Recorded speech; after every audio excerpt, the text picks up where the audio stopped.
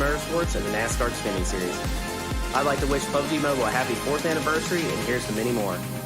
Happy birthday to PUBG Mobile and congratulations on your 4-year anniversary. Yay! Hello everybody, Samantha Cottle here. Just wanted to say a happy birthday to PUBG Mobile. Happy birthday PUBG Mobile! Congratulations on your 4-year anniversary! Hey, ¿qué onda? Soy Ari. Yo soy Juan. Queremos desearle feliz cumpleaños a PUBG Mobile. Y que nos sigan acompañando en muchas partidas y a celebrar. Chicos, PUBG Mobile cumple 4 años. ¡Feliz aniversario! Qué mejor que festejarlo ganando unos pollitos. Un saludito para toda la comunidad que apoya el juego y nos vemos en el campo de batalla. ¡Vamos! Hola mis amigos de PUBG Mobile, les quiero desear un 4º aniversario feliz, como debe de ser la vida, y pues que esté lleno de puras winner chicken dinner. Les mando un abrazo y descárguense el juego.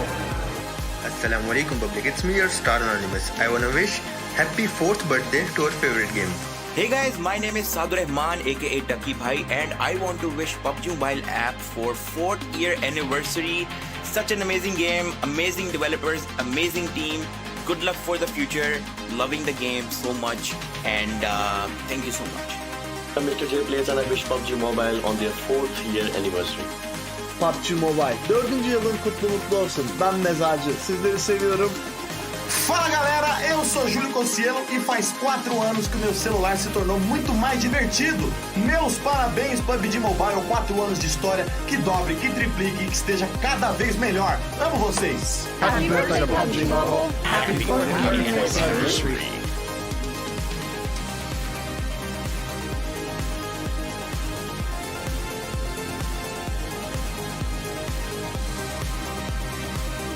Happy birthday, PUBG Mobile.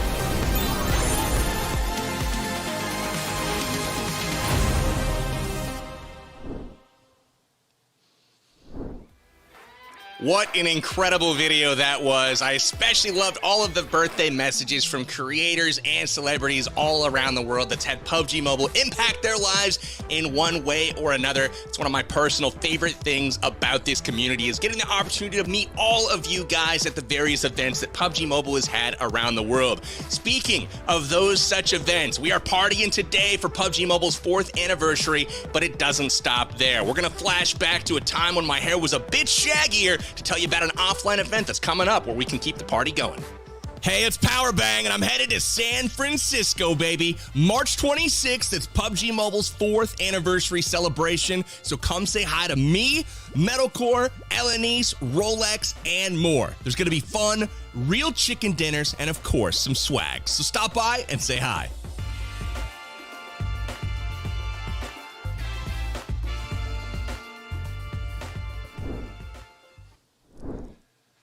Hope to see you guys at the event in San Francisco where we will keep the party going. But for now, if you're down to party, let's hop in to our first room of the day. That's right. You guys can join us as we get the party started on Erangel. The room ID and password are on your screen. We'd invite you at this time to hop on in. The room ID is 278-5809. Password is AMG. So super excited to see you guys show out on the battlefield.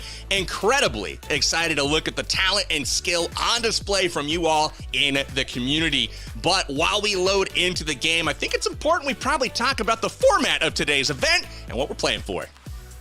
Today's event will feature 4 noble houses competing for the right to be called House Champion. We have House of Erangel, led by the mighty commander, working together to hunt their prey.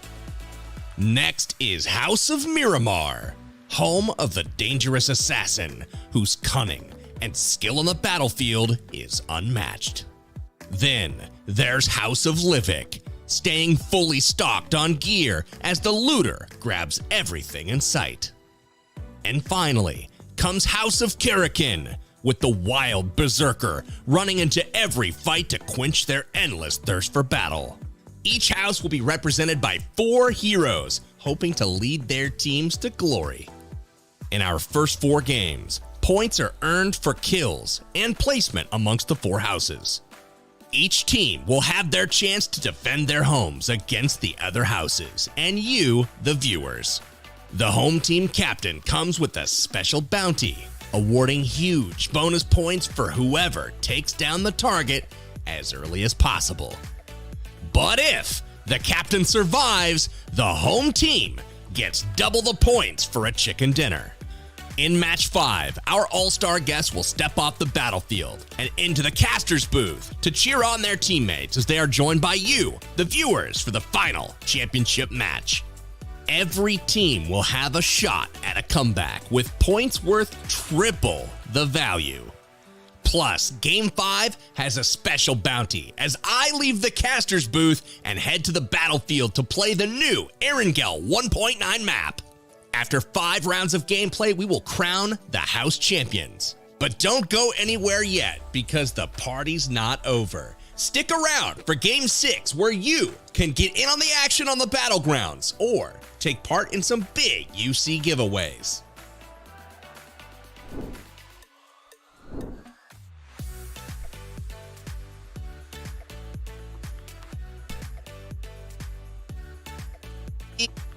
Jukes. House of Karakin with Jacob Gaming, Ace Lawrence, Irene, and Athena. House of Miramar with Bella Fox, Chiffon, Courage, and Rolex. Last but not least, it's the House of Livik with Metalcore, Farouk, Choco Taco, and Her Gaming.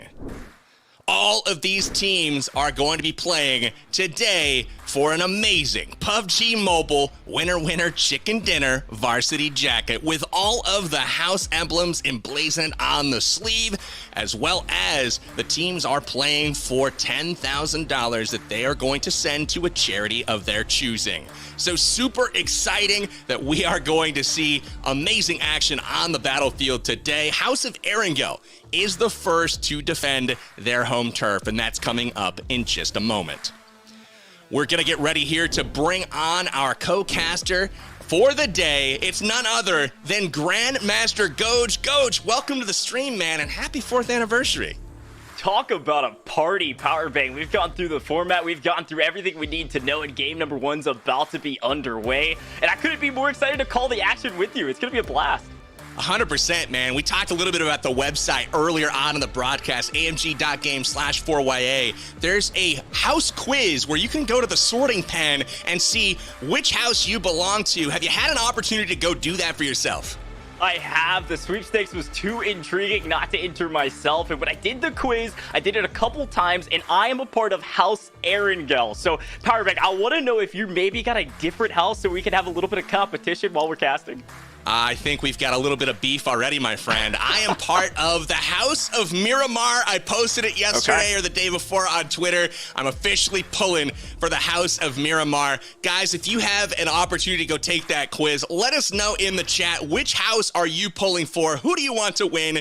And who is going to be walking away with those sweet-looking varsity jackets? So Miramar, Erangel, there's also 2 other valid choices in Livik and House Karakin. So excited to see which one of these teams takes the cake today. Well, Powerbank, I know while our lobby is fulling, we're going to kind of talk about the team in question, which is Team Erangel. I'm on the main stage first and foremost because I'm a part of this squad, at least from the back end. We were able to watch their gameplay. We talked about the bounty system a little bit beforehand, so we know that Bushka is the person to kill in this map. If one of the other teams take down Bushka, they're going to get a lot of extra points. They certainly are, and one interesting piece of the format here is not only does Bushka have a target on his back, on his chest, on his head, but ultimately the faster teams can take him down, the more points that they will earn. So there's an incentive to try to track Bushka down early on in this one. The longer he survives, the less points these teams will accrue as they take him out. And that's going to come into effect on later maps when each team's trying to defend their team captain. It's going to be really, really interesting to see how things shake out. Yeah, no, I think there's going to be a lot of different question marks around their play style during this event, especially if they're the ones being hunted. You could see Team Bushka, Team Erangel kind of play a slower game at the beginning just to make sure they stay alive, because as we start tallying up these points, all the points will stack on each other. You saw the format earlier. It was 5 points per kill, and then, of course, if you can stay alive longer, you're going to make sure the other teams don't earn those extra points. And then maybe when they're on some opposition maps, you can see Bushka say, all right, team, we're working together and we're full sending as fast as we can around this map. 100%. You guys can see the room ID and password on your stream right at the top right corner, right above Goj's head right there. So if you want to hop in, now is your opportunity. That'll only be up for just a little bit longer as we get situated for our first game of the day. Again, the room ID 285-7397. The password is AMG, all lowercase. Now, I gotta say, we've got each and every team today defending their home turf, where the bounty is on them, but they've got an opportunity to score more points as well, despite having a target on their back. And so each of those home field advantages, if you will be transferred game by game through the different maps. Really interesting. We've got Erangel up first, defending their home turf. So let's go ahead and take a peek into their team, which has Bushka, HH24, Brook AB, and Hot Jukes. But Goj, they are seemingly focusing on teamwork. Is that correct? That is what I have heard. They actually have a team creed that you can see on your screen now, because if you're a member of House Erangel like I am, you stay with your squad like a pack of wolves that hunt together. Using clear communication, you coordinate with your teammates to move in as a cohesive unit rather than individuals. And of course, with Bushka at your commanding lead, that certainly is going to be the case for this squad. It'll be fun to watch too, Power Babe, because I have heard Bushka calm and command a squad like none other, so the communication is going going to be rampant. I'm sure they're going to hunt like a pack of wolves, but teamwork is going to be crucial for success today, especially because we have a wide variety of types of players, right? We have celebrity guests, we have pro players and former pro players, and then of course all of our amazing content creators. Absolutely right. Excited to see how the likes of Courage and Choco Taco and Brook AB adapt to the mobile playing environment. All of these guys have been PUBG Mobile fans for quite some time, but really excited to have them on the battlegrounds with us to celebrate this 4th anniversary. Another thing, too, is we've got Athena filling in on one of the teams, and this man is an absolute beast, so we'll see if he can stand out in a showing today. We've got all kinds of amazing giveaways as well coming up throughout today's stream, so make sure you guys keep it locked and stick around here. We're talking hundreds of thousands of UC. We've got some surprises later on as well that y'all will want to be paying attention to, but super excited right now to just get kicked off on that game number 1. Yeah. I believe game number 1 is about to start in just a moment. Before we get into it, Powerbank, I want to talk about Erangel because we get a chance to see a lot of different maps today. I want to hear your thoughts on Erangel, where you maybe think some of these teams will hot drop, and then, of course, our bounty squad that might be playing a bit slower, where you think a prediction of where they could drop, maybe on the edge of map or something like that. But where do you expect most of the teams that are coming in from joining that lobby code and maybe some of our headhunting teams on the other houses, where are they going to be dropping in Erangel? You know, Ghost, it's a great question. The bounty format definitely injects a different layer or variable into the gameplay and perhaps of the strategy. Again, if you take down Bushka and Team Erangel, that's more points in your pocket, and the sooner you can do that, the better. So I'm of the opinion that despite where the plane path might be, jumping to a central location like Pachinki could be a key because it'll help teams rotate to wherever that bounty may actually drop on the map. And the teams will be informed by this stream right here. So we'll be able to stream snipe and see the chaos live, and we'll know exactly where to go as we put Erangel on the screen. If I had to, take a betting man's guess here, I'm looking at Severny up in the north to see where these guys drop. But I look for more of a central drop location for the other teams at large.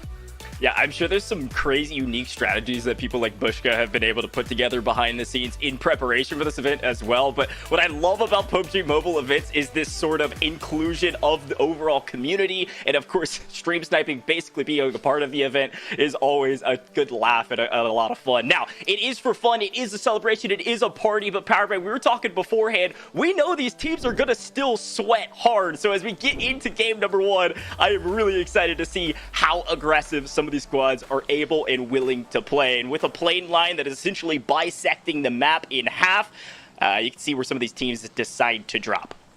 As predicted, right down the middle, we've got the plane. I don't know that I've seen a more central plane path than that, and the team's starting to jump already. I will point out that, again, we are looking at only the 4 houses in contention right now. That's House Erangel, Miramar, Livik, and Karakin. Those are the scores that matter and who will we be tracking in this House of Colors tournament for today. And as you can see, multiple teams out over Pachinki, and this drop's going to be hot. Yeah, I'm excited to talk about this Erangel team because we're going to see them on our screen quite a lot today, especially in our first map. And so we've mentioned Bushka a ton. He makes some incredible weapon guides, strategy guides, and more all over YouTube. We got to mention HH24 Powerbank. I know he's been a part of most of it, but this is a pro player for Ghost Gaming. Got first in the PUBG Mobile PLNA Season 1 in 2021. Got second in the Americas Championship. I mean, this guy is a demon. Now, he calls himself a support player, but I've seen him put up some crazy numbers as well.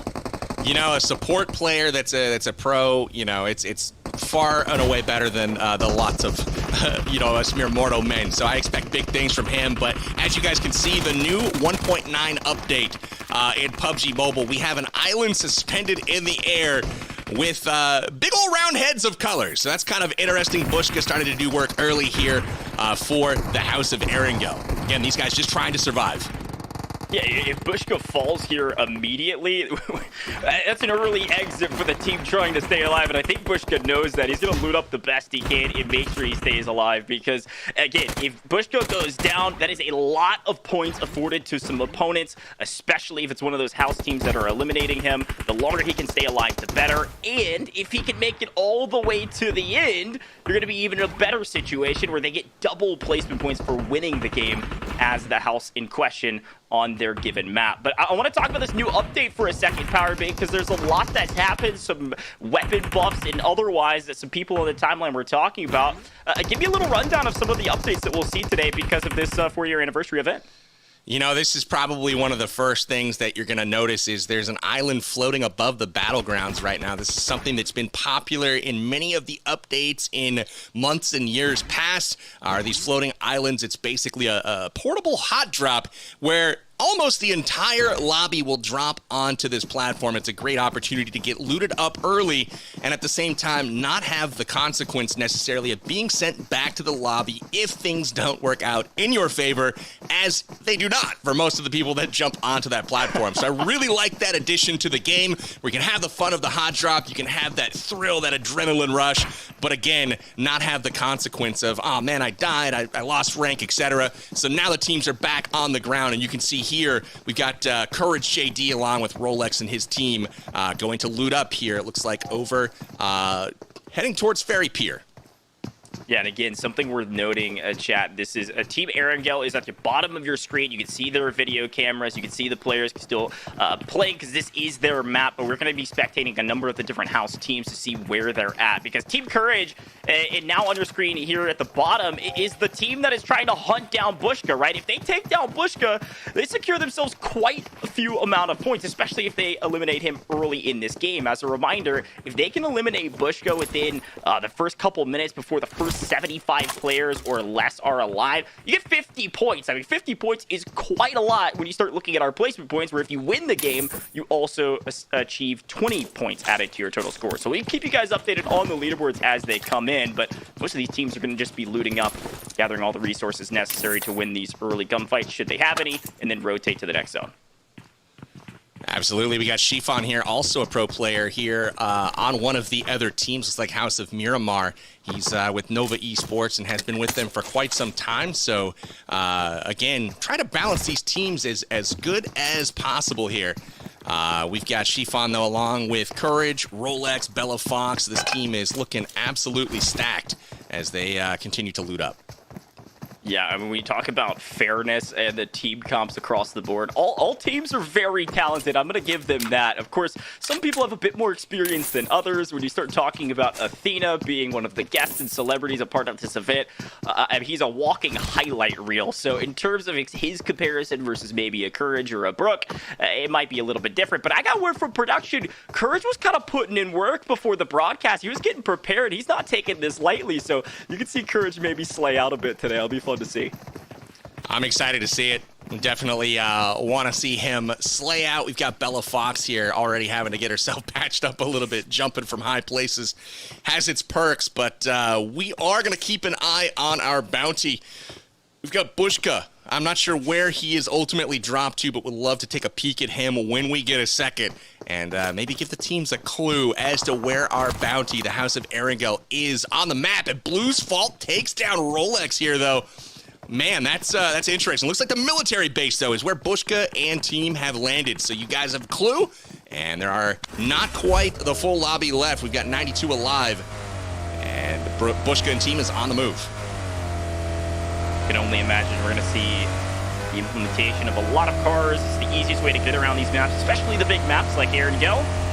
See all the different supercars and otherwise all across the board. I wanted to take a moment, PowerBank, to kind of talk about, again, some of these updates that have been included into the new maps and everything, or the updated maps as we can see them. I saw that there was an update that I think we'll be able to see in game number 5 with the change of the bridge here on Erangel going down to military base.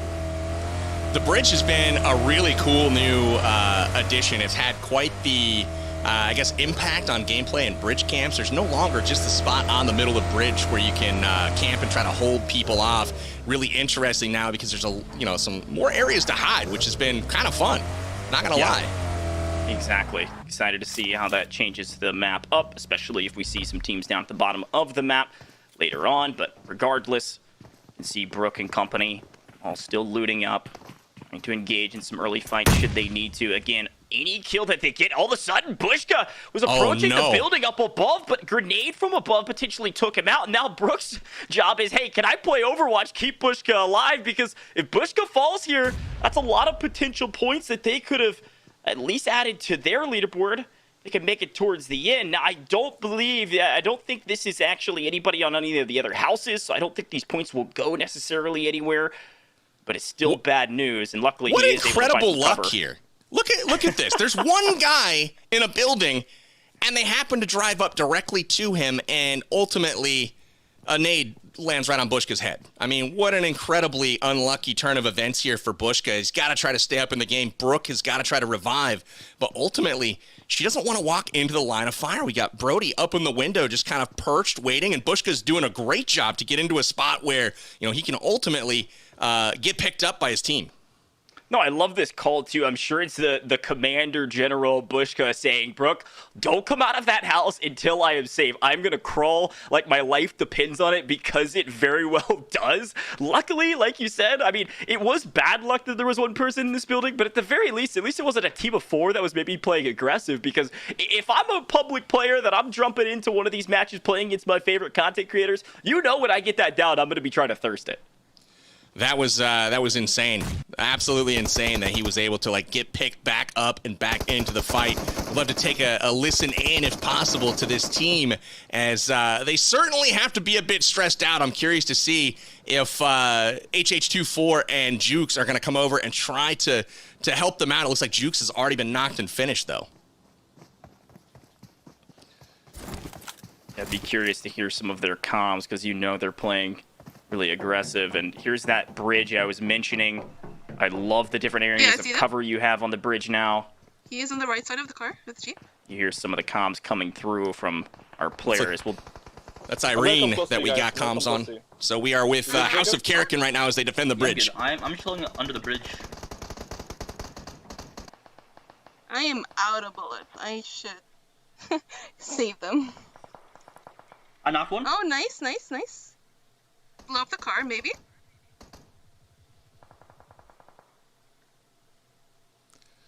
Looks like we got Irene calling the shots here for House of Karakin. You can push, probably. Shall we push? I got another. Nice, push. Yeah, let's push. I got a molly. Nice. I got that might be all.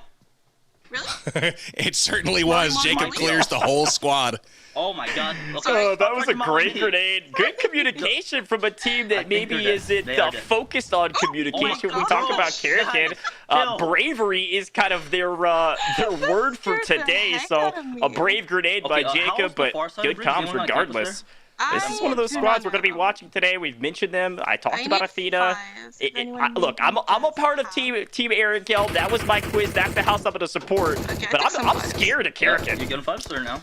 Definitely going to need that bravery with the way they're throwing grenades at each other. But they are quickly back into another battle here over with Bella Fox. If we could pull up their team feed, that would be glorious here. It looks like Rolex, Bella, Chiffon, and Courage are into battle once again. They've been no stranger to that at this point. I have UMP. Yeah, I know Courage is looking to put a couple kills on the board. His community certainly is supporting him. Some exciting things with some of our celebrity guests in map number 5. But right now, they are gaming. They're gaming hard. It looks like Karakin still, and this is actually Courage on your screen.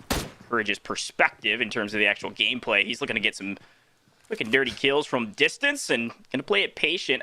Something to talk about in PUBG, certainly, Powerbang, is that a lot of these early gunfights will take place, and then you really want to use the middle part of the game to kind of set yourself up for that end game. You always have to pay attention to those circles, make sure there's cars around, your resources, all of those good things, but patience is a virtue in PUBG. If you push a fight too early, you're going to get wrecked by a full team of 4. So we'll see which teams have patience and which teams say, hey, we're going to full send and try to get lucky. This is a tough position right now. It looks like Courage JD really anchoring this squad. He's getting Bella and Chiffon back into the fight. Both of them knocked by, it looks like, Shredder and Natura. Really tough position to be in. Chiffon returns fire, gets a kill on Avenger OP. We got Rolex holding the flank right now, and that is ultimately what's keeping this push at bay. But Shredder on the flank there, looking to try to push in. Rolex has got eyes on him, and he's trying to stay out of sight for the moment. And it looks like they did enough looting to have some resources back and forth, bandages and otherwise, to keep healed up in case they take a bit of poke damage. They're going to continue to try to play together so they can get the revives off, but a couple teams nearby. You know they want these kills. As a reminder, of course, our bounty is a great way to pick up kills, but at the same time, every kill gives you 5 points, so you want to pick these up. And a great team fight here. Courage and company going in, trying to find Shredder. Courage is able to weaken Shredder down to 1 HP, but goes down. Is it going to be Thurston, though, with a quick and dirty kill? I think Bella and Nova will be able to pick up Courage. That's Chiffon coming in and getting the dirty work, getting the kill. I love Courage's bravery there, man. He didn't hesitate at all, sent it straight into the fight. But they're going to have to pick him up here if they want to keep him in the game. I'd love to see him stick around. Yeah, this is team skill, and again, each of these houses implementing some of the pieces of PUBG with teamwork, bravery, skill, and patience being our kind of noble house's mottos. And our skill house is able to pick up some kills, but utilizing bravery to do so. Courage going in as bait. I can only imagine Chiffon is calling at least some of the shots there. Bella Fox being our assassin, but regardless, watch these teams continue to rotate. Looks like Bushka and company back in at least somewhat of good graces outside in the zone. They take their car and rotate in. It's a good time to start moving. Luckily, early in the map, the zone doesn't do that much damage, so utilize it to your advantage so that you can go pick up a lot of loot and then get to the next circle. Absolutely. It looks like House Erangel still intact right now after a scare early. Brooke AB, though, needs to heal. They're going to have to pick her up. I don't know if she... I would love to get their comms in just a moment. I don't know if she's going to be able to get this off in time. Just barely. Oh wow. My goodness. HH24, the whole team in a bit of trouble right now. They're at Novo Rypnoye, which is near zone, as it has gone to the southern island. But oh my goodness, you never thought in the second circle that we'd be fighting play zone issues. Yeah, I can only imagine they were feeling pretty comfortable. They're like, okay, we're playing edge of circle. We're playing a little less aggressive. We've got everybody back into the game. And then they start driving. They're like, uh-oh, wait, we need to make sure we don't drop anybody in the zone because that can get quite unfortunate quickly. Now, looks like they seem to be in a pretty decent spot. They're going to relocate inside of the map, but HH24 is going to have to find a spot whenever they pull over to heal up, at the very least change drivers. But I can only imagine they're going to get all the way to circle this time. They've been playing edge of zone, and they're going to want to pick up some kills. But also, you want to protect Bushka with your life. A bit of a protect the president each map with each team that is in question. And this is Team Erangel, House Erangel, that I'm a part of. I'm cheering them on from the sidelines. And we watch those numbers of players in the top left-hand corner dwindle. If 3 more players go down... There it happened. Wow, full team wipe down to below 75. That means less points are going to be shifted off some of these houses if they are able to take out Bushka. So far, so good for Team Erangel. We were on the exact same page there, Goj. I was just about to point that out, that we were near that first threshold where that's a win in the column for House Erangel. Less points being transferred off the board to somebody else. And that's going to be big in the overall standings of this House of Colors Championship. You see Ace and his squad on the bridge, able to protect Jacob there. That's big. They're going to keep him in the action. And ultimately, we've got ourselves a nice little squad wipe on the bridge, but Ace and team able to stay in it for at least the time being. That's House of Kirakin still alive. Great trades, as Powerbang mentioned. All 4 of those players incredibly talented. Had a chance to watch a lot of their content, gameplay, kind of leading up to this event. Jacob is named as the Berserker in this map, and I've seen him drop some 30-ball Jamals, some 1v1 series, and he does all kinds of solo versus squads on his YouTube. So make sure you check out all of these creators. I'm sure you all know them already, but if we've got some new faces in the chat, everybody that we're showing on screen is extremely talented in their craft, whether in-game, content creation, or otherwise.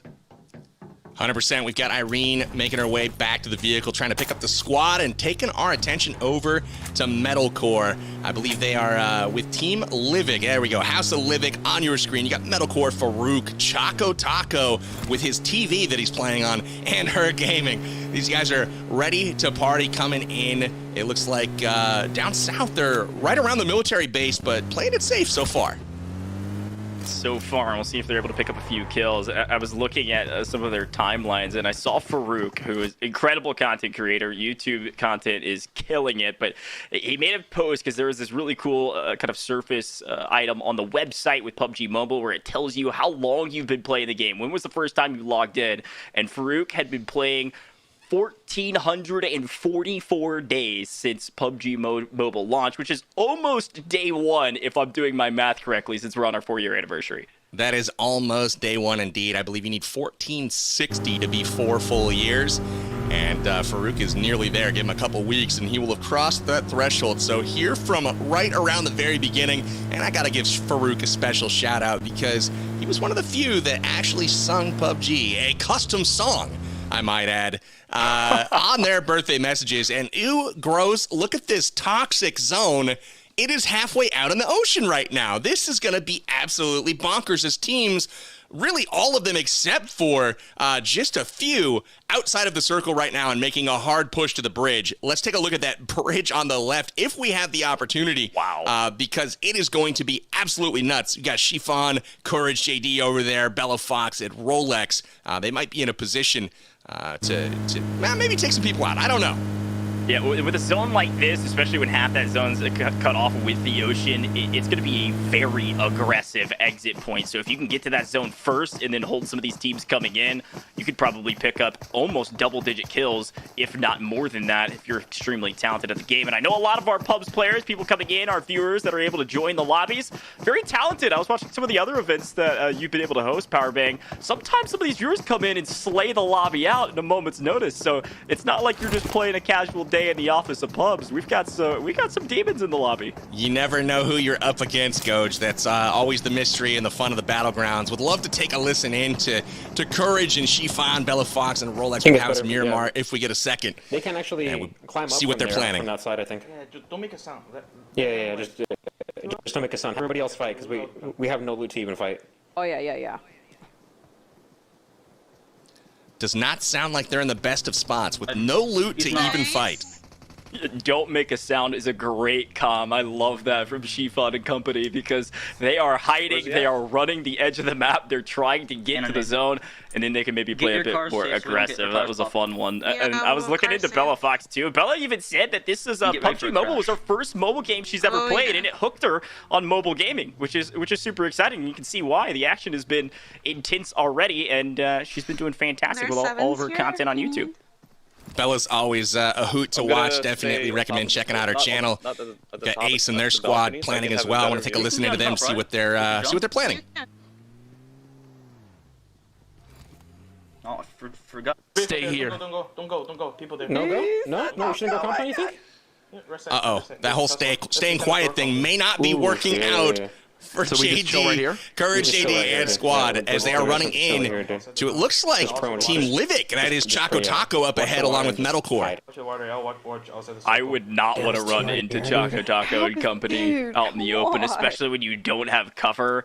This is not the optimal situation, and they know it. And you could hear some of the comms going back and forth. They were saying we need to stay quiet, but their communications certainly were not quiet. They're yelling at each other, hide, don't give away your position. We've got to stay here. Maybe we'll get a roaming scout with Chiffon in the backside, trying to hold some of these teams coming in. Can certainly solo squad. Everybody else just stay alive because these placement points are crucial. And we are still still 18 teams alive, I believe, 62 total players. So plenty of kills to be going around, and I'm sure they'll be coming in very shortly. Taking a look at the loot disparity here, you see her gaming with full level 3. We've got Farouk Ahmad, full level 2. Choco Taco had a level 3 and a level 2. And if you look at poor Rolex on the other side, he's rocking level 1 everything in a UMP for ranged here. This is not quite a fair fight when it comes to loot, so Farouk's going to stand up and dance a little bit. Maybe see if he can draw some attention. They're having some fun here for House of Livic. This is a great spot. Again, this is our patience team, and they're certainly showcasing that mantra right now. They've got the high ground on the building. They've taken the roof. Great cover. And they're just going to stay patient because they know the enemy's across the way. They have nowhere to go. If they pop up, Choco Taco and company are going to find some snipes, maybe some long-range AR shots, and take them out without any sort of an issue, especially with the loot disparity that you mentioned. So I'm only going to assume they're going to continue to stay patient and just hold this position, especially because it's on the edge of zone, almost exactly on the edge. Yeah, it's about time for the other squad here to start moving. Rolex and team, they know it, but really they don't have many places they can go besides straight into the buzzsaw that is House of Livik. But one of the things living up to their creed is patience. You can see all of them content here to party on the rooftop here, bust out a few dance moves, crawl around, slither like snakes, and they're really living up to the motto of patience. You can see Metalcore scanning the hillsides here for enemy combatants, and there are none to be found, so they're content to just chill and wait for the action. Metalcore rocking his signature headband. And we dropped his own merch collection on that, and it all sold out, so congratulations to him for all the success over the years. And look at this fight out of nowhere. It looks like it's his team Coffee actually on your screen right now. It's deciding to push this fight on the edge of map, but they're going to run into a bit of a rude awakening if they get shot from behind, and some of our players maybe even falling off the map. The teams are definitely starting to converge at this point. We got Brook AB. Got some scopes on, looks like Team Karakin off in the distance there, and no one able to connect just yet, but they're all aware of each other's presence, so this is going to get interesting and tense as the teams jockey for position. There just isn't a lot in the zone right now. As you can see, it's still hovering half and half over the water, so every tree, every rock, every long blade of grass is going to be incredibly useful as we have more and more teams starting to crash the party. Especially if you can hear those gunshots going off in the distance, you know, hey, this is a signal flare. Hey, if we want a third party, we want to get involved, there's a direction to go, and there's a way to pick up a lot of kills if we can sneak in from the back. Now, Bushka's not going to let you drive up on them, but if they start getting pushed, this could be the opening that Team Jacob needs. So, see what Jacob and company are able to do.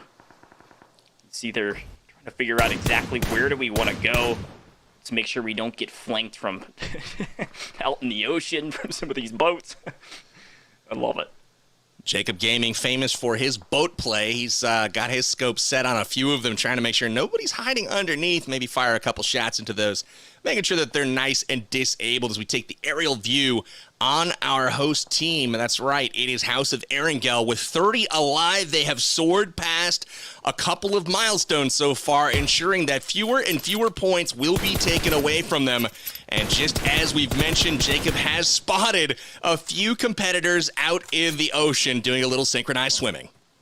Yeah, boat gang is Jacob's thing. It's no one else's thing. So don't think you can sneak around the backside. He's going to make sure you can't stay alive. He's going to try to pick up these kills from distance. But you're right. I mean, out of nowhere, we had some around 60 players alive. We got to talking. We look back up there, and hey, we're down to almost 25. Now, if we get down to below 25 players, which we're about to be able to see that in just a moment, it's a huge milestone for Team Erangel, and they're doing a great job of staying alive, because if there's 25 players or more available but less than 50, which is about where we're at, it's 30 kill points if they get eliminated. Now, if they make it to the next milestone, it's only 20. So knocking off 10 potential points for one of these houses is massive going into the long game of all 4 games that they're going to be scoring.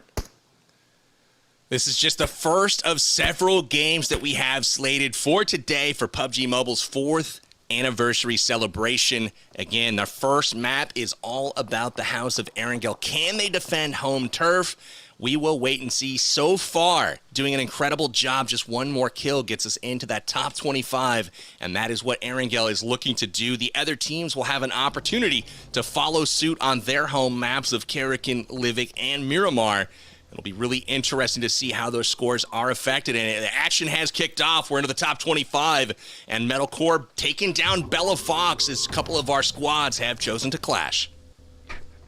Looks like we might have had some issues here. Hot Jukes might be trying to get into the car, see if he can get back into a different position. They're going to hide here for a moment. They're doing a great job of staying together as a team because, again, teamwork is their motto. So they're going to stay together, work together, and stay alive. And I saw Brooke laughing because this is one of her first times playing PUBG, but I am very impressed to see her fully up, healed up, and still working together. And I can only imagine it's to credit of Bushka, the commander, of course, and her own skills that she's been able to pick up at least in game 1.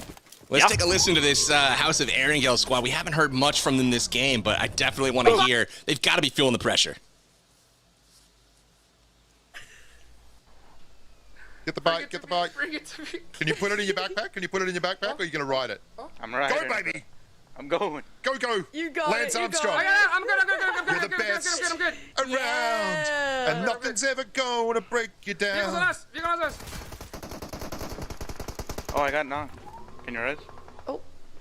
Yeah, I can res. I can. Oh, I can. Here. Northeast. They're northeast. Fighting for the res. We've got Erangel, but they are about to get pushed. I don't know which way That to was go.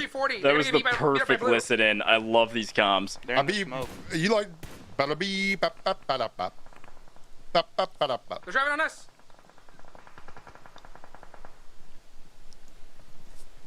Bushka's leading the choir rather than the squad here. Nice. Look, I think whatever works, right? If you need to sing to keep your kind of your enjoyment high and just having a blast, sometimes the idea of just having fun can keep everybody alive and in good spirits and continue to work together. If you get toxic and start yelling at your teammates, it gets a lot worse. And Bushka's great at leading the charge in this category. You can see our map on your screen right now. We're down to the final 9 teams. Only 19 players left alive, Powerbang.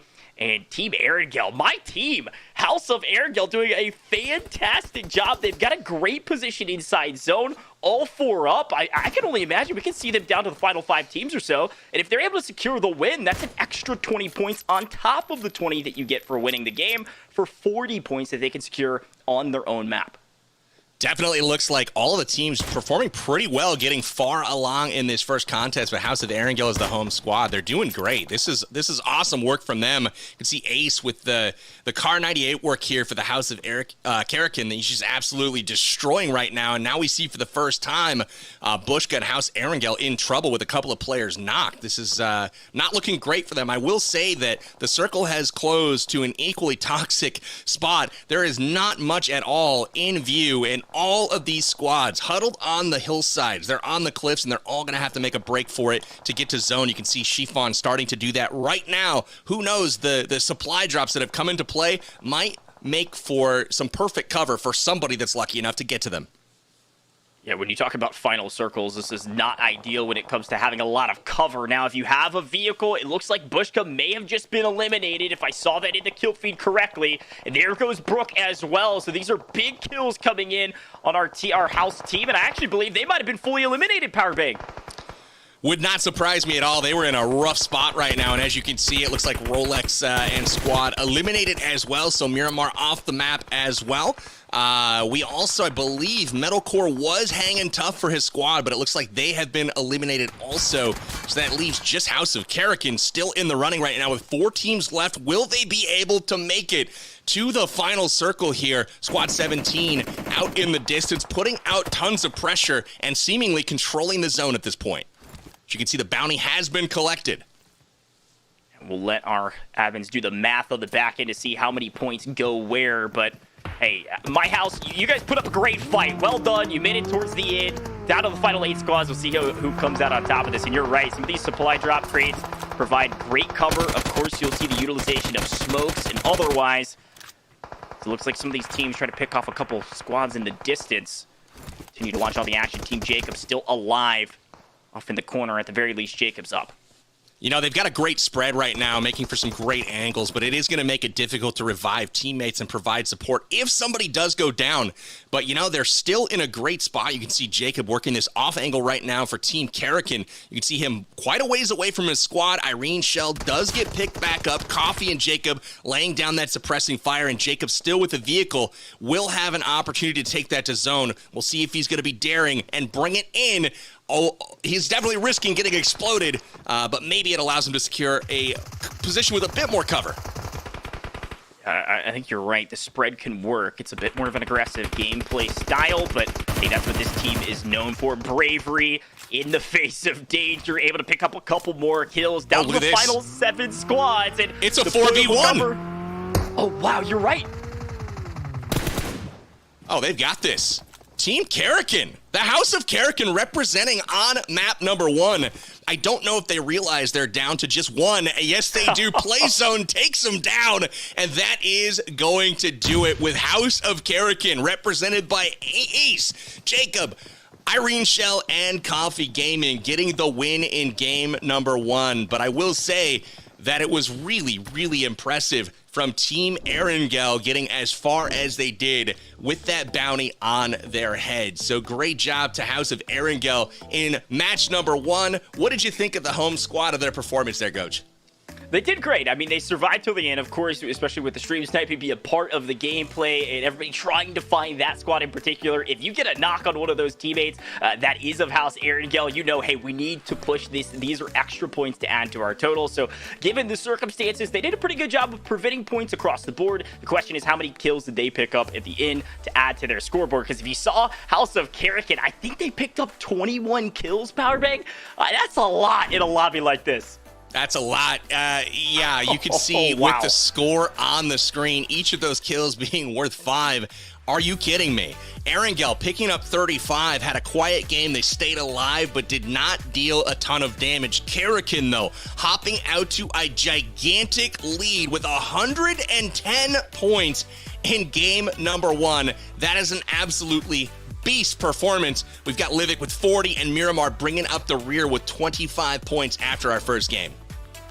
I can only imagine this has set the pace for the rest of the tournament now that everybody's trying to chase Karakin, especially into the second map, which I believe is Karakin. Some of these teams, especially Erangel, are going to say, all right, it's now our time to hunt. We're going to play aggressive. We've got to find this squad, and we need to find them quick because we'll pick up as much as 50 extra points to our total, and then we can worry about trying to stay alive and getting the kills along the way.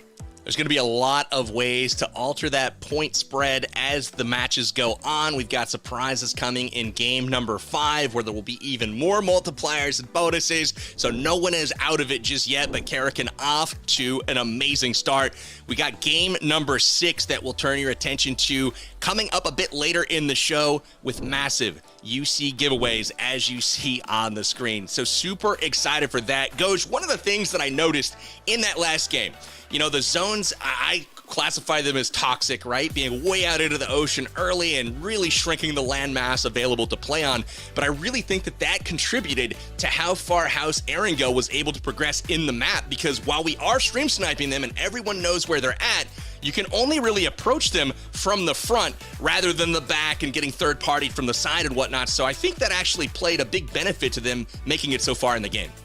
Yeah, when it comes to being a strategist and working together as a team, you've got to pay attention to those zones. And when the zone pulled all the way to the bottom side of the map, it was Erangel that was said, hey, we need to get down there and we need to get down there quick. Because if we get held at the edge of zone, we're going to be in huge trouble because there's a few teams behind us trying to find us as well. But hey, we do have Lobby 2 up in Atom right now. Here's the lobby ID above, as well as the password ID 2963380, password 1643. So make sure you go ahead and join map number 2 because it's going to be on Karakin and we're going to be underway very shortly. Hop in, let's get it going. Maybe you can pick up some kills on main stage.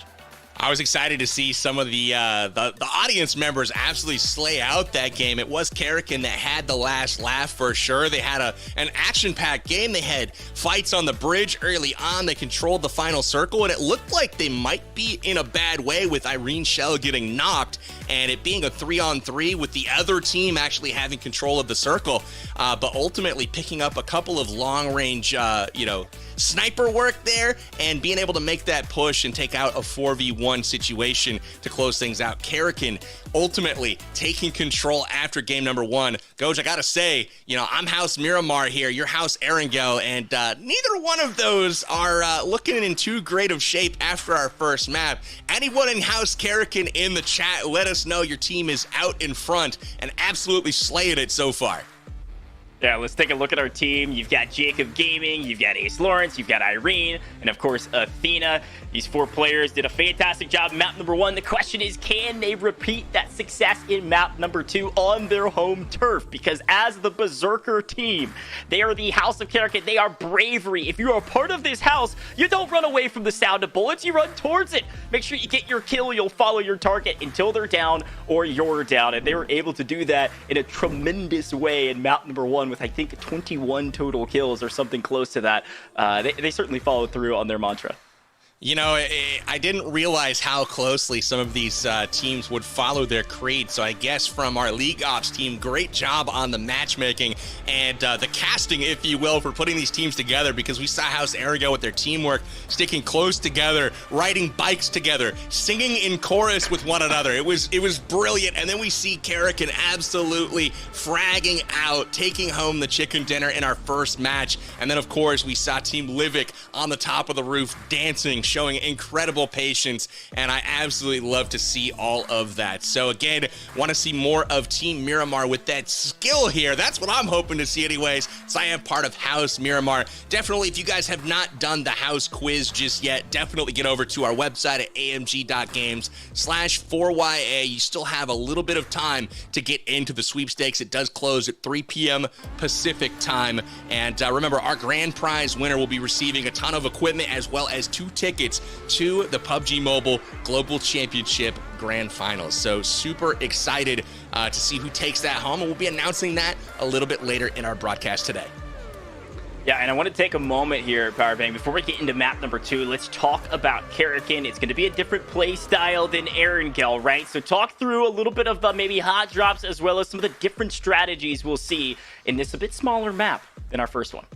It is. We've got about 5 different cities in this one that are potential hot drops. But one of the things that I really like about Karakin is outside of those cities, you've got kind of the hillsides and the cliffs that have supreme visibility for anybody trying to make that dangerous crossing from their city of choice as far as their hot drop up into the hillsides. They've got to make a dangerous pass to get there, probably through the lens of a lot of different enemy scopes. So that's something that I expect to see. I'm hoping to also see some of those new sticky bombs that have been in the game once Karakin came out, as well as the Panzerfaust, which is basically like a rocket-propelled grenade. Want to see those get used as well, perhaps to break open the underground tunnel system that Karakin boasts. So definitely some unique opportunities to see some gameplay where teams are able to traverse from one side of the map to the other, and we'll see if House Karakin can take advantage of some of that on their home map.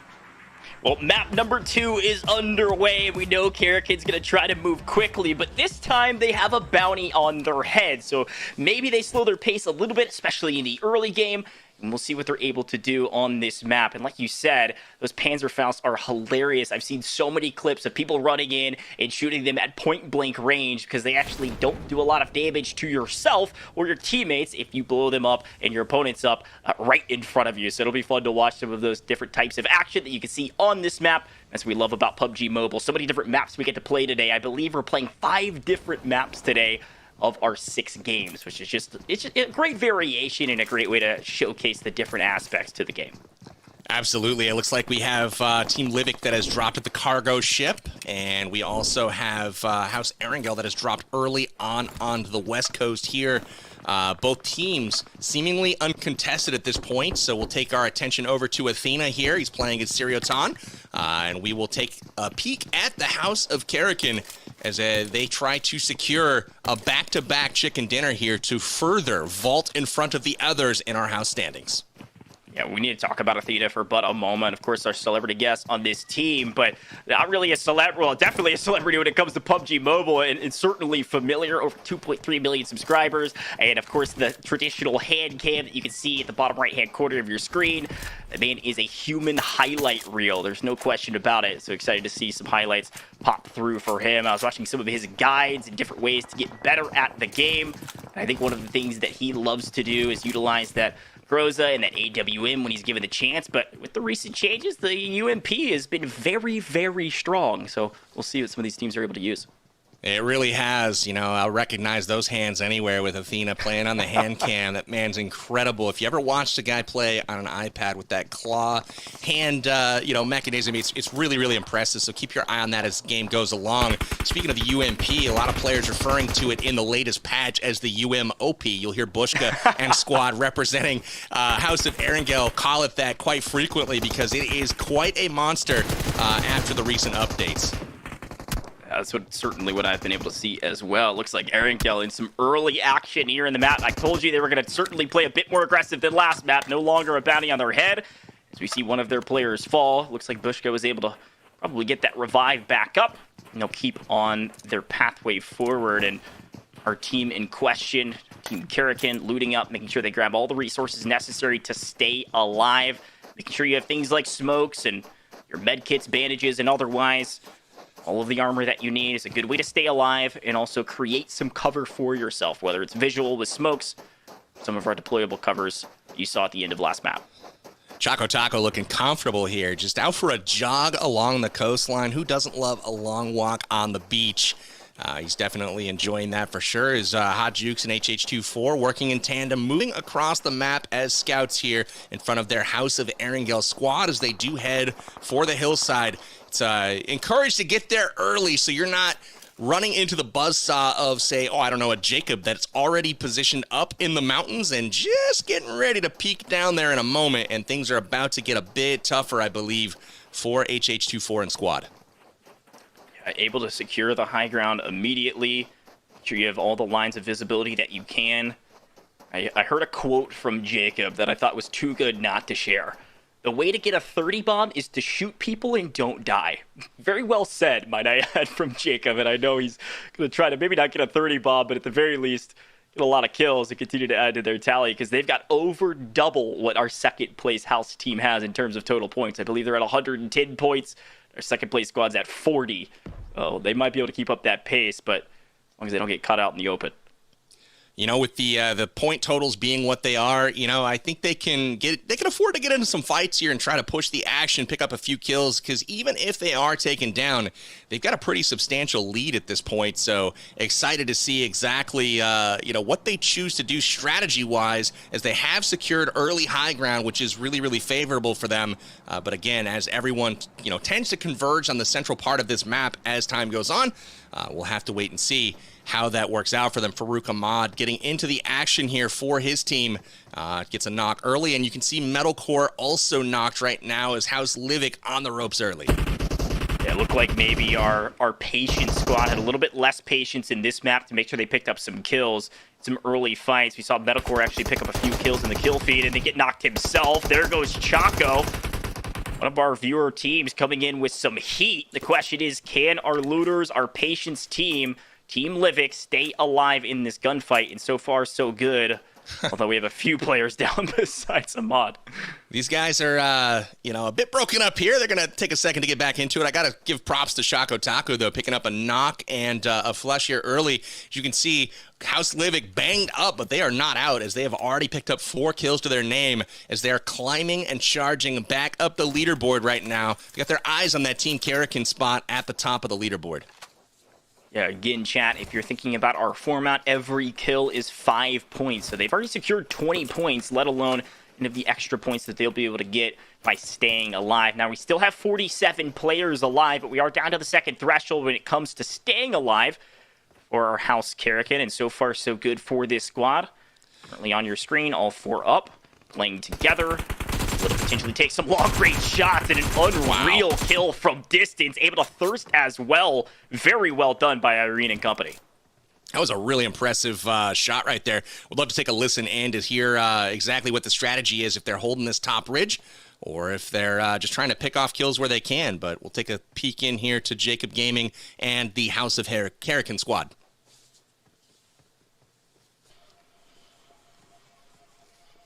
If they are in the bunker, they might come out on... Yeah, just hold all the angles so we don't get snuck up. It's third party central. They can come out from here, by the way. They can. From that bunker they entered. I think we can move a little bit this way, and because there are a lot of people fighting over here, down here. Okay. And then and we have the high ground too. That bunker. I heard the sound. Yeah, they're in the bunker. Oh yeah, I also heard. So they're definitely aware of what's happening here. Teams trying to sneak up on them, perhaps using the underground system as we highlighted earlier in the game. I think I saw somebody. Love the communication, though, to talk to players about where the enemy may be coming from.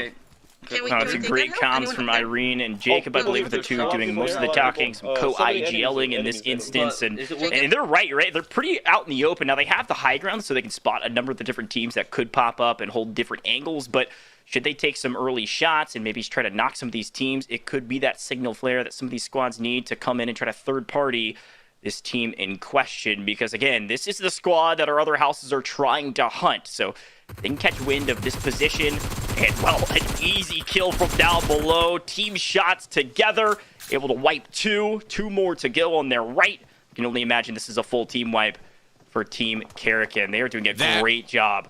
That was incredible. I don't know if you guys caught that on the broadcast, but Ace had that one kill dead to rights, but he waited for his team, communicated like, hey, we've got a squad here, and they actually coordinated the opening volley, so they were able to get a 2-for-1 rather than having one of those players escape. That put their team able to take the offensive here, get a full squad wipe, and just like that, Team Karrakin continuing to keep up the pressure and maintain that gap between them and the second place squad. Looks like they're immediately in another gunfight, and Irene might have been knocked, and look who is on the opposite side of this gunfight. It is our House of Livik taking some deep shots all the way across this valley, separating these 2 points of high ground. This is going to be a fun battle to watch, because you know Choco Taco and Farouk and company are all going to stay patient with this fight and make sure they can pick up these kills, because again, if they do knock down Metalcore, this is a huge bounty in their favor. Excuse me, Jacob. We dealt some damage. It looks like Karrakin has lost one member. HH24 knocked and flushed Siriaton, which is Athena, at the top of the ridge. That's a big pickup here for Team Livik. And it is a 4v3 at this point, but again, unable to inflict additional damage as the range just too great. But they are able to pick up one kill, and it was a big one. And again, Jacob is the name to watch. If you see Jacob fall, that means the bounty will be collected in the favor of House of Livik, which certainly they are excited about. Increase their score by quite a bit and stop the bleeding when it comes to the point tallies that Karrakin has been putting up. It looks like Ace in a bit of trouble as well, able to find at least a bit of cover. Momentary reprieve to heal back up and then readdress this fight. Player advantage is everything, but the question becomes, who's going to take that initial charge across the valley, especially if Livik is able to drop one more player on the House of Karrakin. I think a 4v2 advantage, it would almost be worth throwing those smokes out and making the push. Looks like Ace is maybe going to just relocate and try to take this fight from potentially a different angle and maybe find some more loot. Looks like he's got the sticky bomb onto the opening of the bunker. He's opened up the underground system. That's going to give them a few more options and perhaps an escape route here for Jacob. They do put some shots down range, connect with the leg of Jacob, doing 17 damage there. He's going to have to try to relocate himself, and luckily there is and he is knocked from a third party from range, and now they've got to get Jacob back into the fight, or else the bounty is off the board. And I think something else to keep in mind, too, is that Livik wants to make sure they secure that kill. So if they can maybe, at the very least, harry the opponent third party, let Jacob revive, and then they steal the kill themselves, that could be a play. But regardless, Jacob is back on his feet. The question is, who's going to take out this team? Or are they going to be able to run away, maybe take this bunker as an exit strategy? And I think you're right. They're going to make the move. They're down in players. They're down in loot potentially, and they said, hey, let's relocate. Let's get out of here. We've got to keep Jacob alive. This is necessary to keep this point lead. Shifon unable to get away here as he's taken down and finished. And that'll be Shifon off the board right now. And that is, I believe, for House of Erangel. So that is a tough one. No, not House of Erangel, for Miramar. Yeah, it's your team losing a player. Yeah. Darn it. Courage JD also taken down. He is headshot by Ghost Time as well. Miramar struggling a bit at this one. Yeah, hopefully they can rally back for their own map, if not stay alive. You can see Courage down and out right now, but looking for a revive from Bellafox and company. They've got position down below. You can see Ghost Time across, one of our teams that joined in from the public lobby, one of our viewers trying to slay out. And hey, if you've got Ghost in your name, I can only imagine you've got to be fairly talented, and so far so good for that team. Quick revive here. They have plenty of cover, and you're right, this mountainous map has provided a lot of cover, but also some long-range gunfights that have not gone in your favor. If you start rotating, you're unaware of where some of these teams are, and you're cut out in the open, there's little that you can do if you don't have one of these mountainous spots. You know, even if you do have a mountainous spot, you might be shielded from Team 9 here in the foreground, but what about behind you? It only takes another team peeking their head over the ridge to find yourself in a precarious situation. You thought you were safe. Well, now all of a sudden you're dealing with Team 1 here. So it really depends on kind of which rocks you're able to wedge yourself between. But as we take a peek at the map right now, we've got Miramar still in it. We've got Team Livik still in. All of the houses still fighting and clawing for their life. And again, Jacob, the man of the match right now, is who we've got our eyes on, and he is still breathing as well. So 36 alive as Team Karakin holding home court right now. And we're watching Miramar head into the bunker potentially. Does anyone have a C4 though? We'll take a look at our map. You can see the circle moving the teams towards left of map. Some of our squads out on the outside having to rotate in, but most of our teams already inside this circle. So this is going to be a game of patience unless we see some of these squads get aggressive. You can see Broken Company. This is Erangel on the move and potentially out in the open for Team Jacob to maybe take some shots down range to pick them off. We'll see if this fight is underway or not. Look at this mountain range, though, in the middle, man. All of the teams kind of bisecting the map, really kind of keeping that left side of the circle really kind of out of play. So that's kind of a tough wall to get across here. So we can see Team 9 pushing their way up, getting some shots off, connecting with Hot Jukes a little bit as they do squeak to safety. House Erangel still in it and fighting for their lives right now. Bushka eyeballing them downrange right now, but again, trying to eyeball behind them as well because you just never know when the third party is coming. Got Metalcore and the kill feed picking up a kill for House of Livic. I know Erangel's trying to redeem themselves a bit, and I heard you talking with Hot Jukes on a different broadcast, and I remember Hot Jukes saying something along the lines of PUBG is the most competitive mobile game out right now. It's the highest skill cap by miles, and so far we've certainly seen that. So many interesting gunfights, so many different ways to take these fights, and one wrong move could mean your death and destruction and potentially your entire teams. It looks like two squads, Rolex and company, about to roll up on one of these teams. It is Ghost Time, who've been putting up some numbers in the kill feed. It looks like Optimistic from distance, able to find a kill on YouTube Doom. They're down to 2 players. Rolex could maybe play aggressive here and try to steal it, or just play patient and use the cover to his advantage with Courage playing Overwatch. I think Rolex is certainly the type of player to play very patiently, especially understanding the angles that the other team is up against. Optimistic in Squad 12 behind, able to put that third-party pressure on, and looks like Rolex is going in for the 1v3 here potentially. Connects with the first one, gets the knock, and the finish.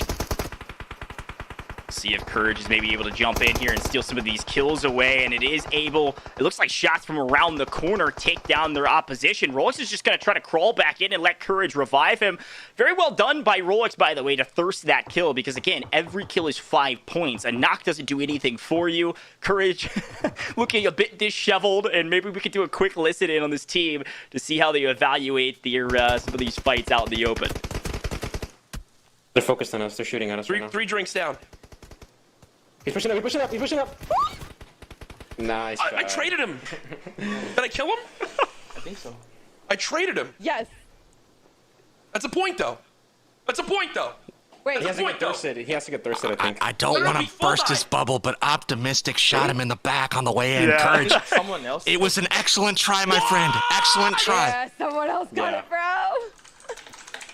He's been robbed. Dude, the That is robbery. amazing. I was expecting Courage to maybe grab that kill. I know he was a bit timid in some of those fights. I think the only thing they could have done better there is after the revive, they heard the footsteps, maybe address that doorway first and try to grab that kill. But you're right, Optimistic from distance picked up the kill, and then Courage lost his life as well. So I believe that's a full elimination of that team as we take a look at Team Erangel. That's right, House of Miramar out of it in this one with 9 teams to go. That's not going to be helpful for their overall standings, but they get an opportunity to make it back here shortly as House of Miramar will defend their home map coming up next. But we also have Team Livic still fully in this one. All 4 members alive, and they've got 6 kills to their name already. Choco Taco actually doing a great job here, chipping in 1 to that count, rocking the M249. This man is no stranger to PUBG, and he is rocking and rolling so far for House of Livic. This is the game they needed to get back into the score tally. The question is, can they take out Karakin? They have to, right? This is the time they need to pick up those points, and of course, stop the bleeding when it comes to Karakin's point totals. They had 110 after map number 1. This is their home turf, and we can see that Irene's still alive over there on the left side, but patience has certainly been in their favor. It's the play style of this Team Livic. You talked about Choco Taco, certainly not a stranger to PUBG, a part of TSM, a true grinder when it comes to PUBG. He's played in a lot of PUBG Mobile events as well. And he's got a TV in hand, and they're able to find some shots from distance. That's Her Gaming. We've mentioned at least a couple times, able to grab the knock, but it is a team fight. Seems to be going in their favor. Really impressive shots there from range. Team Livic grouping up to make sure they secure the knock. If they're going to give their position away, they wanted to get something for it, and they did. Didn't quite get the flush as they were able to sneak back into the bunker. The circle's beginning to close right now. One thing I will say about the Karakin map is, for me, this is one of the most realistic maps. You know, as far as gameplay is concerned, there's a lot of wide open terrain and whatnot, but as far as like a simulation of, real battle, this one really I enjoy quite a bit. And hopefully the players here on the battlegrounds right now do as well. You can see Livic up in the hillside. They are directly next to Ace and company as House Karakin up there underground right now, holding their position, trying to stay alive and let these teams battle it out and kind of whittle away the leaderboard here. Really like Livic's position.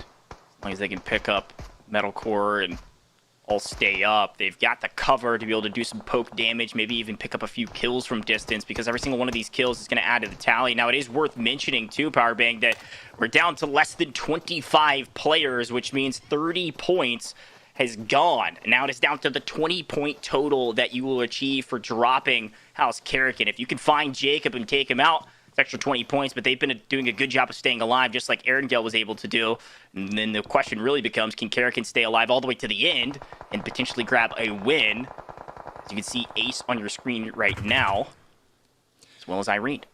You know, a friendly tip to some of the players and teams still remaining. I just want to inject some chaos into the broadcast. Maybe check the tunnels for your bounty. I don't know. There could be somebody down there. Farouk Ahmad lobbing some shots at range with the AK and unable to connect really with his foe. As we look at Jukes and House Erangel again with all four members up. That optimistic off in the distance, got to give him a quick shout out. He's been quite the thorn in the side of multiple teams so far, getting that good third-party action in and securing some kills and even a squad wipe of House Miramar. Yeah, I was talking about poke damage before. It's actually fairly valuable in this kind of mid-game to mid-late game as we're down to the final 8 teams, because if you're able to deplete some resources, make your opponents use up most of their healing, maybe drop some damage on their shields and otherwise, you can set yourself up well for the end game, especially if you're down in players. So poke, take your shots, especially if you're willing to give away your position. Maybe a little bit of trigger discipline and shooting as a team, as we watched some of our houses do that earlier. Let you pick up those knocks and finishes quickly, and we can see some of these fights out in the open. This is Her Gaming fighting some early gunfight shots. She's trying to stay alive. She has height advantage, and she's losing a couple teammates in the process, so she's got to be careful. Good push here from Her Gaming and House Livic. Metalcore down right now. They're going to have to rotate back to try to pick him up. He is bleeding out quickly.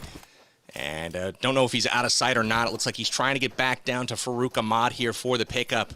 There he is. Her Gaming will take that opportunity to get him back in the fight. And as you can see, talking about that poke damage, there is not many places to loot out here. You really have to take advantage of the crates of your enemies once you eliminate them from battle, because, again, not many places to pick up that ammunition or medicine that you might so desperately need. Couldn't agree more. You can see Jacob underneath in the tunnels. If you're listening, like Powerbang said, you might want to check those, but so far, so good. I think this is the right strategy, and we know all the teams know of the tunnels. We heard them talking about it earlier, but it's a great play because there's only a few sight lines that actually show yourselves on the map. So if you're looking for a 1v multiple situation where you're down in player numbers, utilizing the tunnels to your advantage to limit the different directions you can get shot from, make a ton of sense.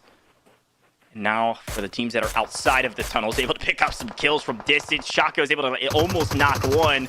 Great shots. We're saying he's playing on a TV. It's not a TV. It looks like one. He's got it up.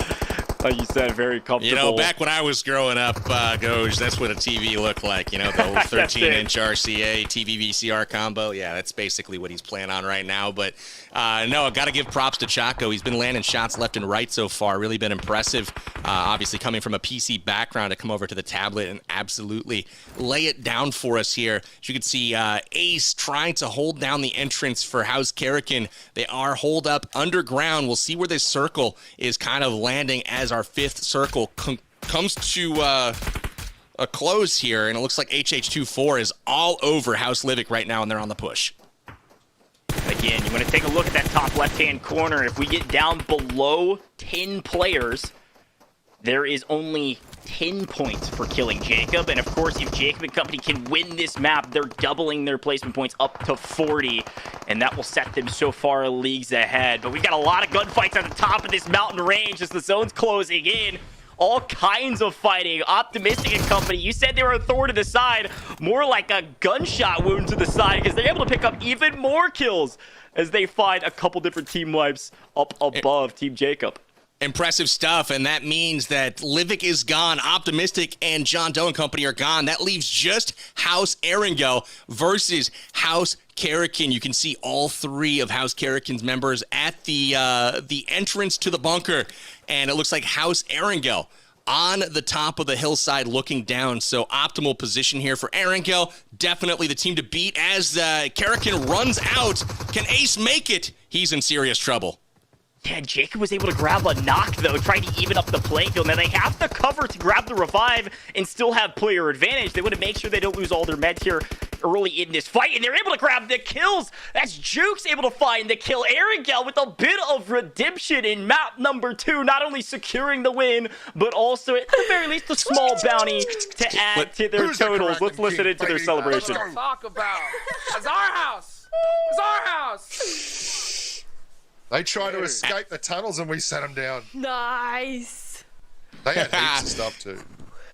They absolutely did. They'll never have an opportunity to know exactly what they had, but Ace, Lawrence, Jacob Gaming, and company getting gunned down coming out of the bunker. But ultimately, I think they're pretty pleased with their standing in that one, making it with a target on their backs all the way to the number 2 team in the lobby and picking up a few kills to boot in that one. Really impressive stuff from House Karakin as they have to be in command of the leaderboard at this point in time. Yeah, I was looking at a couple of our kill totals, and we'll see the numbers come in. Karakin still on top, netting themselves 40 points in map number 2 at 150. And it looks like Livic picked up maybe a few more kills than we even suspected. 100 total points for Livic. And Erangel, 95 right behind. But Powerbang, what's going on? Miramar, they're down at the dumps right now. They're going to need something huge to change in map number 3. Dude, did I pick the wrong house? Did I roll the wrong team here? What is going on with the choice here? I want House Miramar, and they might need some help. Who knows? There might be somebody that can help them out a little bit later in the broadcast. We'll have to wait and see what that means. But I will say that House Miramar needs maybe an adrenaline shot in the arm. They need a boost, and they'll have an opportunity to do that up next on Miramar. But first, we want to remind you of the offline event that's coming up. We've got March 26th at 11 a.m., 50 Broadway in San Francisco, California. Join us for fun, food, and giveaways. That's right, real chicken dinners, baby. You can join me, Rolex, Metalcore, Elenice, and more. We got Farouk Ahmad there as well. Got a lot of your favorite PUBG Mobile creators. So if you're in the hood, come see us at the 4th anniversary celebration event coming up in just a few days. Super excited for that. Yeah, it sounds like a ton of fun. I'm going to even try to make it if I can. Now, you guys in chat, make sure that you try to make it as well. It sounds like a party. We're having a party today, and you got another party down the road in a few more days with Powerbang. Now, Powerbang, I believe we're transitioning here to map number 3. So we saw where our totals were at after map number 2. We saw Miramar maybe needs a bit of a comeback here in the last 2 maps. Certainly still possible. And I got to give a shout out to my team, Erangel, right behind Livic by only 5 points. But let's talk about your team in question, Powerbang, because this is a dynamic quad that we've got on our screen right now. It is indeed, with Bella Fox, Chiffon, Courage JD, and Rolex repping the squad. They're behind, but you can never count out a squad with the likes of Rolex, Chiffon, Bella Fox, etc.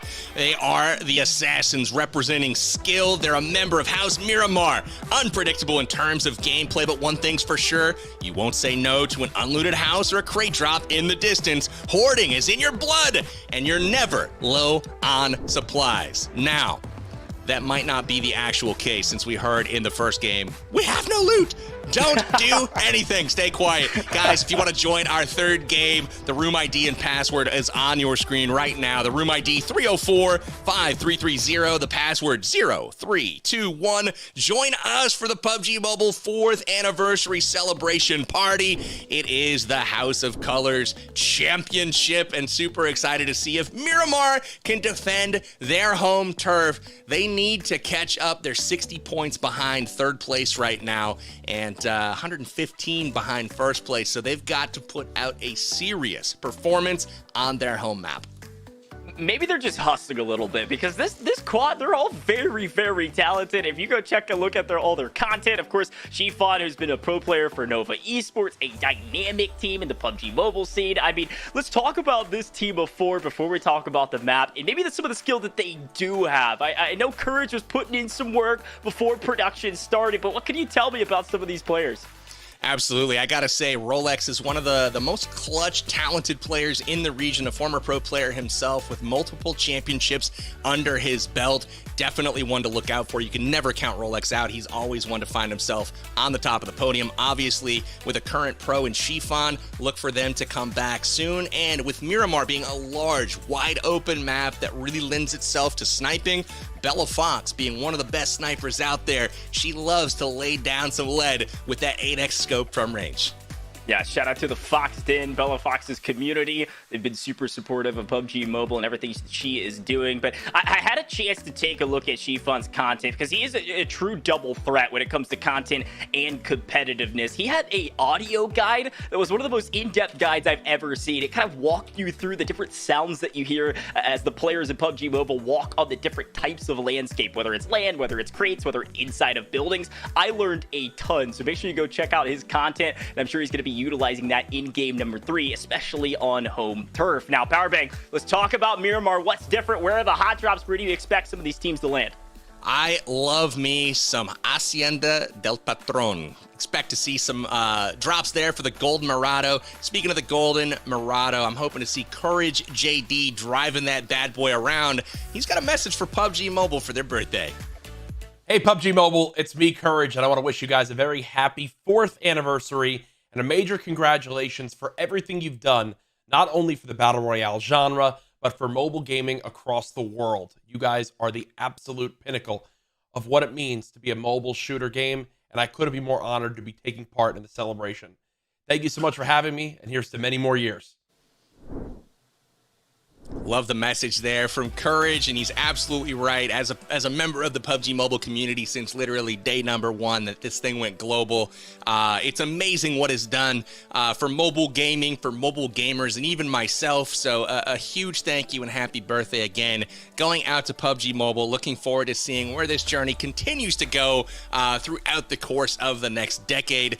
So super excited to see Courage join us for today's action. I couldn't agree more. He's an incredible personality in the esports scene and general content scene. I know he was excited to join us today. But game number 3 underway. Miramar on your screen right now, and we'll see where some of these teams decide to drop. We got a nice easterly plane path in this one, coming up from the south, going just east of Los Leones, all the way up to Campo Militar.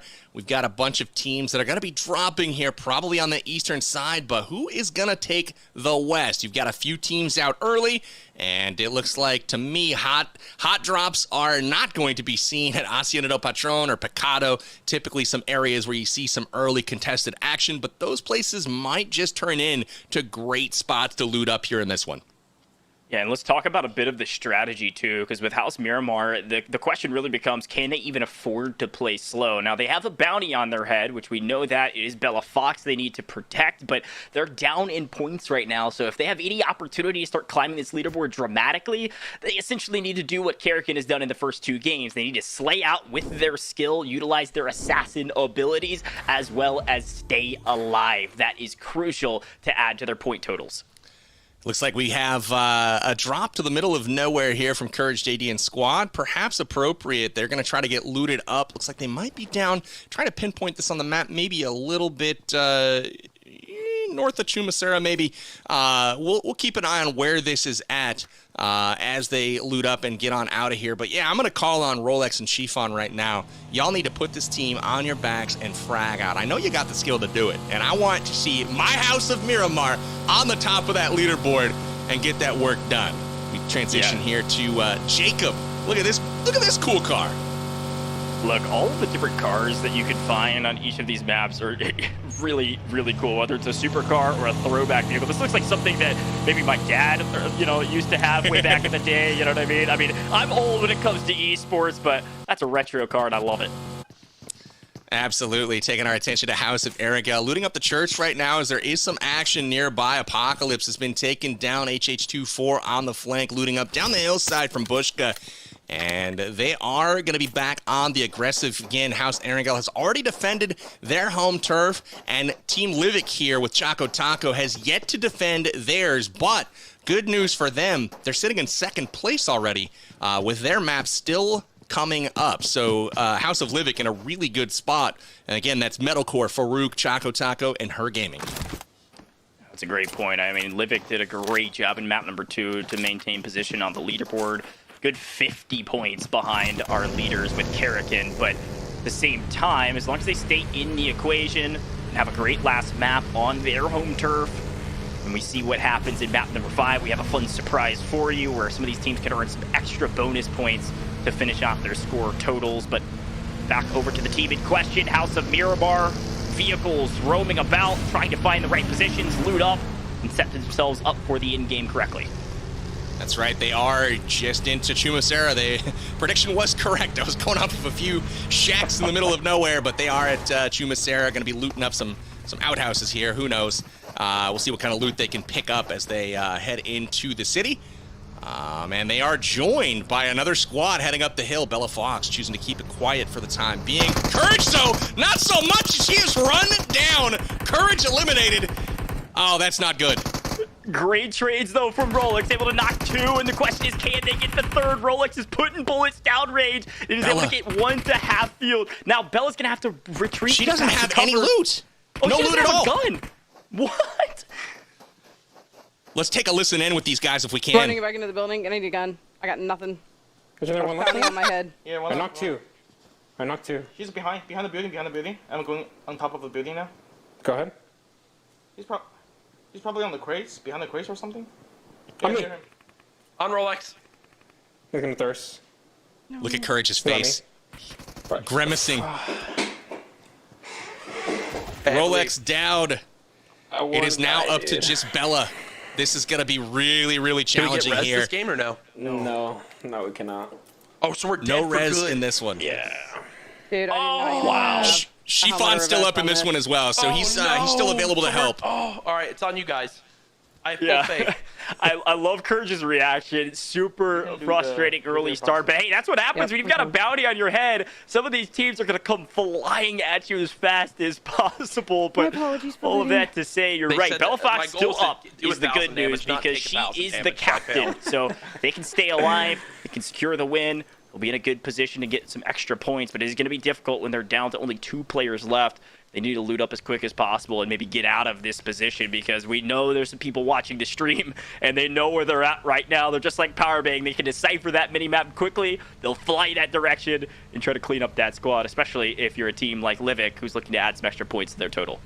This is going to be a big challenge here, you know, for Chiffon. He's got to keep Bella alive, essentially, throughout the remainder of this game. And, you know, what a shame that she was unable to get a gun at all, figuring that, hey, I'm the president. I'm probably the least likely to need one, as all of these other guys can try to protect me as I make my way through the map. But she was in prime position not only to help the team, but to flush 2 of those kills for her squad. But unfortunately, with just her fists, unable to capitalize on the opportunity, and it was Rolex going 1v4, unable to come out on top as he so often does.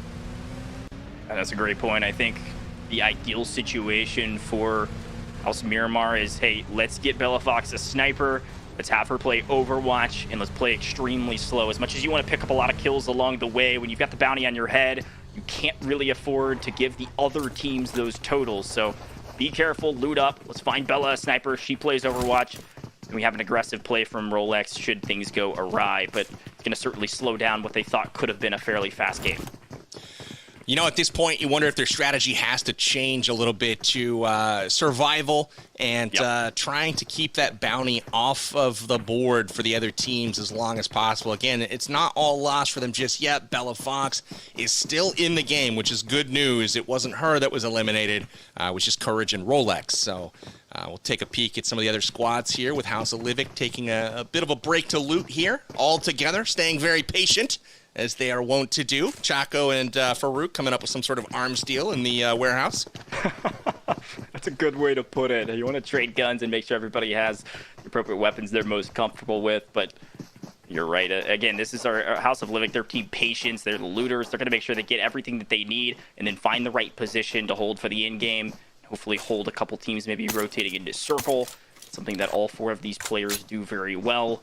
I saw an interview with Choco Taco that was back when he went full-time in 2017, and he said, I don't know where I'm going to be in 5 years from now, but I hope I'm doing a lot of what I'm doing right now. And, well, playing in PUBG Mobile, exactly kind of where he started in the PUBG community, still doing it 5 years later, and, of course, on the 4-year anniversary of PUBG Mobile, it's really cool to see kind of the full circle from the very beginning.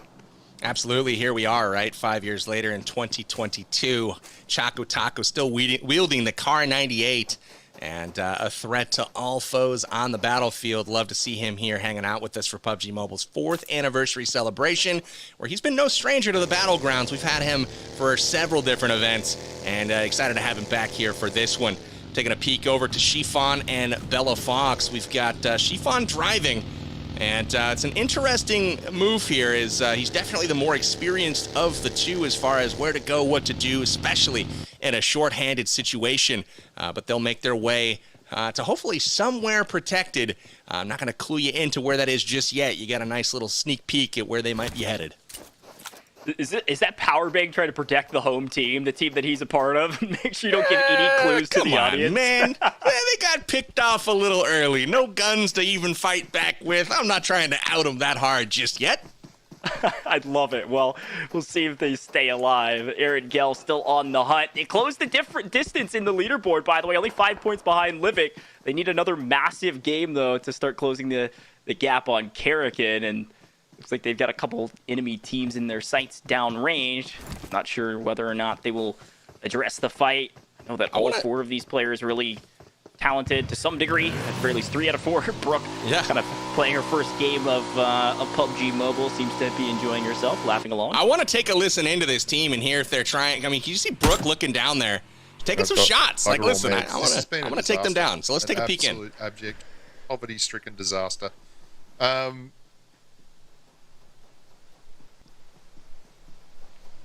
Oh boy, you are far.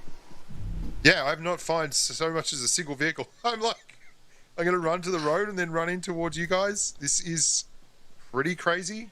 Looks like Bushka in a bit of a track meet here. Yeah, I was going to say, running simulator certainly trying to get in from zone. I'm not sure what happened. Maybe he just thought there was going to be a vehicle on his pathway, the usual spawns. Maybe they changed up for this game and unfortunately having a bit of trouble, but hopefully he'll be able to make it into the zone. It's probably not doing that much damage right now based on the circle that we're in, but 74 players alive, which means that first metric of the 50 points you could potentially pick up on the bounty is gone, done and dusted. Looking at 40 points now if you find Bella with her protector, VIP coordinator, Chiffon in the lead. They're still hiding out, I'm sure. That's a good way to describe him. You know, maybe a little member of the Secret Service here, protecting the president.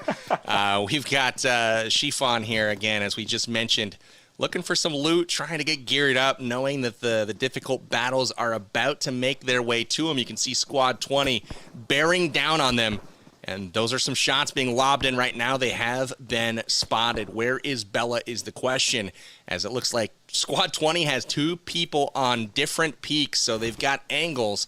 This is going to be a tough one here for Chiffon and House of Miramar to escape from.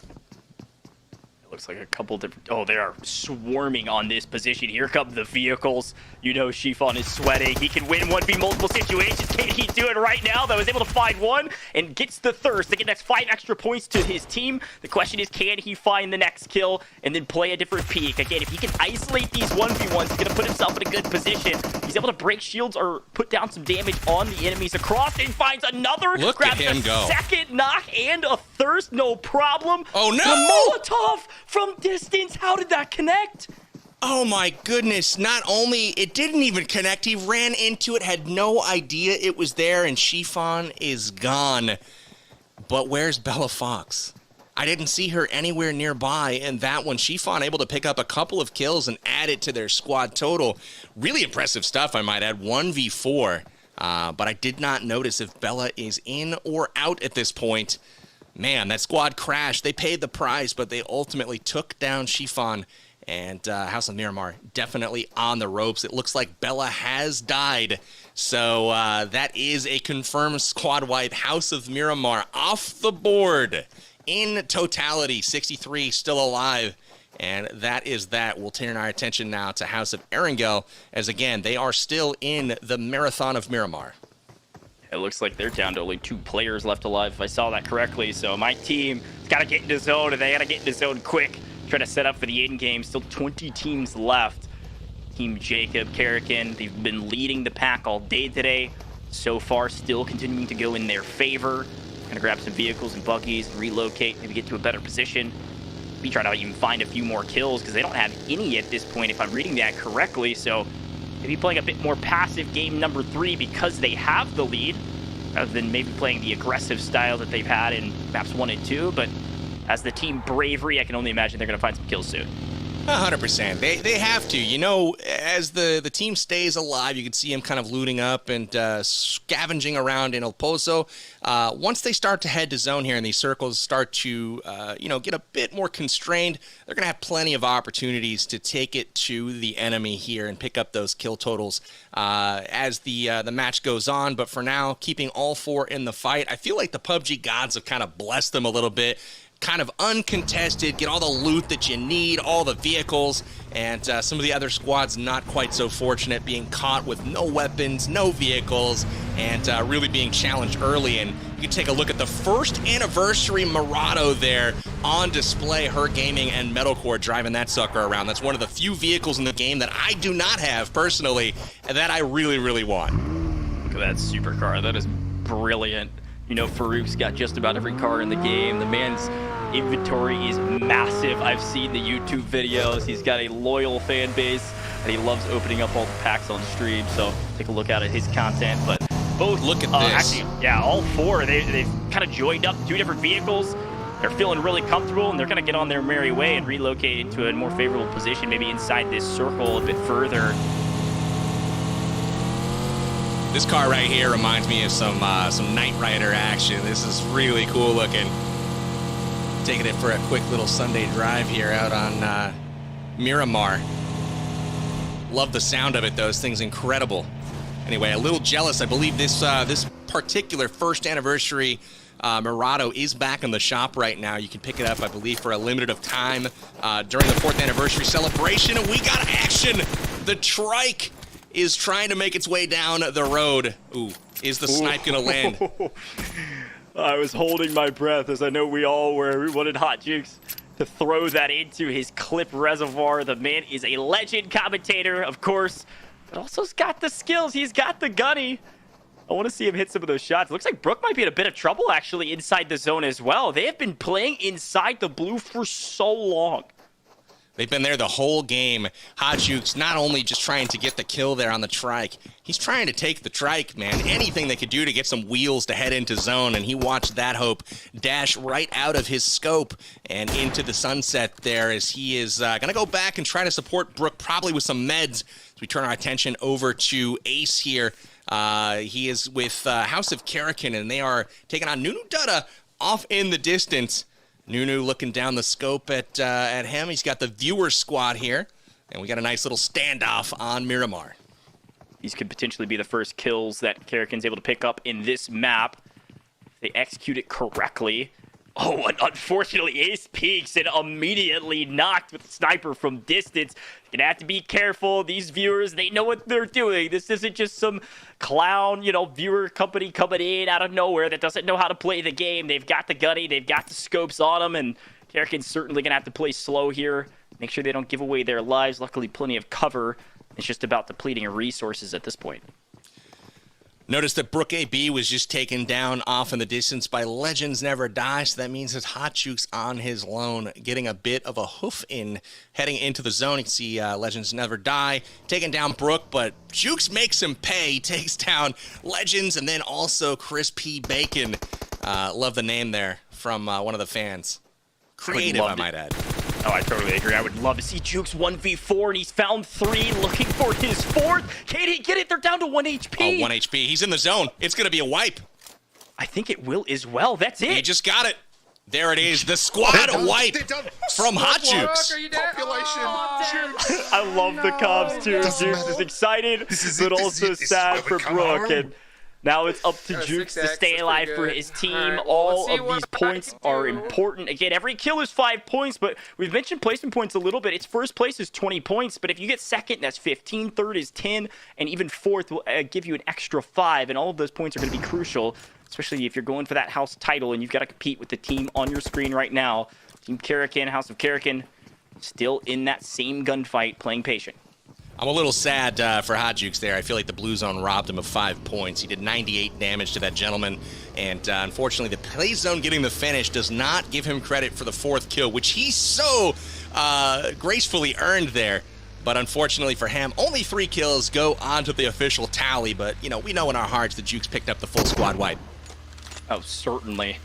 I'd give them an honorary 2.5 points. We'll watch the point totals and see if it would have mattered.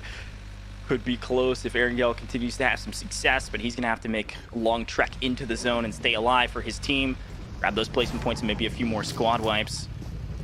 The interesting thing coming into this game, Coach, was they were only down by 5 points out of second place, so that right now is the difference between third and second for them. As we take a peek to our map here and check out the zone, which seems to be fairly central and friendly to most squads here. And everybody is converging right now. Most in vehicles. You can see all the car steering wheel icons headed to zone here as teams start to take up their position in and around Monte Nuevo. Yeah, where do you think the best spot to be is based on the zone that we were able to get? Is it deep inside the city, inside of some structures, or is there a certain spot outside of some of this terrain that you could maybe hide and wait till the end circle to see where this final circle closes to? If you're already in the zone, you gotta lean towards Monte Nuevo, probably on the northern side of the city. That makes it a little bit easier to potentially rotate out into some of the cover. I personally I love the outdoors. I love sniping. I love using the natural, humps and terrain of Miramar here, as you can see Jacob doing.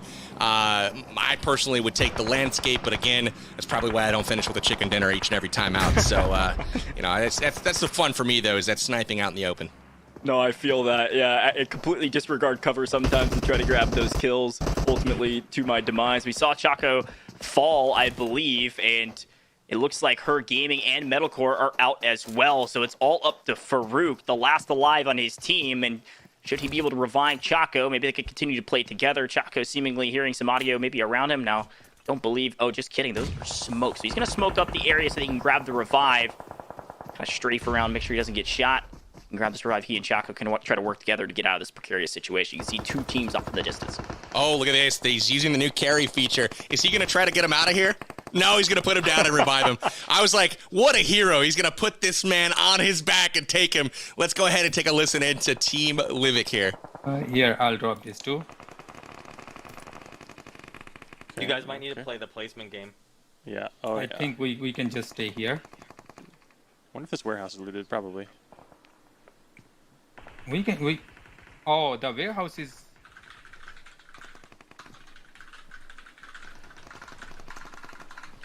Metalcore typing away. On the top of that. Yep. Probably got his Twitter fingers on. I think you guys are just surrounded. He's probably saying something along the lines of, I'm having so much fun in this 4th year anniversary event. Come check out the live stream with Powerbang and Goach. I'm sure that's what he's saying. Almost positive. So it looks like Chaco back in the fight here. Checking that warehouse indeed for some loot. Him and Farouk trying to play the game of patience here to work their way up the leaderboard. Got a ways to go, though, for that to matter. 14 teams left alive in this one. As we take our attention over to House of Karakin again. Another late game performance from them with all 4 players still in. And they're looking in great shape right now. You can see Ace here with the M24 level 3 helmet. So he's in a great spot to try to snipe from range. And looking forward to seeing him do that here in just a moment. Yeah, the question really becomes, if you're Karakin, right, you have such a vibrant lead that you don't have to risk the sort of early game fights that they were maybe taking in map number 1 and 2. So they were still sitting on 0 kills, but they're trying to set themselves up in the circle, all 4 alive, have all the advantages that they can, all the resources that they need to win their gunfights. And, well, now the shots are coming in as Jacob's able to find one, and it is Athena that's able to grab a knock as well. So I believe that's actually a full elimination. So there's at least 1 point to their kill tally. They're taking shots from a very long way away. And back over to Hot Juice with House of Erangel. He's working his way in from the extreme high ground here, about to run into a bit of resistance. He's going to scout the area first. Luckily, has the 8x scope. Sees somebody, and oh, he was spotted back. It looks like Hey Mori was like, wait a minute, there's somebody up there looking at me. So he's able to duck back in safely. Hot Jukes hoping he was avoided, but that smoke up the hill definitely maybe gathered some attention from his enemies. Hot Jukes, though, one of the best snipers out there, and looking forward to seeing him utilize that 8x scope. I was going to say, trigger discipline is nice, but when you're on main broadcast, I want you to pull that trigger, try to grab a clip for the timeline. Respect it, though. You got to play slow, especially if you can pick up some placement points. But it is worth noting, only the top 4 teams will receive any placement points. And of course, if Juice can stay alive, but also theoretically, if he thinks maybe that Bella Fox is still alive, he could try to grab that kill as well to add points to their tally. But unfortunately, Miramar is done and dusted. They're out of this map. So at this point, it's just about staying alive to the end and picking up kills along the way. I got to ask the chat, is your team still in it at this point? How is your house doing? Are you aligned with your winners? I know I'm struggling at this point. House of Miramar's got out early a few times, and I'm wondering if I chose the right team. It said the House of Skill. What's going on right now? I don't really know. But House of Livic still in it, clinging to life in this one. Farouk Ahmad and Chaco Taco trying to get their team up to the podium. They got a long way to go, as mentioned. But House of Karakin firmly in control right now, leading all squads with 150 points coming into the game. And they are stretching that lead in this one so far. I am cheering on my fellow commentator, Hot Jukes, to stay alive to the end, clutch up again, get another 1v4, and try to win this map. I need Erangel at least in second going into our last team map before we find our mystery 5th map. That'll be a ton of fun to talk about in a moment, but it looks like Karakin is starting to get a bit more aggressive, and it seems like some of the enemies across the way are doing the same. So they're trying to grab another revive on their teammates, stay alive, work together, and if they can have a 4-player team going into some of these last gunfights, they're going to be at a huge advantage to win yet again another map in terms of points and potentially even get that chicken dinner. Excited to see here these squads kind of go at each other. Siriaton just a moment ago picking up the knock with the AWM. So good stuff from him. Took down Doom. Doom appears to be back into the fight, but you never want to be on the receiving end of one of those AWM shots for sure. But Karakin continuing to impress so far. They were able to pick up a downed player and add that kill to their total. 3 kills so far for House Karakin. As they start to rotate to the zone, you can see the blue zone closing in from the north. They're going to have to reposition down south more towards Monte Nuevo. I saw somebody in chat say Athena can take down all of these squads solo, and luckily he's got the team of Jacob, Ace, and Irene at his back. And I know a lot of people in the chat are thinking this is the team that's going to win the overall house competition. This is the team that could potentially win this map as well. I tend to agree, but I gotta stick to Hot Jukes. If he's still out there somewhere, there he is on the top right-hand corner of the map. Still up, maybe able to grab some of these lingering kills in the distance. Stay alive, Jukes. I'm on your side. And he's able to do a great shot. Yeah. That's the solo off of the side, I believe. He just picked up the kill. Road, there's and then it's like a little dip next to the road, so you might be able to get someone southwest is going to have you. Bushka coaching through it. we've got action busting out all over the north part of Monte Nuevo. Dang it, I should have waited. Hot Jukes appears to have been gotten from his words himself, but you know, good performance from him. Again, picking up 4 kills. Nunu Doda takes down Hot Jukes, and Hot Jukes, though, adding 4 kills to the total of Team Erangel, and that's really, really huge for them as they are trying to work their way up the leaderboard. Again, they're playing for those sweet varsity jackets and also for an opportunity to contribute $10,000 to a charity of their choice. So really looking forward to seeing who comes out on top. And again, Karakin looking good so far. You can see Jacob and Athena and Irene there in the foreground. This is a very hectic final couple circles here that we're going to see. I was going to say it's kind of fun to watch Miramar on the screen. Rolex has an incredible React series going on YouTube. You can check out all of our content creators that are a part of this event. They've been a part of the PUBG Mobile scene for a very long time, and his content is fantastic. So, unfortunately, they are down, but hey, maybe he can react for a little bit. We'll see what this team's able to do. Jacob, Ace, Irene. Irene is under a bit of fire and a little bit of trouble, but they have the inside cover to be able to grab the res. There's Ace. Excuse me, Athena able to grab the revive. They're going to try to find, it looks like YouTube Doom in the lobby again, as well as Wicked off in the distance, but it is one of the other viewers that are able to grab the kill on Wicked, so they can maybe sneak in and grab some more of these kills. They're up to 5 already, by the way, Powerbank, so that's 25 total points, let alone the potential placement points they could pick up if they survive to the end. They're looking real good, and you know what? They're occupying the exact buildings that I was kind of highlighting earlier, those northernmost buildings of Monte Nuevo, and it looks like that would have been the good call here, as they're not quite in the circle, but they're going to be covered until they need to make that move, so if they have some smoke grenades, they might be in a real good spot. Senatexa off in the distance here. That is another pro player, I believe, from Alpha 7 in South America, so really, really... Or it looks like he's now with Rise Esports, actually. You can see him off by himself there with Team 5. But yeah, another very accomplished pro player, and he's holding his own out in the blue zone. That's a great point. He is solo, so it's going to be tough to fight against the likes of Karakin, all 4 alive. But if he plays patient, potentially could pick up a few kills from distance. Karakin's able to find their 6th, so up to 30 points on this map as we find ourselves down with only 13 players left alive, total of 6 teams. Karakin's looking good. They're a little bit split, holding the different angles. I love this position. Athena's just trying to grab those picks with the AWM. He's known for his sniper gunplay. If Bella Fox is the sniping queen, he's certainly the sniper king. There we go. Finally, a team falls off the board. I kept seeing players get knocked, players be eliminated, but no teams going out. Finally, we're down to 5. And looks like Nunu's in trouble in the distance as well. He goes down. Senatexa able to take him down. That is the one player, I believe, that's behind Team Karakin. We are into the top 4, so more points on the board. Senatexa finishing the kills there on Burdan and Nunu. He is a menace out there by himself, and that's where Team 3 here, that is House of Karakin, they really need to focus their attention on Senatexa behind them. I gotta say, Powerbang, though, I believe it's a 4v1v1. I can only imagine they're gonna grab this win with ease as long as they can pick up these easy kills out in the open. Easy or maybe not so easy. They're split squatting to make sure they secure both of them up to a total of 9 kills, looking for a win to add on top of it. And it is a 4v1 and then a 4v0. House of Karakin, I believe, just grabbed 20 total points for winning the game, along with 11 kills. Wow. So that's a 31-point game. No, just kidding. Sorry, 55 points for their kills, plus the 20-point win. That's a 75-point win if I did my math correctly there, Powerbag. That is absolutely insane. Taking a quick listen in here.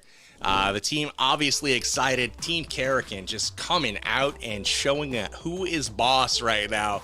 Ace Lawrence with the snipes. Got Irene on the guns. We got Jacob. We got Siriatan. Absolutely incredible play from all of them at House Karakin. House Karakin in the chat. Let us know if you guys are on the right squad. We're going to be taking a look here at the scoreboard to see exactly how far they have pushed their lead.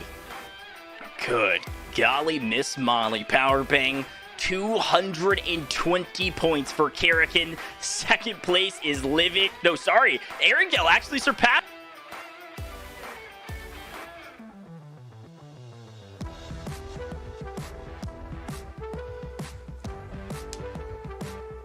You know, that last kill that Hajix picked up heading on into the zone, was actually pretty crucial because it gave them the tie break right now and put them in second place ahead of Livic.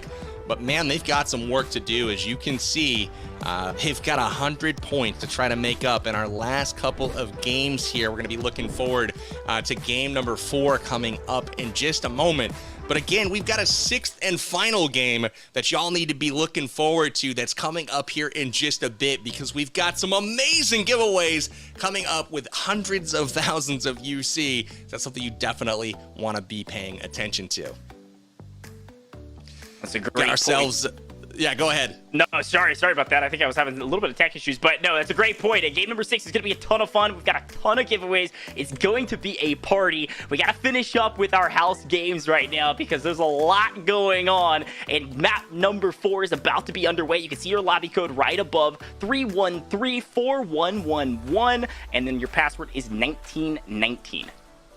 Excited to have this lobby fill up. Again, you better be quick because this time we are going to be going to the home map of House Livic. That's right, Livic is the next up, and again, the bounty will be on our squad from Livic, representing Patience, and excited to see what they can do on their home map. Again, we've got Metalcore, Farouk Ahmad, Choco Taco, and Her Gaming repping the purple of House Livic.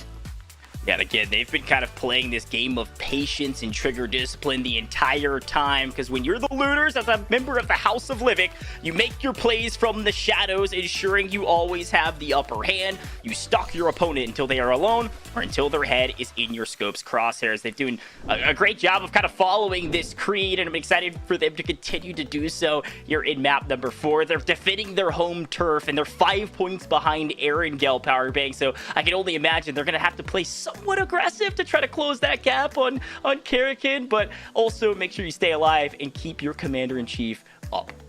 I think that all of the squads right now, whether you're Livic or anyone else, need to really be pedal to the metal as far as the level of aggression, because House Karakin is 100 points or more ahead of every other team right now. And really, if you want an opportunity to sport that PUBG Mobile Varsity Letterman jacket or to be able to contribute that $10,000 to your charity, yeah, they got to stay aggressive. But don't forget game number 6. It's going to be open to all of you guys in the chat. We got massive UC giveaways. You can see it's going to be falling from the sky, and I mean literally. You'll see what I'm talking about upcoming here in just a bit, as we're going to have giveaways of major UC rolling throughout the game. So keep it locked right here. I'm super excited to bring you guys the action and some surprises that are coming up in just a bit. You can see those jackets are right there on the screen. What do you think of those, Goach?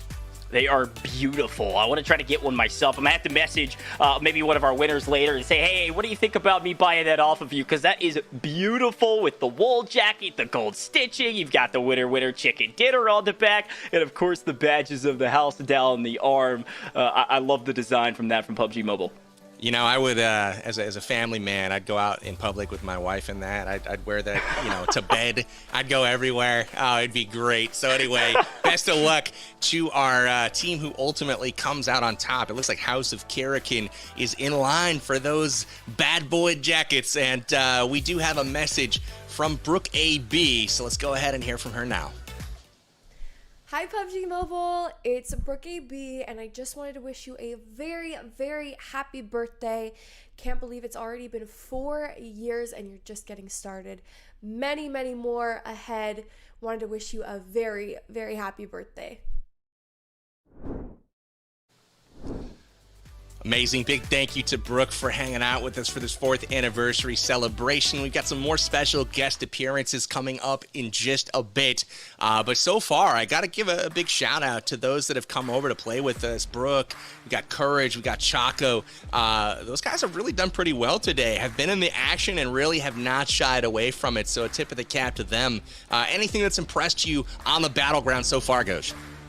I think teamwork has been such a crucial piece of every single gunfight and every single map win that we've seen from our squads. Of course, it's exciting to see some of the squads that are on our screen. Our houses actually win the maps. I was expecting some of our viewers to come in and try to ruffle some feathers, and maybe take some of those wins away. But so far, our house teams have been doing a fantastic job of that.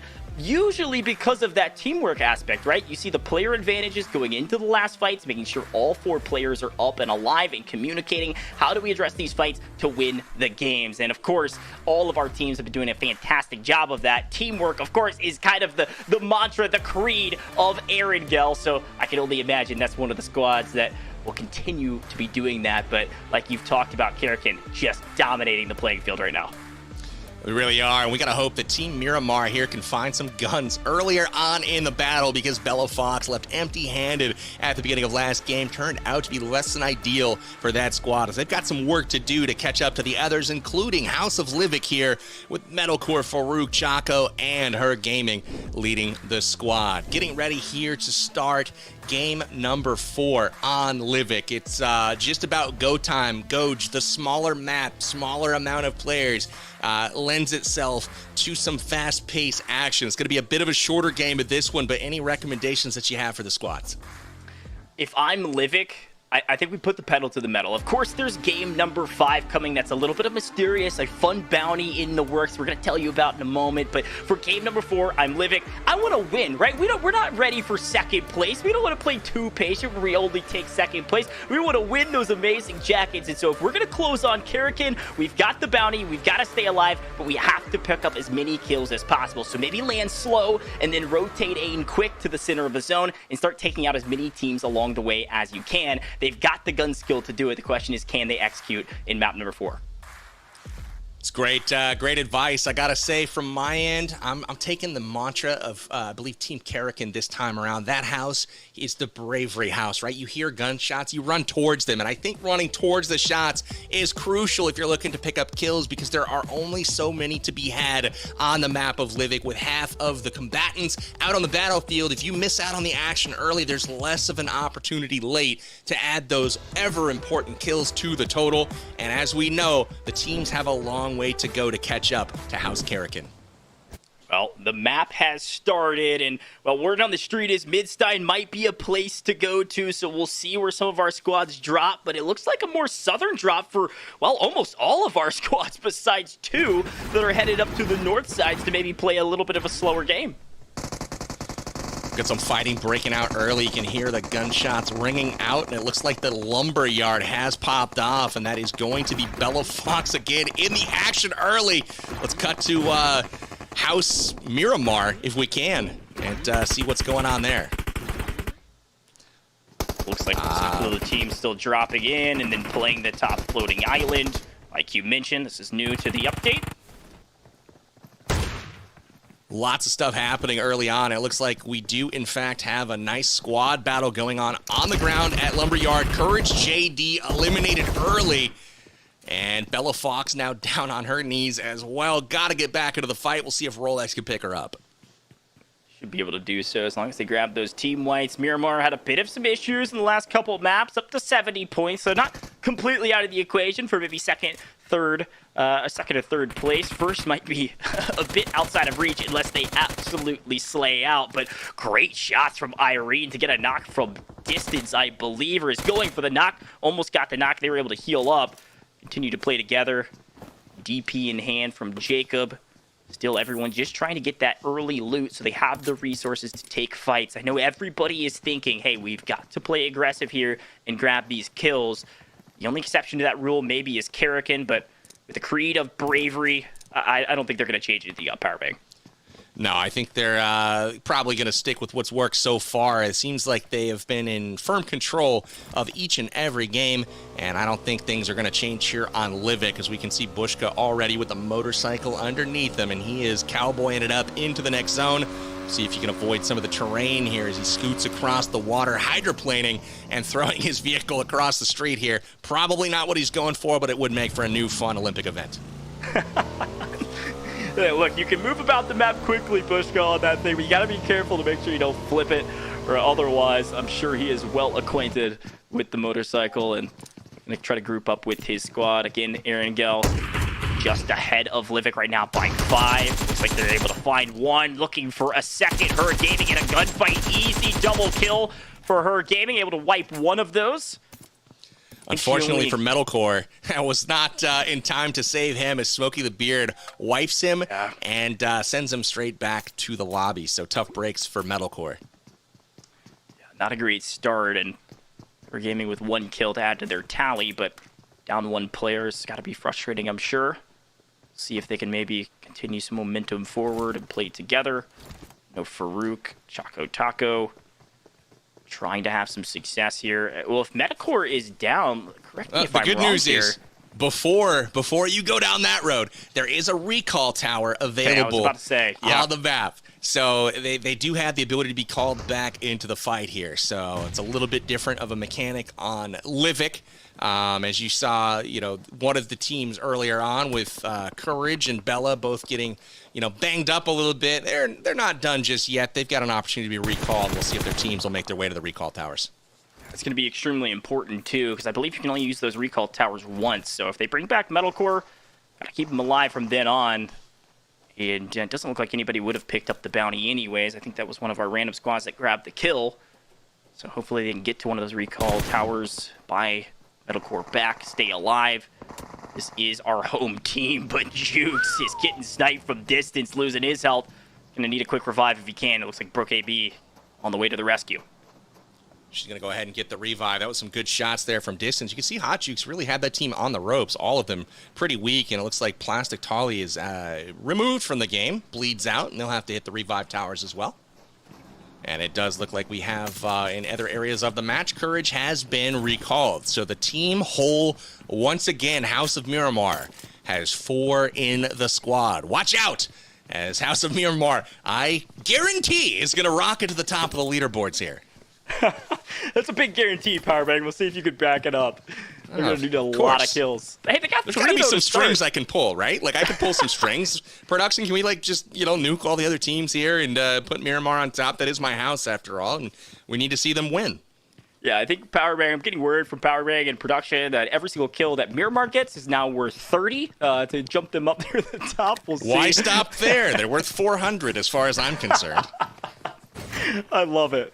Well, maybe I'll pay off production to give a little Aaron Gell bonus as well, so that Karakin maybe has a bit of competition, but they look pretty healthy as we jump to their perspective as well. Jacob, Ace, Irene, Athena, looking for some early gunfights, and it is ghost time off of the distance. Not too terribly far away, and Ace might even try to get the knock. They've got him marked, and they're definitely flanking onto that position. Again, playing super aggressive here. You hear the sound of those gunshots. House Karakin says, we're going towards him. None of this hiding stuff. We're all over this guy. Ghost Time caught out from his squad. He's the one on the off angle, and they know if they can take him down, they're in a pretty good spot here to take down Squad 10. I couldn't agree more, especially because some of these squads are solos and duos, but Squad 10, all 4 together, they've got to play it strategically. Potentially play the flank, do the split squad technique here from the right side. But a lot of open area on the right, so they decide to push through this direction. Maybe a few smokes could help them, but see what they're able to do. Irene's just kind of holding down this box, which I don't mind it, except for the fact that Ghost has got the gunny. Great shot from Ghost. It was a really great shot. I'd love to take a listen in here to see if Irene's going to call for help or if Jacob's going to command the squad. I would love to hear how they are planning to get around. I'm not close. Athena, that's all you. Oh. Athena. Can I? Okay, I try. It's okay. He says he'll try. You can revive me. Don't worry about me. Okay. Oh, bad spot for me. Careful, bad spot for me. I'm getting the revive. I'm getting the revive. Yeah. I don't even know where I'm being shot from, but it hurt.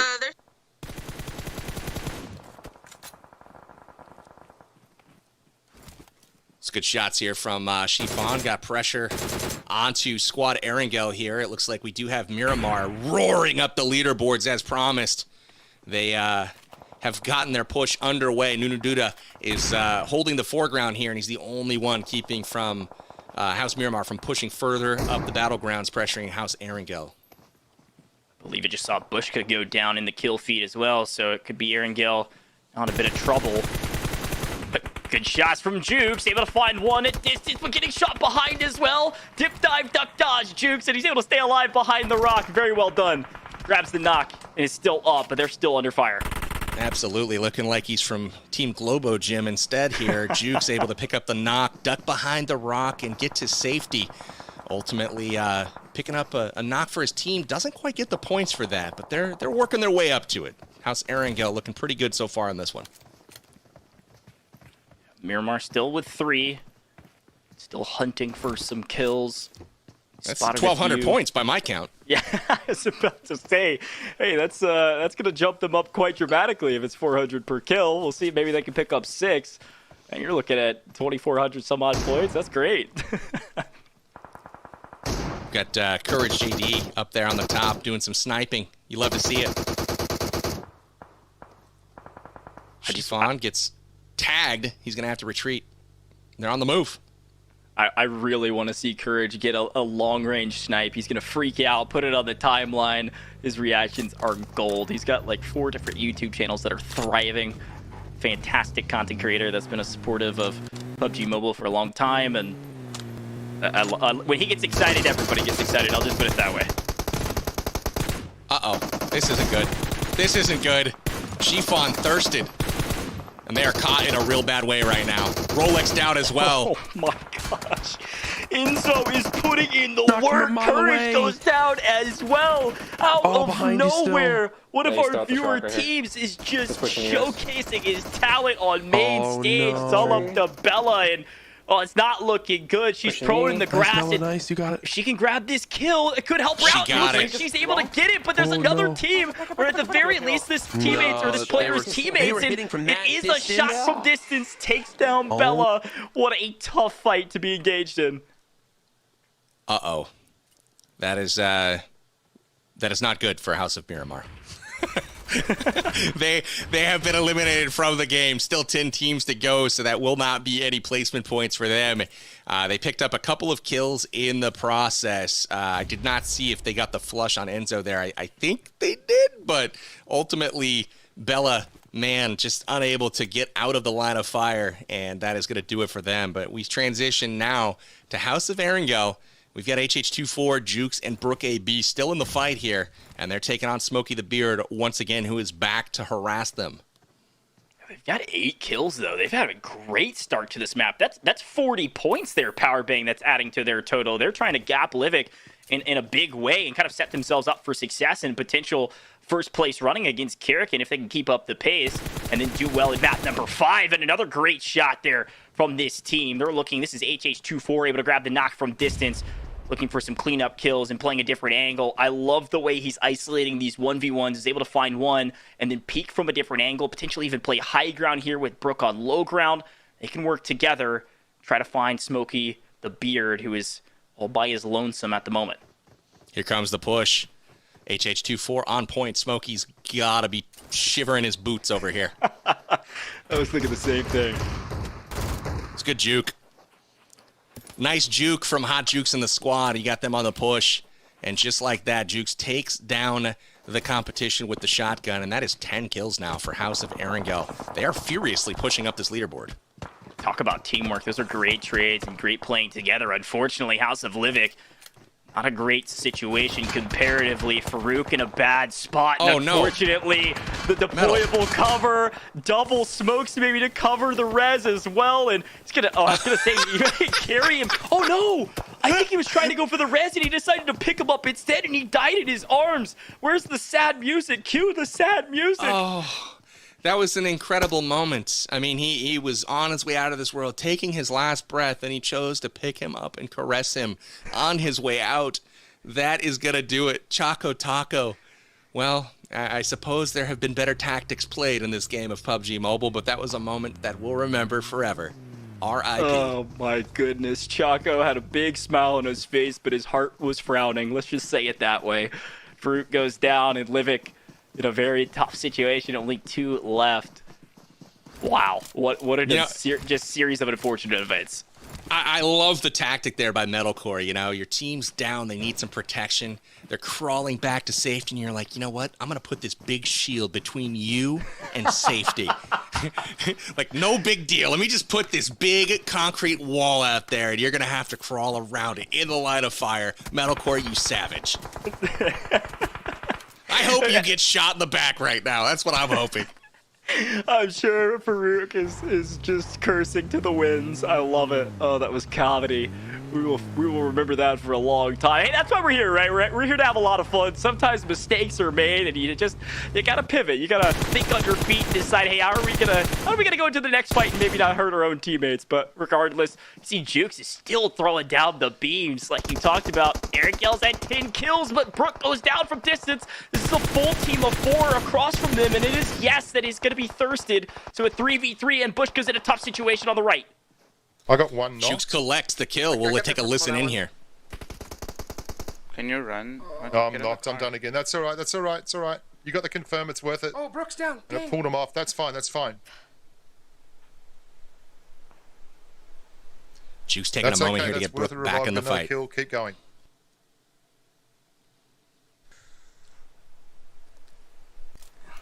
So Brook will have to get patched up, and gotta come to you guys. I will say, Jukes has been playing a lot of PUBG Mobile, been streaming a lot on his channel as of late, and you can tell the extra practice shows. He is absolutely fragging out in all of these games today.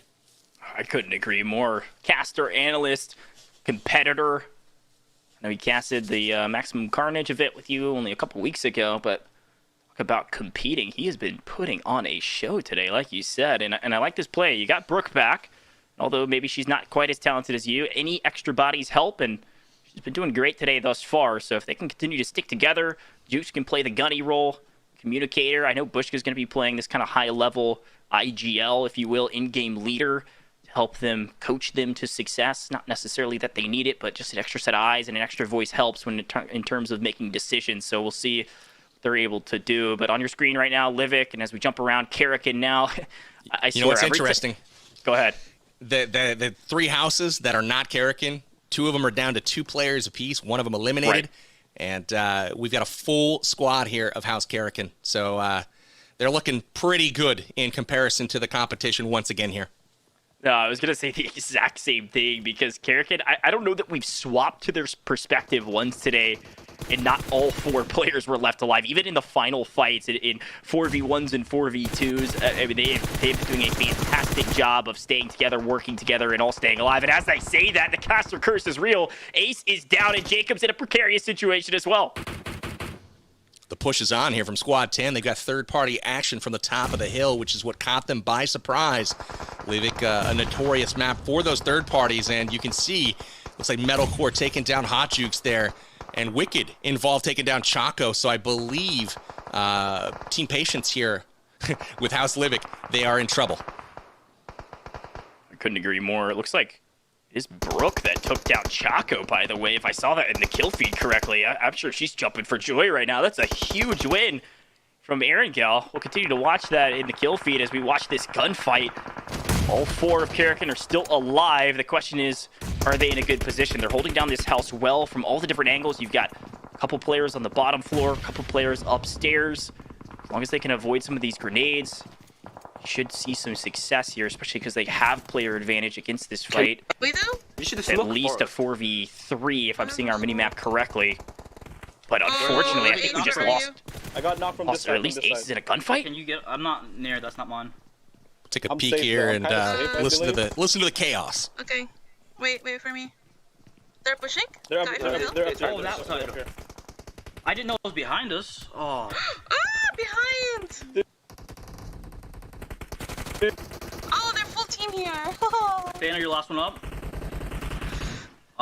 So Athena is down to a 1v3 situation here. Well, 1v7 if you count the people across the street. 1v11 if you count the people on the ridge. He's in a bad spot. Can he get the heal off? No, he can't. Karrakin eliminated. Guys, I'll take it. Oh, man. I was holding my breath on that one. It was so close. Karrakin finally not seeing some late game success. Now, I don't know if it'll matter necessarily in terms of our leaderboard, but they still racked up a good number of points in this game to set themselves up for our 5th game. Regardless, Powerbang, they've been doing great today, but this is at least a window being cracked for teams like Erangel and Livik, depending on who's up and who's alive. And as we take a look at our overall view, it might be that everybody is down and out, and this is just our final fight. This is the final circle.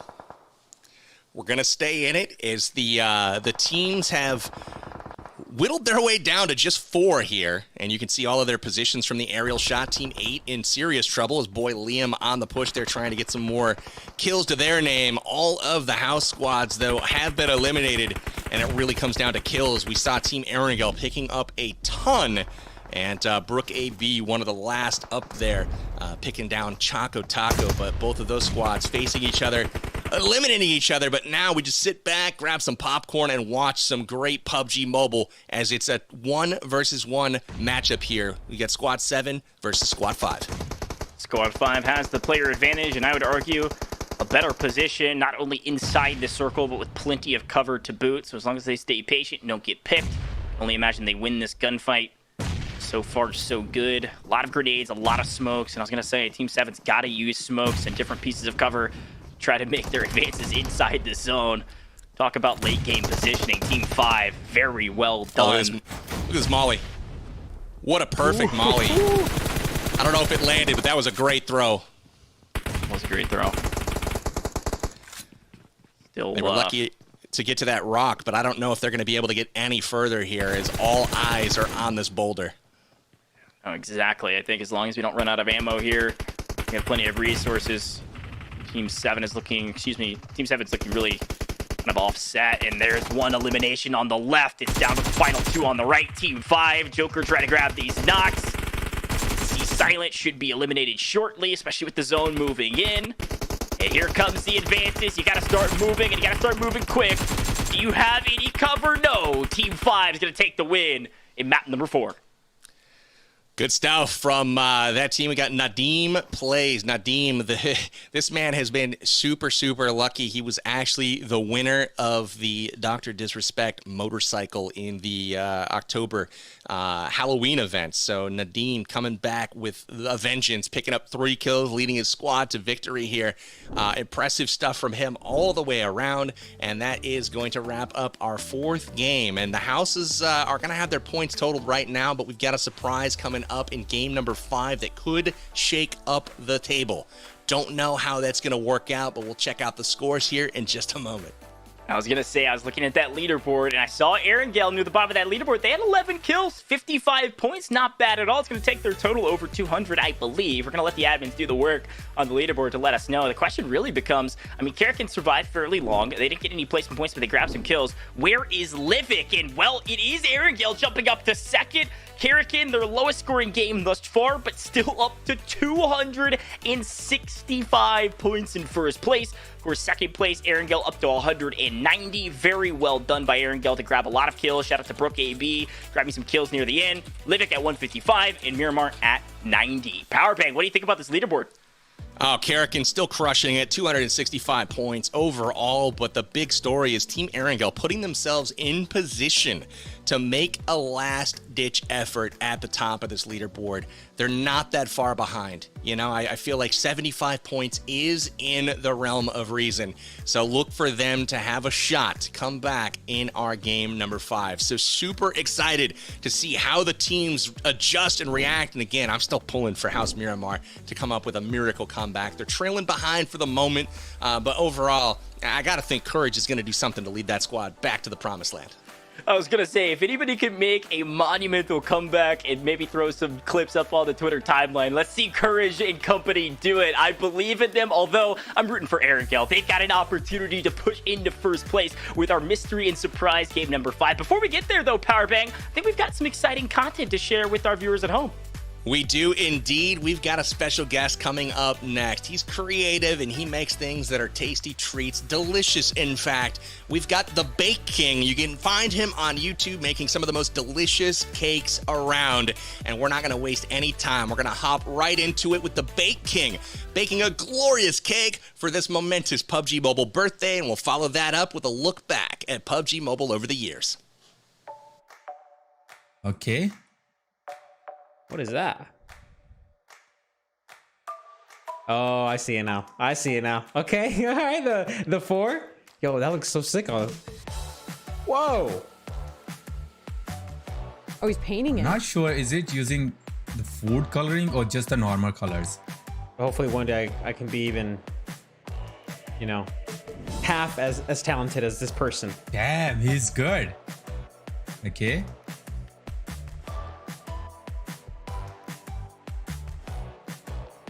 Wow. Dude, I love, look how he studies his hand. I love that.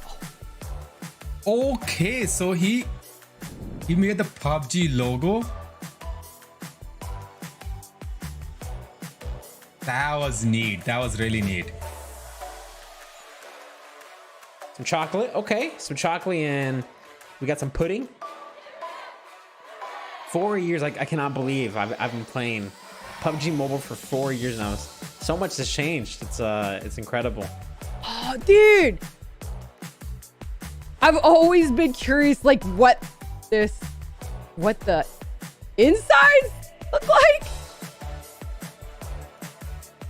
Is it making a tower or what? How does he get it to stay? You got to be really, really, okay. You know, cutting off with a knife. Just creative when it comes to, you know, designing these cakes and stuff. I mean, that's the head. Dude, if this was me, it would have already fallen apart. I don't even, that's magic right there. Oh. That was a cornstarch or what was that? Make it out that arm. Okay, face. Oh my God. Rice Krispie treats.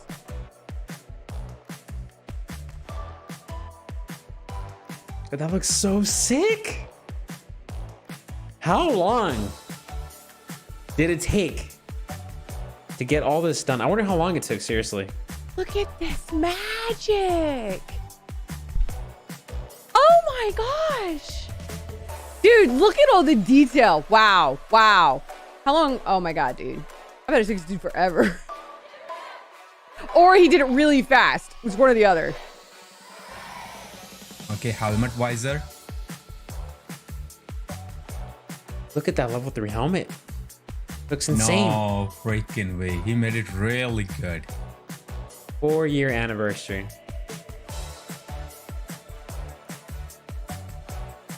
Wow. Look at that. They're doing every little detail to, like, you know, the character, the small, you know, the facial hair, the helmet. What happens? What? I mean, this man has a stressful job. This may be the most stressful job I've ever seen. Like, there's no messing up from here. You can't mess up. He's got to be perfect. Oh, he has a chest ear too. Oh my God. Okay. Oh, he's gonna make the PUBG Mobile character. Player unknown. He's gonna make player unknown here. Look at that though. Oh, even the shirt has like wrinkles. it looks so realistic. It's gonna put the tie. Oh, there we go. There we go. That's what I was talking about. It doesn't even look like a cake at this point. It looks like characters you see in a wax museum where it's like super realistic, but you know, they're out of wax. This is insane. Wow. Oh my God, dude, that's so good. The details just keep coming. Every time I think there's one detail, like, that's more detailed. Happy 4th anniversary, PUBG Mobile. That is just insane. Wow, that's incredible. That has to be one of the best cakes that I've ever seen. That's amazing. That's amazing. Like, literally, I can see the last picture, the details in the belt and in the shirt. It literally feel like there is a statue, but it doesn't feel like it's a cake or something like that. Oh my God, that's insane. I've honestly never seen like one of these cake videos. I've never seen anything made like this, and I'm just blown away by this man's skills, dude. Bravo. I want one. I want one now.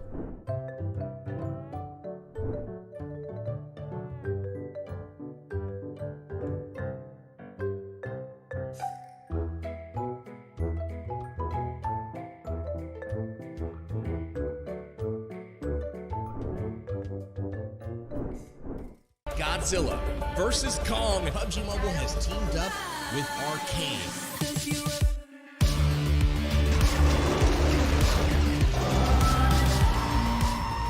So you kind of get schooled. Oh wow! Do it! Do it! Do it! Do it! Scorpion! Please, Scorpion kill. parachute kill! Oh Yes! my goodness! Let's freaking go. That's at his own. How did my team Just like win that?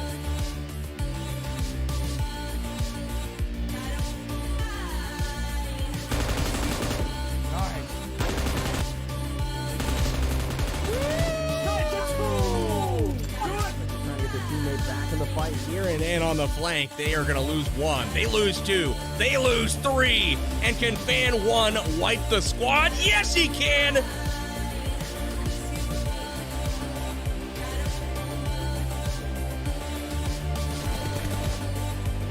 He gets the knock on fake photos. Jacob's insane. 1v1. He gets it. He gets it. 3v1 for the finish. Jacob with the clutch.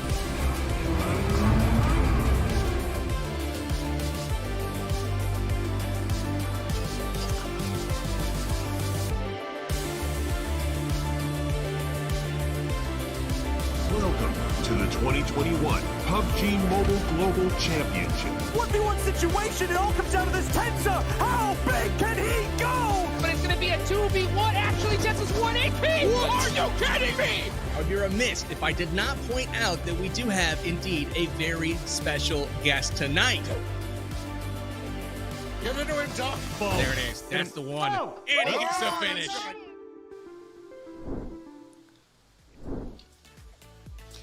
Welcome back, everybody, from our break. Hopefully you enjoyed that amazing cake. I don't know about you guys, but I am hungry after seeing that bad boy. The talent blows my mind. I know if I tried to make something like that, probably wouldn't quite turn out the same, to say the least. Goj, we got an amazing Game 5 coming up next. We've seen 4 home matches from all of our teams, all of our houses, doing their best to defend the land, and some have done better than others to this point. Tell us what we can expect next. Yeah, it's going to be a lot of fun. Now, you guys can all join map number 5 as well. This is the last map of our competition. You can see the ID up above, 322-7492, password 1213. But Powerbang, I'm excited about this map because we've got a couple exciting things happening during this map, including, I believe, you're going to be playing instead of casting with me. Now, Chad, if you're watching at home, Powerbang's going to go ahead and get ready to jump into the match. He's going to get his whole setup. Powerbang, I need you to loot up. I need you to put on your helmet. I need you to grab your guns because we need you in this match as fast as possible because I'm going to show you guys the explainer video as Powerbang grabs his loot. Let's show you exactly what's going on your main screen right now. I'm ready to go, Goj. I'm ready to go. Our all-star guests will step off the battlefield and into the caster's booth to cheer on their teammates as they are joined by you, the viewers, for the final championship match. Every team will have a shot at a comeback with points worth triple the value. Plus, Game 5 has a special bounty as I leave the caster's booth and head to the battlefield to play the new Erangel 1.9 map. After 5 rounds of gameplay, we will crown the house champions.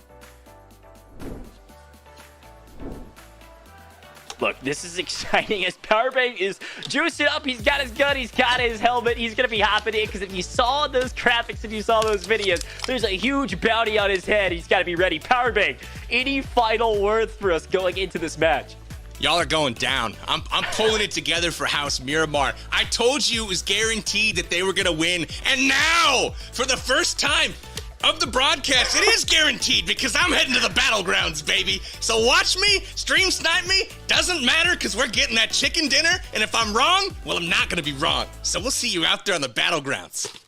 Good luck, Powerbang, and good luck to all of our teams competing. This is going to be a fun one. If you guys missed it in the graphic, if you kill Powerbang, a lot of points are going to be going in your favor, but all points are tripled in this map. So Powerbang pulled some strings. Miramar still has a chance. The question is, can Powerbang put up enough kills himself to help out that team and help out Team Courage? Because this is our last map of the house competition, and we'll see who comes out on top. So Powerbang, good luck, my friend. Luck not needed, Goj. Luck not needed. We got this. I got the M24 by my side. Bring it on. Look, I respect it. You know, knock some heads, grab that chicken dinner, secure Miramar a win. Good luck.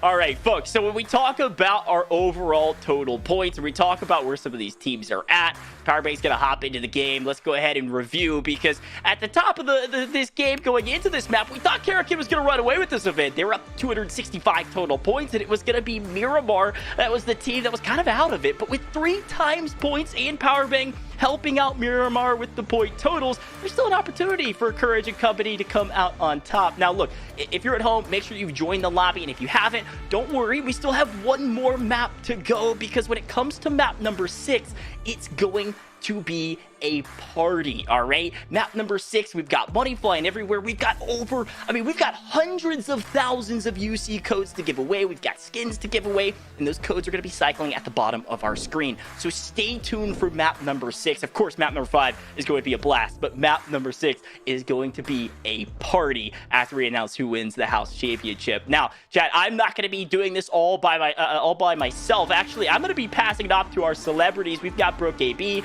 we've got Athena, we've got Courage JD, we've got Choco Taco coming on board to do the commentating in this match. So as they set it up, I'll be passing to them to do all the commentary for us. But let's show the jacket first, because this is what they're playing for. This is the opportunity you have to win some of the coolest gear in the game. And of course, with this 4th anniversary jacket, it's a wool jacket. It's got the gold stitching. It's got the house crest. I mean, talk about bling. This is amazing. And the winner of our house championship today, the 4th year anniversary of PUBG Mobile, are going to be walking away with 1 per player on the team, and of course $10,000 to the charity of their choice. So one more map to go, and really excited to see who comes out on top. Now, I'm still a part of House Arengel. I love PowerBank, and I know he's gonna do fantastic. I'm cheering on Bushka and company, so get after it today. Of course, Bushka gonna be playing with viewers, PowerBank as well. They're all gonna be solo playing with viewers, and the question really becomes, who's going to come out on top? Because we all know Miramar needs it. A lot of points can still be grabbed. When you talk about kind of tripled point values too, I mean, every single kill you get is 15 points. So when we look at the scores, yeah, Karakin's at 265, Miramar's at 90. But if you're able to pick up somewhere around 10 kills, that's 150 points for your team. So a lot of shakeups could happen here on the leaderboard. I am not jealous of the admins in the background. They're going to do all the math for us. And as we go into the map, we are going to be playing Erangel again. Now, so the 1.9 update of Erangel. Excited to play Erangel again. I know this is one of the fan favorite and competitor favorite maps. We see it on the PNPL circuit, and it'll be a fun one. And I couldn't be more excited to kind of sit back and watch as an audience member as well. Because again, Courage, you've got Brooke AB, you've got Athena, and you've got Choco Taco, and they're ready to bring you all the action. So I'll see you guys in a little bit. Have some fun and treat our other casters well. Wait, we're straight up casting? It's on us? It's on us, man. Wait, we're the only ones? Oh. Yeah, we're professionals, man. What are you talking about? No, wait, I can do this. Caster? I've done this before. Hold on, I'll start it for us and get us in the right tone. Ready? Okay. Ladies and gentlemen, welcome back to the PUBG Mobile 4th anniversary live stream. We are in game number 5. Everything on the line. And I'll be honest, my team is in dead last because I'm absolutely trash at this game. Thankfully, though, I'm joined by Athena, Brooke, and Choco Taco. Let's get into the action. Oh, so you're on House Miramar, huh? No comment. Here's the thing. We thought it was golf scoring, so the lowest score was first. That makes sense. You know? Well, there's still time. No one told me, but God, it's a shame. Okay. First off, Athena, what is on your thumb? I need one of those. What is that? What is that? What is that thing for your thumb? It like gives you better grip. Wait. My English is bad. Can you speak slowly? He's talking about the thumb sleeve. I actually have some. A thumb sleeve? Yeah, they're for real mobile gamers. They make your thumbs nice and slidey on the screen. You know that your fingers kind of get sweaty and kind of sticky on the screen? Well, no more if you have thumb sleeves. I actually have some. I didn't use them today because I can't find them, but oh man, some people do other stuff too, man. Some people Fun fact. Rub deodorant on their fingers. Yes. Yep. Well, my finger slipped last game and I shot my teammates. So it's actually a good thing he has that. Brooke, don't even try that. Finger glove. I'm serious. Finger glove. I'm not joking. Yeah, your finger slipped, Brooke. Okay, yeah, for sure. It did. Should have slathered some deodorant on your fingers. Is that what would have been needed? Okay, so I'm seeing it looks like teams are split up, but they still rep our squads. Mhm. Okay. Yeah, so they're playing all over viewers, I guess. So we got Bella here. Yeah, Bella was on my team. She's absolutely goated. She was basically the only reason why I lived through game number 2. I got res 4 times. Oh my gosh. That's teamwork right there. Yeah. That's good. So she's cracked really for good. sure. Also, speaking of finger slipping, I forgot that during the first game, I jumped out of a moving car at full speed and got knocked and died. Ooh. You know, Choco, Who would have thought? I know you're new to PUBG, so I just want to give you that. But yeah, you don't want to jump out of moving vehicles, both in real life or in this game. Yeah, well, you gotta learn somehow. Gotcha. I got you. So I don't know much about this map, but it looks like there's 100 players live, which makes me think, oh wait, this is Erangel. Okay. This is Erangel? Okay, okay. Okay, then I think I just know this map then. I thought that this one little area didn't seem familiar to me, and it's because I'm an absolute noob. It's because it's in the sky, and it's part of the 4th anniversary update, I'm Yeah, pretty sure. it's updated. Yes. Yeah. You can land in the sky and battle with no consequences. When you die, you just respawn somewhere else on the map, which is good. My except team did that first each time. Yeah. Yeah, first game I ended up literally across the entire map for my team though. Was not great. I took a boat and drove around the entire map. Yep. Alone. Wait, hold on. So you guys spawned in, land on there, fought, got points, and then just teleported somewhere else? That is correct. Correct. What, and what place were you in again? again? When you get hit, you fly up and then down. If you're flying. Yeah. You guys should check it out, Jack. Oh, that's so funny, guys. I'm going to talk to my therapist this week. I got slaughtered. Okay, now Power Bang is the super special bounty, right? So technically, if my team kills Power Bang, that's like 50 bonus points.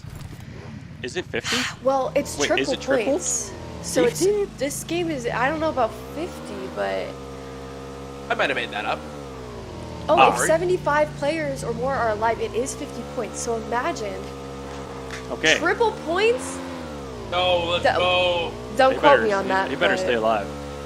Being on the bike here is not a good way to stay alive, I gotta say. This is a situation where they're just gonna get beamed off the back of this thing. Do cars slip easily in this game, or no? Medium. Medium. Okay. Medium, easy. Nice. It's not too bad. They're pretty heavy, but if you go over a hill too fast, it's not good. You're not gonna have a good time. Now, how much different, for me who's newbier, how much of a benefit is there from, like, if you're, like, in a different game, if you're on, like, a tier 1 armor, you're like, I can't fight, I need to find a higher tier armor. Like, how bad is tier 1 versus tier 2 versus tier 3 armor? I would say it's not that big of a difference. Like, if I had a level 1 armor, I'm not gonna, like, avoid fighting. Okay. But there's way more level 2 armors, I would say, in general, everywhere. So most people are 2'd out after the beginning of the game. But like, if you have a 2 armor that's like pretty damaged, you would take a 1 over it probably. A clean 1 best. Not worry about it too much. See, what's funny is that I'm getting all this information streamed so that I can use this to my advantage in the final game and absolutely dominate. Oh, Yeah. crap. Okay, never mind. I don't have anything else to say. Yeah, that's it. Yes, the sandbag worked perfectly. Oh, man. Okay, so we have a car here. This is the, This is Bushka. This is a good little Another Porsche. captain. Oh, wait, this is captain. Okay. This looks like a 2013. Looks like it has 87,000 miles on it, 4-wheel drive. Good little vehicle. And Oh, we got some action. Okay, okay. Wait, look at this nade throw. Are you kidding me? Leaning out the window? Okay. Pretty good prime on it, too. I think if the player was there, it would have done some serious damage, but they backed off. Okay, so it looks like they're trying to stall out a fight. Not wanting to get too into it as of yet. Using the third person to their advantage. Is this a full... I only see 3 right now. So is this a 4v3? Oh. That's a great question. Maybe. Maybe that's why they're playing a little bit more passively.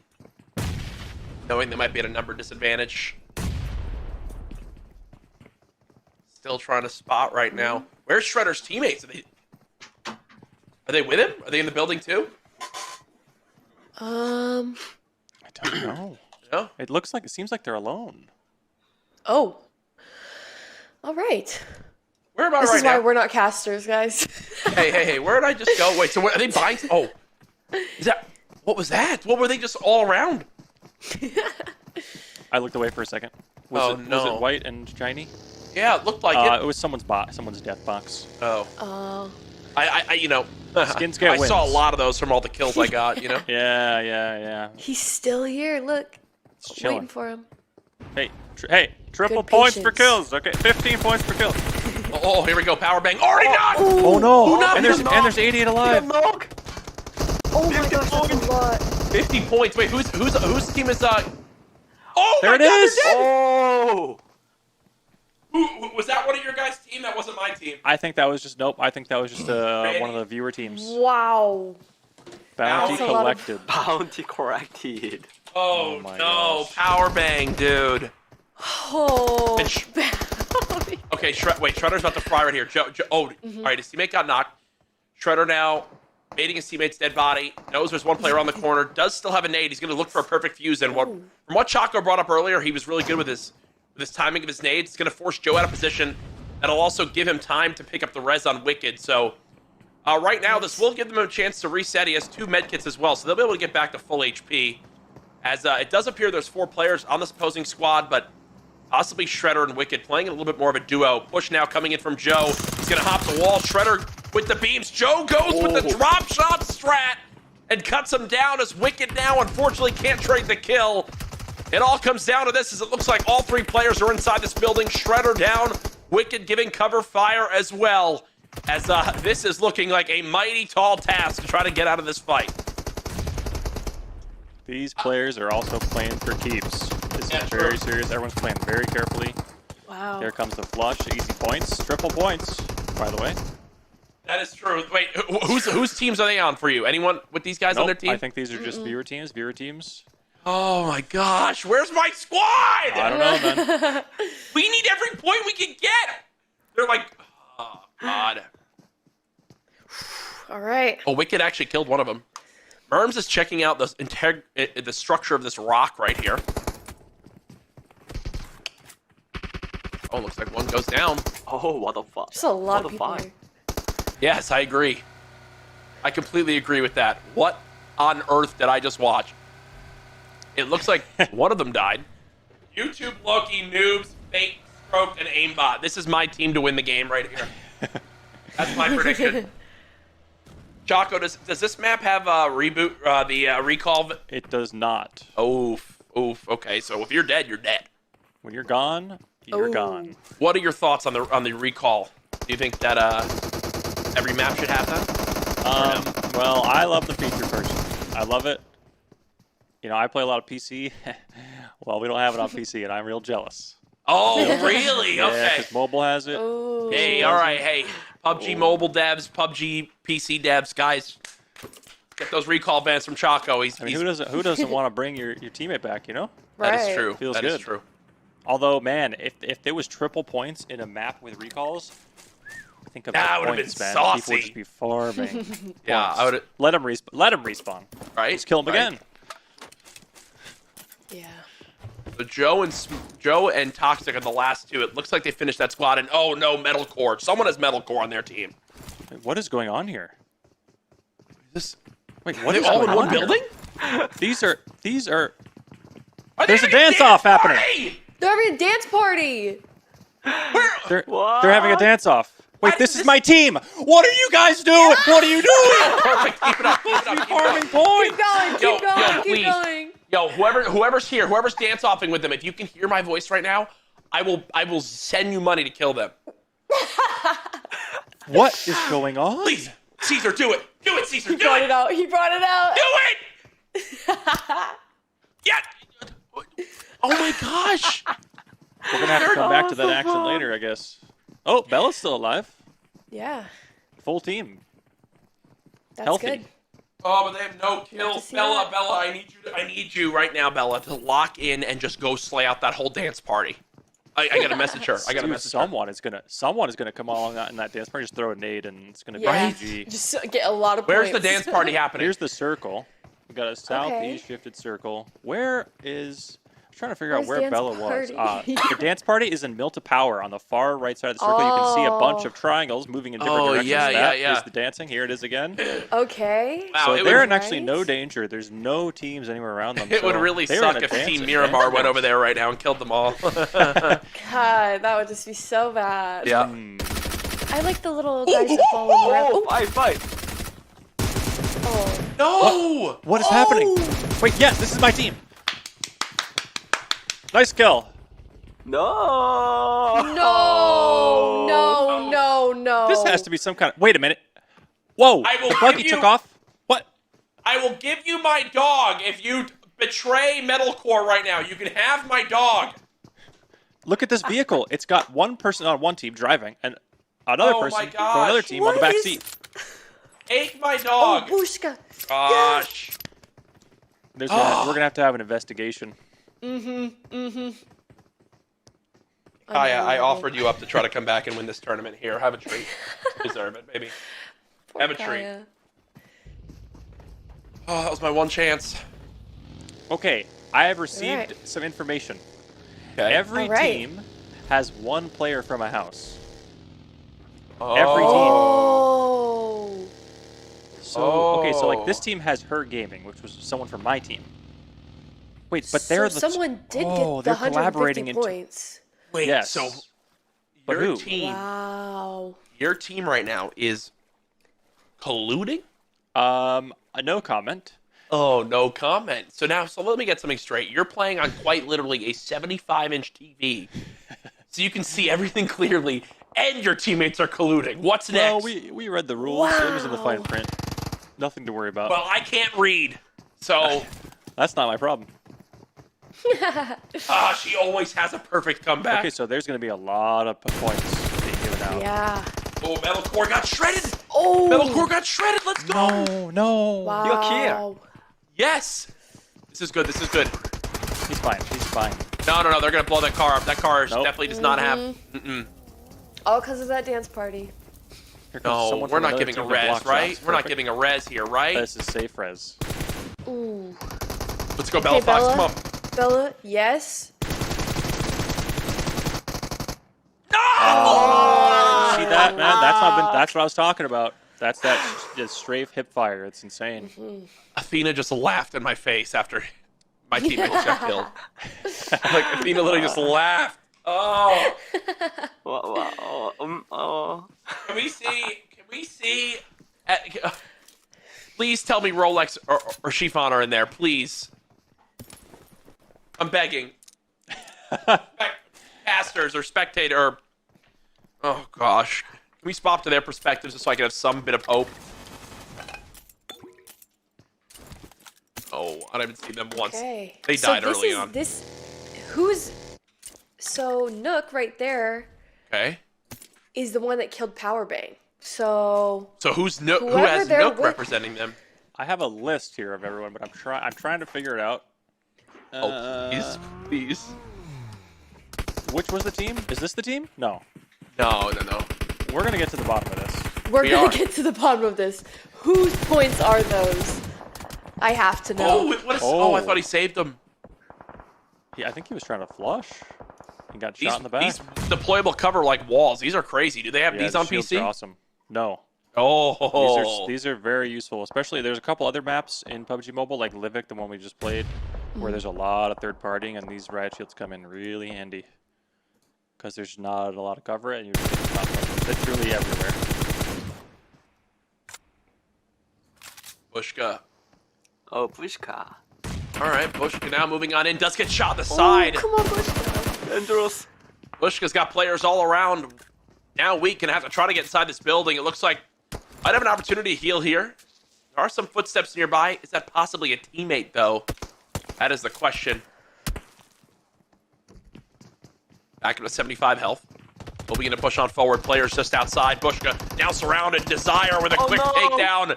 Down goes Bushka, and you can see Athena quite upset by that. As now it's going to be a 4 versus 2. Sold the res at the top. Dragon Slayer last alive. Bye-bye. Oh.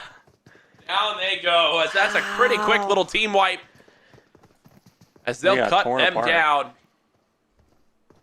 Potentially the res will come in.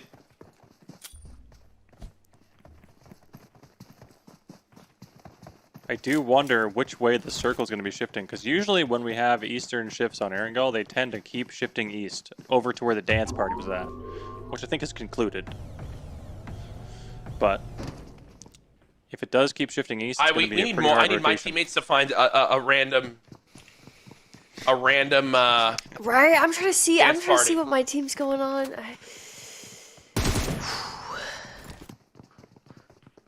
This helmet skin is incredible. Yeah, that is. Wow. Hey, what was Here's that the map. helmet? Okay. So we are still going a little north, but still going east. Oh, I don't. Okay. I don't see my teammates. Uh-oh. I'm trying to look. Let's see who we have Eyes here. are bad. Everyone's clumped up. Everyone's battling, trying to get into the zone, or they're having dance parties. Either one. Nice shots. Whew. Dang, they use their nades so well to try to finish kills. How fast would this kill if they light themselves on fire? Burn. Oh! No! So hot! Oh! So hot! It's fine. It's fine. It's totally fine. I was wondering. I saw that coming. Oh man. I was wondering what that angle was about. Maybe it was maybe they need the finger sleeves. Oh, maybe they need finger sleeves or a little deodorant on there. Yo, the deodorant kills Yeah, me. Doesn't it just get all over the iPad? Yeah, but it makes it nice and slick. No. Yeah, and it stops your sweaty fingers. I'm not making this up.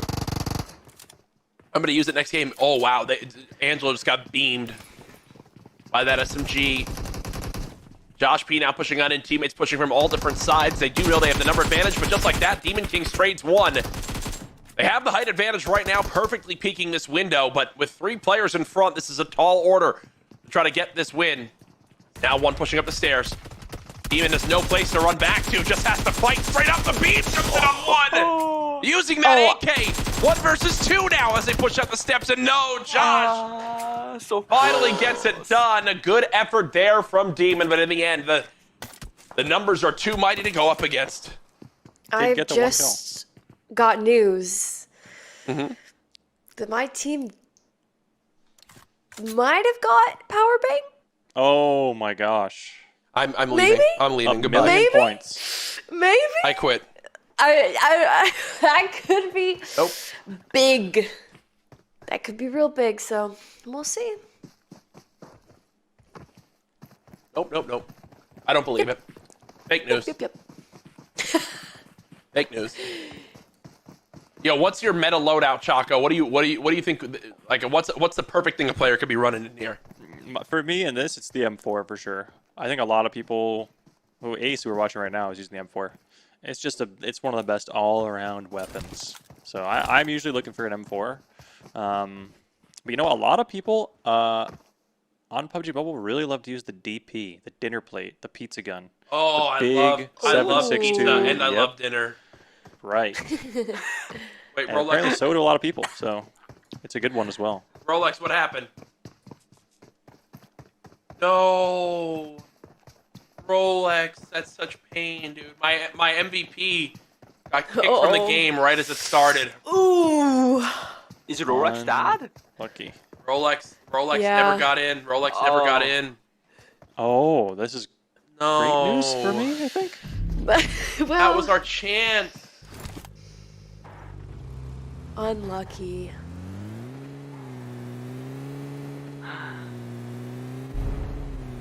Okay. 31 left. 6 kills for this team already. Sheesh. It's pretty good. That's a lot of points. I got to get my calculator out to figure that out, but next circle shift is here. 6 times 15 is 90. Actually Good went job. west. You can see most players were hoping this would go east because I feel like that's where it usually shifts, but it actually shifted northwest. Wait, so the circle's pretty open here. There's not a lot of actual players in the zone right now. Is Shifon still in? Poker or Rolex? Not poker, Jesus. Is Shifon still in? I don't know. Please, dude. Uh-oh. These nades are nasty.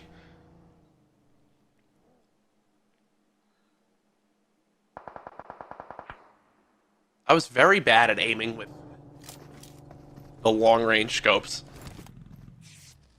Yeah, you need a 75-inch TV, like I have. Yeah, that's true. Yeah. For what it's worth, though, by game 4, I was a 4-finger gamer. Really? I was doing all. Yeah, I was going double claw, and I was feeling way better. That's intense. Yeah, that is one of the go-tos. I am too much of a coward to do that. No, come on. I'm just all thumbs. Wait, that is a grenade. It is. He's Oh. Close, but primed it a little too much. Should be able to get the revive here using the riot shield. They're safe behind the rock and have their left side covered as well. But that player wrapping left is going to end up behind them pretty fast. So I don't think they realize what's happening here. Oh, the spray. That's what my screen looked like, just the spray.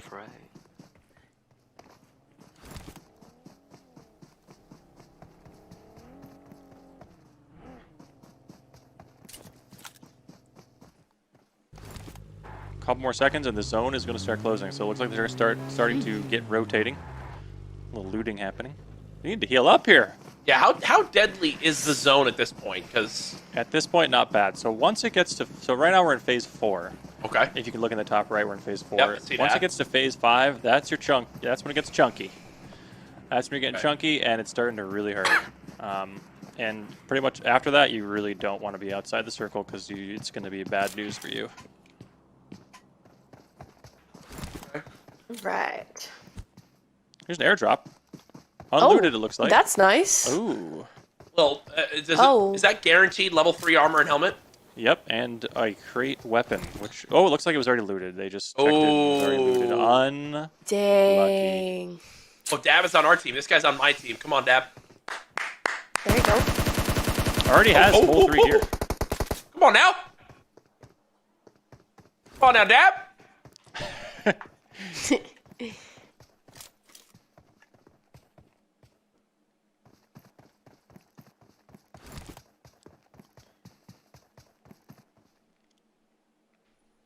Okay. Oh, snap. There he That boy's goes. confident. Okay, Dab. Right. Yo, Dab, how about you get every kill because my team needs it, please? Yeah, what the heck? You're not getting points for dancing. Yeah. What is this? I'm going to have a talk with my team after this.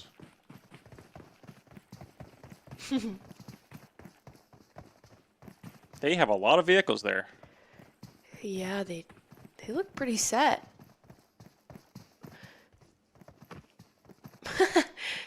They got 3 cars and a bike. Not bad.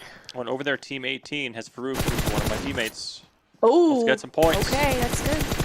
Oh my gosh, Ace is just cleaning up here. 2 knocks. No. No, please. Oh, that is just wow. Is shooting the car there? Is shooting the car there a strat? Does it do like fire damage around it? It will do damage if you're right next to it. I feel like that was just collateral damage, but okay. Maybe they were trying to do that. You can also break the riot shields if you shoot them enough, but it takes a lot of bullets. Makes sense. Only 2 left. I mean, definitely a pretty stacked end game. My teammates were saying that the games earlier were stacked with players. Oh yeah. Usually like first circle, you know, in like a pub game, you're looking at like 30 players left, and in these games we have like 80 players left. Oh my god! So it's insane. That is and this crazy. is how it is in like competitive as well. Just because everyone's playing to win, so yeah, there's just so many people alive, and honestly, it makes for a way better game because there's a lot more strategy involved. Almost one of them from Team 22 almost got knocked out of the car, but they managed to make the rotate clean. Now they have this rock. Oh boy. Ooh. Dab gets there knocked. goes Dab. Oh, this guy got sandwich. Yeah. Oh. Yeah. Shouldn't have spent all that time dancing.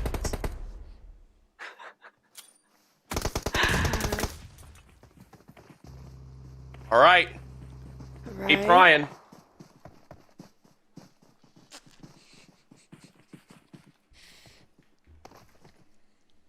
$18 players. Only 6 teams. We have a lot of full teams still alive, I think. So is this like a play behind a ridge line, play a rock, play a wall? I'd hide in a bush. I would lay down right behind this I'm tree. wearing a bright pink 4th anniversary outfit, so I would Yeah. can't be hiding in bushes. Yeah.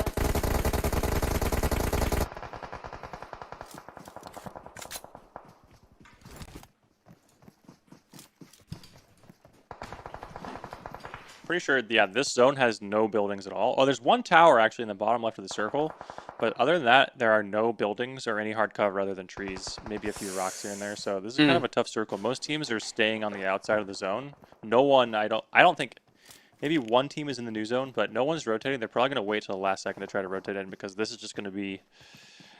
You're going to see this drop probably from 16 players down to way fewer than that once the circle starts closing. Oh. No, this is Farouk from my team. Begins. Absolutely shredded.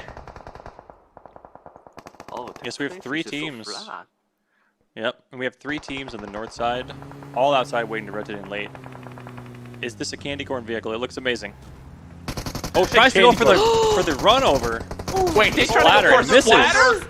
Oh, but they get taken out. So close. So close. I think that's my teammate. Ooh. Awesome.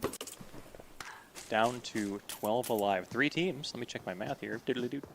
Yes, that is the correct math. Yes, that is it. Full teams. Not something you see that often, honestly, at this point in the game.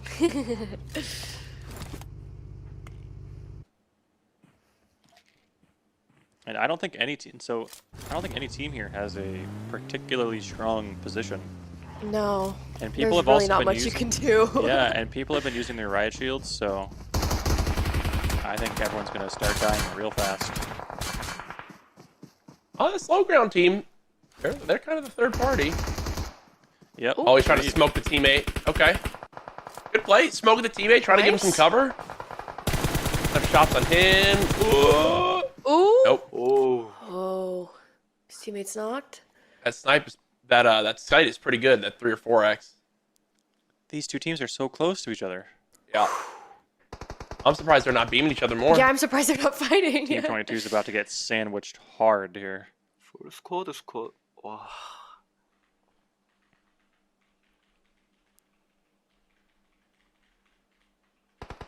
Nades are coming out from Team 21. Oh, there's down goes one.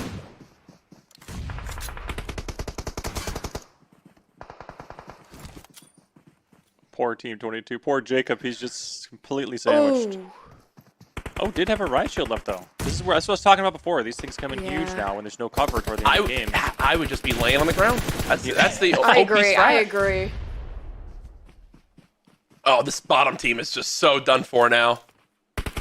Oh, that is rough. They are so done for. I can't believe it. I guess they just kind of lost the gunfights because I thought they were in a good position. The Yeah, Team 21 here from the middle, I thought, was in trouble.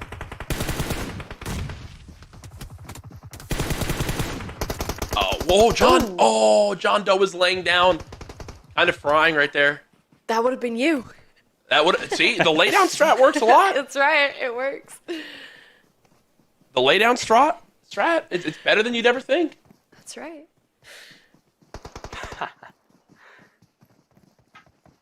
Are they on a standoff? Why are they not fighting? What's going on? What is going on? Wait, what is going on?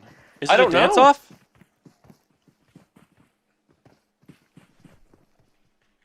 I think we might see a dance-off for a pan battle or something. Well, it's a standoff, and I think no one wins. Maybe that's the thought process. Wait, there's a knock. Wait, what? What is going on? Down. 3 versus 3. And there's the dance off. And there's the dance. And there's the dance off. There's the dance moves. There they go. Someone hit someone on the in the head with a pan. That's what we need to see. This is There's what We need to see. This is There's what the peak pan. performance looks Happy like. birthday, PUBG Mobile. Yes, Athena. Oh, yes. yay! Happy birthday! Oh, it looks so good! Yay! I wish I had any sort of How do you even do that? That's the Apple Yeah, it's Pencil. good That's really handwriting. impressive. Wow. Pan fight. This is a pan fight. Here we go. Looks like they've gone ahead and finished we're in a cooking their 3v3. chicken, and now they're going to go into a quick little pan fight versus each other. Jacob running away is one shot. Loki also Jacob one shot on the is other side. Jacob!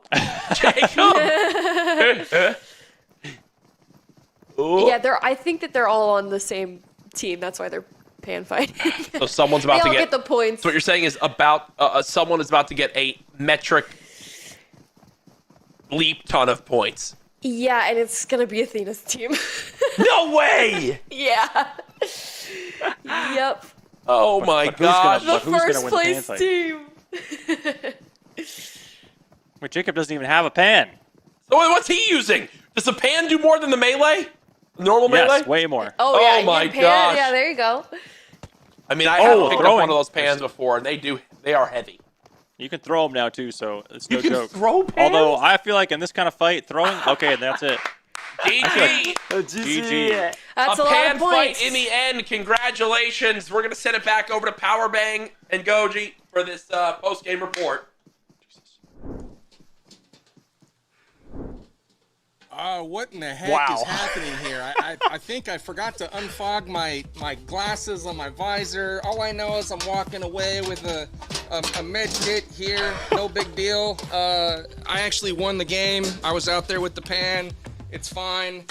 Here's the proof right here. Sure, I won. That was bottom you. line. You took over Jacob's position with Karakin. Those points are going to Miramar, right? That's how the math adds up. But wow, what did you think, Powerbang? That was a lot of fun to watch. Well, I underestimated the bravery of some of these folks that are out there. Again, big thank you to Courage JD, Brooke AB, Choco Taco, and Athena for guest hosting and casting that game. I got a kick out of it. Thought it was a great time. And of course, it's always nice to hit the battlegrounds, even if for a brief period of time. Did my best. Look, I thought you did great. Unfortunate circumstances. You got caught out in the open. Not your fault. Just one of those days. Right? You Who didn't knew get I was warm-up. coming to that house? Why was there someone waiting for me? We parked. There was a guy like from me to you, and I don't know. It was no good, and I never even had a chance to fire back, unfortunately. Well, it was the best you could do, but when it comes to team total points, all I know is Powerbang. I know Karakin and Athena certainly got to be happy with their performance. We saw Jacob at the very end with the dance-off and then the pan fight at the end because, well, they are extremely talented. And, of course, I think first and second were both Karakins, so we know Karakin's going to continue to jump up the leaderboard. The real question is, where did the rest of the kills come through? For Courage's squad, maybe Miramar squad was able to put up a few points. We'll see.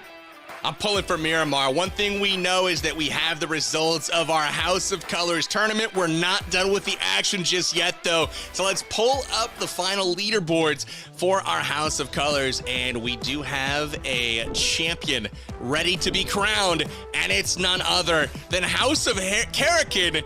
Goodness gracious, 460 points is going to put them on top after 5 games of play, and they are your PUBG Mobile 4th Anniversary House Champions.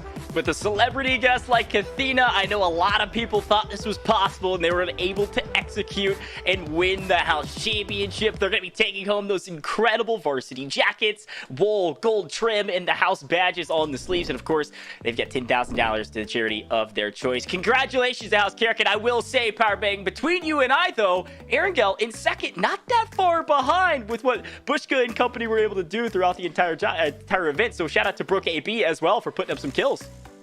You know, she was awfully excited there. She thought her team might have got the kill on old Powerbang. I don't know if I buy it. I thought I got out unscathed, personally.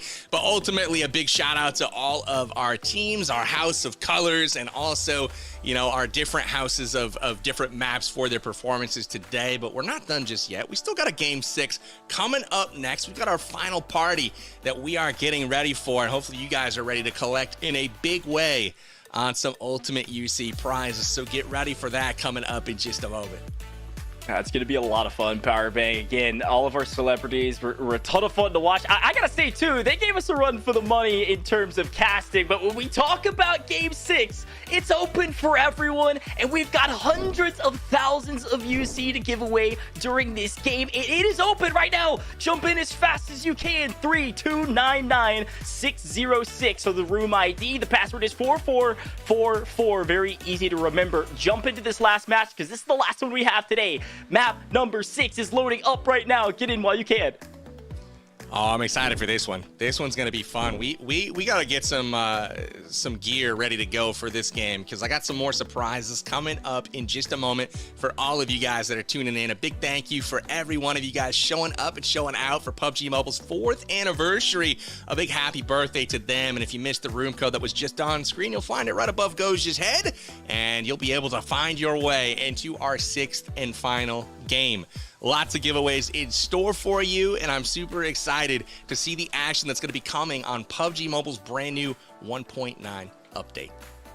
Yeah, look, as we look back on the event that we've had thus far at Power Bang, we've got a big party in map number 6. In the last 5 maps that we were able to play, again, Bravery came out on top. Karrigan had an incredible day today, but it was really the party and the fun that we had along the way that made this event so memorable. We had some crazy plays from a lot of our content creators, and then Courage JD hopping in and casting is always a treat, along with the rest of our celebrity guests. So seriously, one big, huge shout out in the chat, W spam in the chat for our celebrity guests that came in, and of course all of our content creators here today, because we couldn't do this whole PUBG Mobile thing without them and their support for the last 4 years. And Powerbang, I gotta give you a shout out as well, because I believe Powerbang's very own voice pack is now available on PUBG Mobile. Since the very beginning, you have been supporting this game, so I just wanted to give you a shout, man. I know they're appreciative. Well, thank you so much, man. It's been an honor, really, truly. The game itself, it's been so much fun to play, and PUBG Mobile and the team have truly changed my life for the better. So again, big shout outs to them, and it's truly an honor to be, represented in game permanently with my very own voice pack. So if you're lucky enough to have it in your region, definitely check it out. It's got some, epic quotes in there, if you will. So super excited for that. And I do believe we have an interview with one of our team members with Team Karrigan. I believe they're getting Jacob set up to be pulled in with us to chat about today's performance. He's been absolutely killing it lately.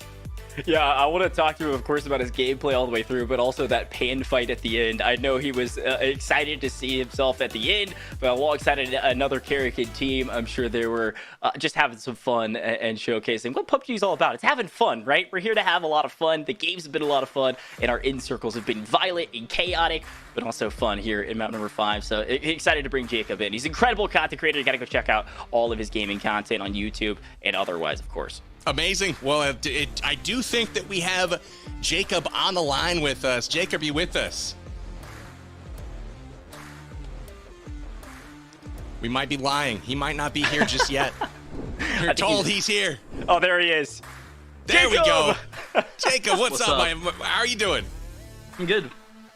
You got to be feeling all right after picking up a few kills, to say the least. Goj was curious. Ask him, Goj, what the heck was going on in the end there? Yeah, so talk me through the final circle or two of map number 5, because it was pretty apparent you guys knew you had it in the bag as you saw the opponents across the way. Yeah, it was a lot of communication, just trying to get our teams together and not shoot each other. So we just matched our clothing, and it was just a ton of communication, just getting it correct. That's amazing. Well, you guys are going to be walking away, Jacob, with those sweet varsity jackets, PUBG Mobile with the winner chicken dinner on the back. So congratulations on that. And it does appear that you all have won $10,000. So that's going to be a donation from your team to the Make-A-Wish Foundation. Make-A-Wish is a nonprofit founded in the U.S. that helps fulfill the wishes of children with a critical illness between the ages of 2.5 and 18 years old. So talk to me about what that means to be able to make that type of contribution, Jacob. It's just pretty much just 2 years ago when I was starting my YouTube channel, I would have never imagined that I would be here and just the opportunities that PUBG provides. And just being here, being able to help, and at the same time have fun with friends, it's just amazing. Just being able to help people out. Amazing, dude. Big fan of your content, and thank you, obviously, for being here and being such a big part of the community. thank you for showing out, being such an awesome young man as you are. So again, huge shout out to you and Team Karakin. Send our love back to all of your teammates and congratulate them on a job well done.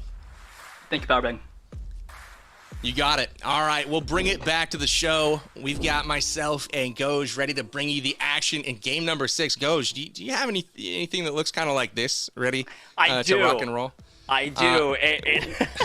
What do these represent, my friend? Well, we have just an absurd amount of giveaways during this, right? So we've got some money guns, and as this event's going on, we're going to celebrate. So go ahead, Powerbrand, go ahead and show them what it does. We've got a lot of money. UC we codes, got some skin codes. We got some UC. These are all of the UC that you guys can take home. Make sure that you keep it locked here for the remainder. You're gonna go straight into your living room. That's what I'm talking about. That's right, though. We've got loads of UC, hundreds of thousands to be given away. And look for us to fire off these UC guns a little bit more as the time ticks down. We've got a nice little UC right on the tip of the camera here. So I might just leave that there. Yeah, that's kind of fun. Leave it there for later, because what's going to happen is this game's getting started. We're playing on Sandhawk, and the codes are going to actually scroll at the bottom of our screen. It's going to be right between our cameras. We're going to be on camera. We're going to be having a party. We're going to be casting some action, but ultimately just having a lot of fun. Now, you got to have those typing fingers ready to type them in. They're going to go quick, but there's a lot of them. So get ready to type, because game is starting, and we're jumping into the action. Let's go, baby. Let's go. It's Sandhawk, and we have ourselves action kicking off early in this one. My room is covered in UC. If only I could redeem this stuff in game, I'd be cruising in all of the Murados and the new coupes and Dacias. It'd be crazy. My outfit would be on fleek. Look, I love the fact that PUBG Mobile's brings so much variety in terms of the skins and the vehicles and the guns and all kinds of craziness that you can add to your game to spice it up aesthetically. So make sure you grab those UC codes and the skins in order to spice up your game, and maybe blow up your inventory a little bit. Maybe like Farouk and some of our other content creators. They have a massive inventory of skins from what I've seen on YouTube. But we are hopping in. Courage JD on your screen right now, and I believe all of our celebrities and otherwise are still playing, and it is Courage and Chiffon, Bella Fox, and Rolex all on a team again. Now, don't get distracted by all these codes at the bottom of your screen right here. I'm looking at them, and each one of those, you see the different color codes. I'll let you guys figure out what those are, but some are UC, some are outfits and skins and whatnot. You can redeem those all by going to PUBGMobile.com/redeem, and that will get you access to put in those codes. And I bet there's a few of you guys out there with fast fingers that are going to make a killing on this match, so just thought I'd point that out. Keep it locked right here. Yeah, like our celebrity casters were talking about, maybe grab some thumb sleeves so you can type a little bit faster, or some. I think Chaco was talking about deodorant on the fingers in order to not slip. I guess that's some house rule that he has used in the past. I didn't know that was a thing. It's awesome. The age-old mobile gamer tip of deodorant on the fingers. Just think that if some of these PC guys that came into the community, if we told them something crazy, yeah, just dip your fingers in honey. It works great. That could have been a lot funnier in my opinion, but we got Shifat here on the push against Ace. Two big competitors clashing early in this one. Yeah, Courage is trying to find some shots over the top to help out his teammate, but not sure he's necessarily going to need it. As it does look like Rolex should be able to clean up this kill no problem on Athena. And there's the kill coming through. Now, I was going to say, if Athena's wearing thumb sleeves, I am too. I mean, that man was putting on a show today with highlight reels, kills from distance, close-range encounters. Fortunately, falls there, but still very impressive. I had mine on. I'm not going to lie. I got mine on right now. You know, for the 14 seconds I was alive in game number 5, these really go the extra mile. So I just wanted to point that out really quickly. Yeah, all the difference in the world if you're talking about little mobile gaming tips and tricks, right? Got to keep that stuff slippery and mobile. Now, don't get distracted by Powerbang and my good looks here at the bottom of your screen. There are so many codes scrolling right now. You better be typing quick. They're going fast. Look, we've got UC. I mean, my entire desk is just covered in UC. It's all over the place. There's one on my mic that somehow landed there. I don't even know what's going on. It's amazing. And shout out to PUBG Mobile for, of course, making this possible. It's I think we have somewhere around 270,000 UC giving away right now. So get ready to type. A lot. It's going. It's more than I've ever had on my account at any given time. And for those of you that have followed the channel, that's saying something. So, yeah. Anywho, Irene trying to hold down the fort here. Rolex on the push. And you know, what a time for Miramar to be alive, right? Like, had a little bit of troubles earlier in the games. But forget about that stuff. We'll wait till this game when the stakes are off the table to really do work. Oh, Courage JD down, but Rolex, well, introducing Irene to the DBS. Yeah, Rolex is clutch in these moments, and he's dancing on the graves of his enemies. He is here for a good time. Certainly a little bit toxic, but you gotta have a little bit of toxicity. We had Jacob on the screen a moment ago, and there was a quote from Jacob I haven't used yet that I had to pull up because I was laughing in my seat listening to him talk about this on stream. He said, "Don't troll." This was the quote: "Don't troll noobs. You were once a noob too." But Jacob's response to that is, "No." Just plain and simple. No, we're trolling noobs. I think that's kind of like the right of, you know, you're a senior now, right? You got the whole hazing treatment as a freshman. You all go through it, but at some point, if you stick with it long enough, you can be the troll instead of the trolled. I love it. Well, Chaco is certainly able to find a couple kills. And with his team around the corner, he's all by himself. He finds 3, and I don't think he's able to find the 4th. Very well done, though. Chaco, hey, Chaco could put up numbers in traditional PUBG, but he could put up some big numbers here in PUBG Mobile as well. Very impressed with his gameplay today, certainly from the celebrity guest side. That man was 1v4 against a pretty decent squad right there, and he dropped 3 of them, almost got the 4th. Man, I'm impressed, Chaco. Not too shabby there. Round of applause from PB. Oof. I might have lost you, Powerbang. I'm not sure if that's my side or your side, but let me know if you're still there or not. I'm still here. I can hear you. Looks like Dab is still in the equation, able to find at least 2. And it looks like Dab's playing on potentially Coffee's team.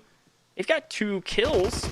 Good to see Coffee represented. I know we had some Coffee friends here in the chat, so again, lots of codes scrolling through. Make sure you get those 100%. typed in as we watch. Let me know if you got me now, Ghost. Again, we'll bring you the action, but I don't know if Go just got me or not. Give me a thumbs up when you do. We'll work through that. Let me know if the stream's hearing me as well. Hell, I'll even pull it up and listen and see if the stream has me. But for that, we'll keep it rolling here. Okay, I can hear you. Yeah, I can hear you now. Looks like you're back. Sorry about that, All chat. right. Hey, no worries. Sometimes things happen, Powerbank, but we're here. It's probably all those bullets you took, in game, honestly. Probably shorted out all of your equipment. I mean, you got fried. Bro, come on. It's too soon. It's way too soon for this type of trash talk to your co-host, my friend. After all, I don't believe that I actually died. I think I won. Sure. Like I said, I had the evidence of the pan from the final fight. I was there. It's fine. Sure. Yeah, we need some teammate trades from your squad near around the corner. And to be fair, you lasted a lot longer than 18 seconds. It was at least a minute or 2. Yeah, I might have blacked out at the start of that game for sure. I will say that, some of these sound issues on your end, I am going to attribute to the lightning bolt that hit your house that shorted everything out. That's what's up. Yeah, he probably traveled through all the equipment and hit yours as well. Look, I was going to say, Powerbank, YouTube, Doom's been in almost every single lobby and has been putting a thorn. We called it a thorn earlier. It's more than that. I mean, he's gotten a lot of kills. They've gotten a lot of kills all the way through these last 5-6 lobbies. Yeah, when he says he's Doom, he's not joking. He's bringing the Doom to the competition so far. He's looking real good. Taking a peek in at Courage JD here. He's roaming around looking for loot. Luckily for him, Rolex was by his side. He was knocked down early, but not knocked out. So he's still in it here, and looks like the team is still almost full force. Shifan lost early to Sirioton. That's a little bit of insult to injury here for Team Miramar. I really thought Erangel was able to pull it out. If Erangel was able to grab your bounty, I think they mathematically win that, even though Karakin found their way to the end. Because I think killing you was like 150 points, but one of our viewers at home nabbed that away from some of our houses. I know Karakin was excited to see that, but Brooke was worried about it. I was just hoping I could get it to Miramar somehow. See, that's what really happened, is I thought it was Miramar in the house. We all chat on. I'm like, hey, Team Miramar. And they were like, yeah. And so I got out, and I just immediately set the rifle down on the ground. And they were like, ha-ha, just kidding. And then they gunned me down, Cold blood. It was not cool. Not cool. viewers, I expected more from you. Yeah, we needed to support Power Ring, not take him out as fast as possible. You're supposed to help out our creators, not just ruin their game. But look, I was still impressed. You would have gunned me down every day of the week. I've played my fair share of PUBG and PUBG Mobile. I am absolutely trash. There's a very good reason I am here in the booth with you. I'm glad you took the fall on that one, not me. Somebody's got to do it. I'm a man for the job when it comes to taking the fall. So here we got, looks like Courage JD rolling through Pinon. Taking a little bit of a swim here. I saw somebody in chat just say, what are these codes at the bottom of your screen? Did you see the money guns? We've got UC coming out of our ears. Type them in. Put it into your game right now. Plug it in. We got skins. We've got gun skins. We've got actual UC that can just go straight into your account. I mean, start typing it. Start typing quickly. You better get after it. Get on over to PUBGMOBILE.com/redeem and get yourself the hookup with all of these codes. Super excited to see who's going to score what loot after this event. A big thank you to PUBG Mobile for hooking it up huge for the fans on their 4th anniversary. And I gotta say, this is awesome. This is my 4th anniversary that I've been able to take part in, and every one is just so much fun and so unique. Just really privileged to be here. So thank you again for having me. Yeah, and I wanna put you on the spot for just a second, Power Banks. I wanna ask, like, over the last 4 years or so, of course, you know, casting with me in the booth and 4th year anniversary's got to be a highlight of the last 4 years. But what are some other highlights that you can remember? Maybe some partnerships that PUBG Mobile did, or some of our other, you know, anniversary events. What are some of your favorite moments of the last 4 years if you've been doing content creation around this game? You know, I gotta say, I kind of break it down into a few different categories. First of all, love all of the places that I've been able to travel as a part of just being in this game's community, being a caster, you know, hosting some of the World Finals and such. Had an opportunity to see some really cool places. Got to go over to Shanghai, China to cast a World Finals event there. Was able to go to Taipei, do some events there. We did some things in California. I've been to Dubai with PUBG Mobile, and so many more cool places like Berlin, Germany, and just really have an opportunity to see the world thanks to them. So that's first and foremost. And then obviously, like, the people that we do it with, you know, all of the creators that you're seeing featured here today. I've had a chance to meet a lot of them in person, and, you know, they're all like super great people. And that's something that is really kind of something that drives me, is just like the collaboration and, you know, kind of doing things together. And then lastly, looking at the gameplay itself, every single anniversary update for me is a highlight. Love all of the anniversary gameplay updates, like with the islands that you fight on, and those are always seemingly a highlight. So, you know, broke it down into a few categories there, and 4th anniversary has been awesome to say the least, and excited to go to the live event in San Francisco on the 26th, so I'll have an opportunity to meet some of you guys there. That'll be really cool. And speaking of that, by the way, I know we have our sweepstakes winner will be picked at the end of the broadcast today, and they actually get our grand prize winner will take 2 tickets to the Global Championship, which is a massive boon, of course, on top of everything else, iPads and otherwise, that they're going to be winning. Excited about that event, and of course, I'm sure you're excited as well to potentially be able to go to that or watch it online. I know PUBG Mobile blows those events out of the water in terms of production quality. I've had a chance to watch quite a few myself, and they are brilliant to watch. Yeah, they really set the standard when it comes to, you know, esports and events worldwide when it comes to mobile gaming. So really excited to watch what they do for, you know, PMGC and all of the PMPL events that are happening as we speak. So again, huge props to PUBG Mobile and the community that they've built, and just excited to be a part of it. Tuning back to the game, it's a little slower this time out for Sandhawk, not gonna lie. They got half the lobby still in, 16 teams remaining, and you know, not playing for points this time out, but I just can't believe that we're still scrolling codes across the bottom of the screen right now. They're non-stop, aren't they? Yeah, none of them are repeating, by the way. I saw somebody ask, are any of these repeating in chat? No, every single one is an individual new code. So don't give up, because every single time a new one comes across the screen, if you're fast enough, you should be able to grab that for your account. And again, huge shout out to PUBG Mobile for providing all of these codes to our viewers. I love the support. It's something I was noticing. I was watching a lot of, you know, content, and a lot of our content creators competing today to see what they're all about. I was familiar with some and not all of them. Something I noticed is that oftentimes most of these content creators are collaborating in so many different ways, and the whole community around PUBG Mobile is so supportive. I see viewers hopping in between all the different broadcasts and showing so much love. We saw a lot of love in the chat today during the event for Farouk and others, and just shout out to the community for being a wholesome community. It's been fun to watch, and the competitiveness is always a blast, but when you have a party event like this, just for fun and of course for charity, it's a great way to do it. Absolutely. Looks like blue zone becoming an issue potentially, as teams are starting to have to move towards the circle. We got Bella Fox down there with Rolex, starting to frag out a little bit. Good shots here from Star, unable to land all of them now.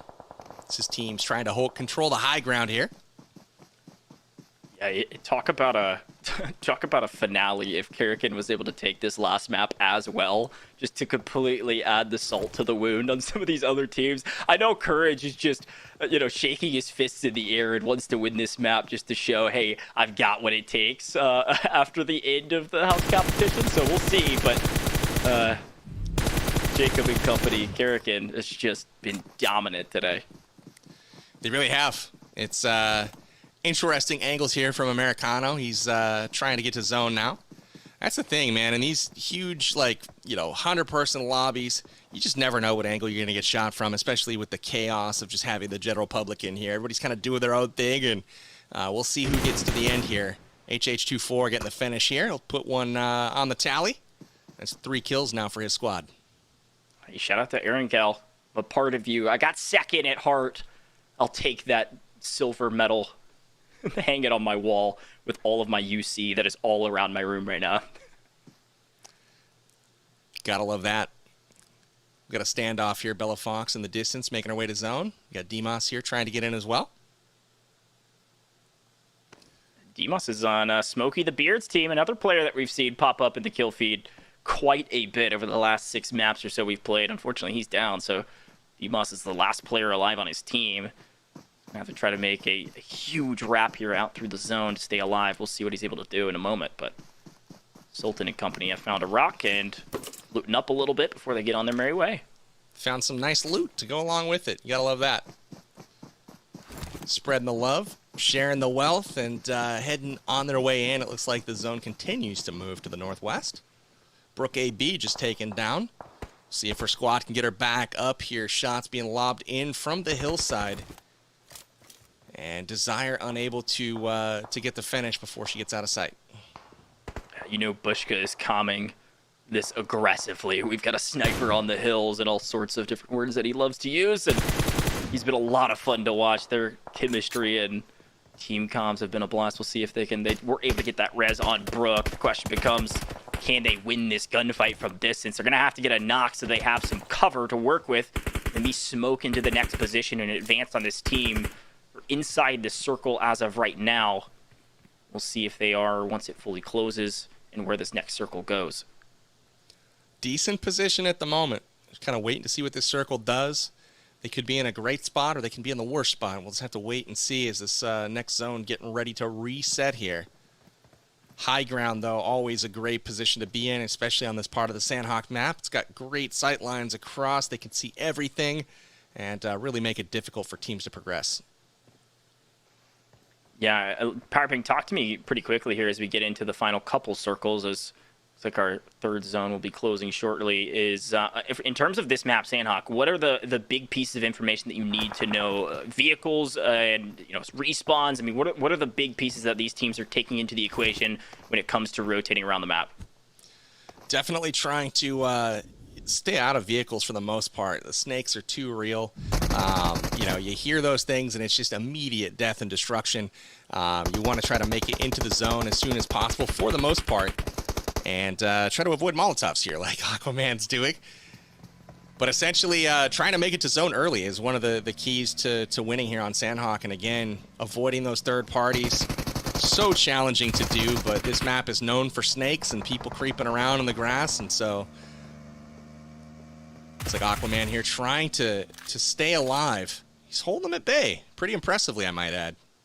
Yeah, I like these repeat chows that he's doing. He's showing his shoulder, letting the enemy waste ammo, not losing too much health in the process.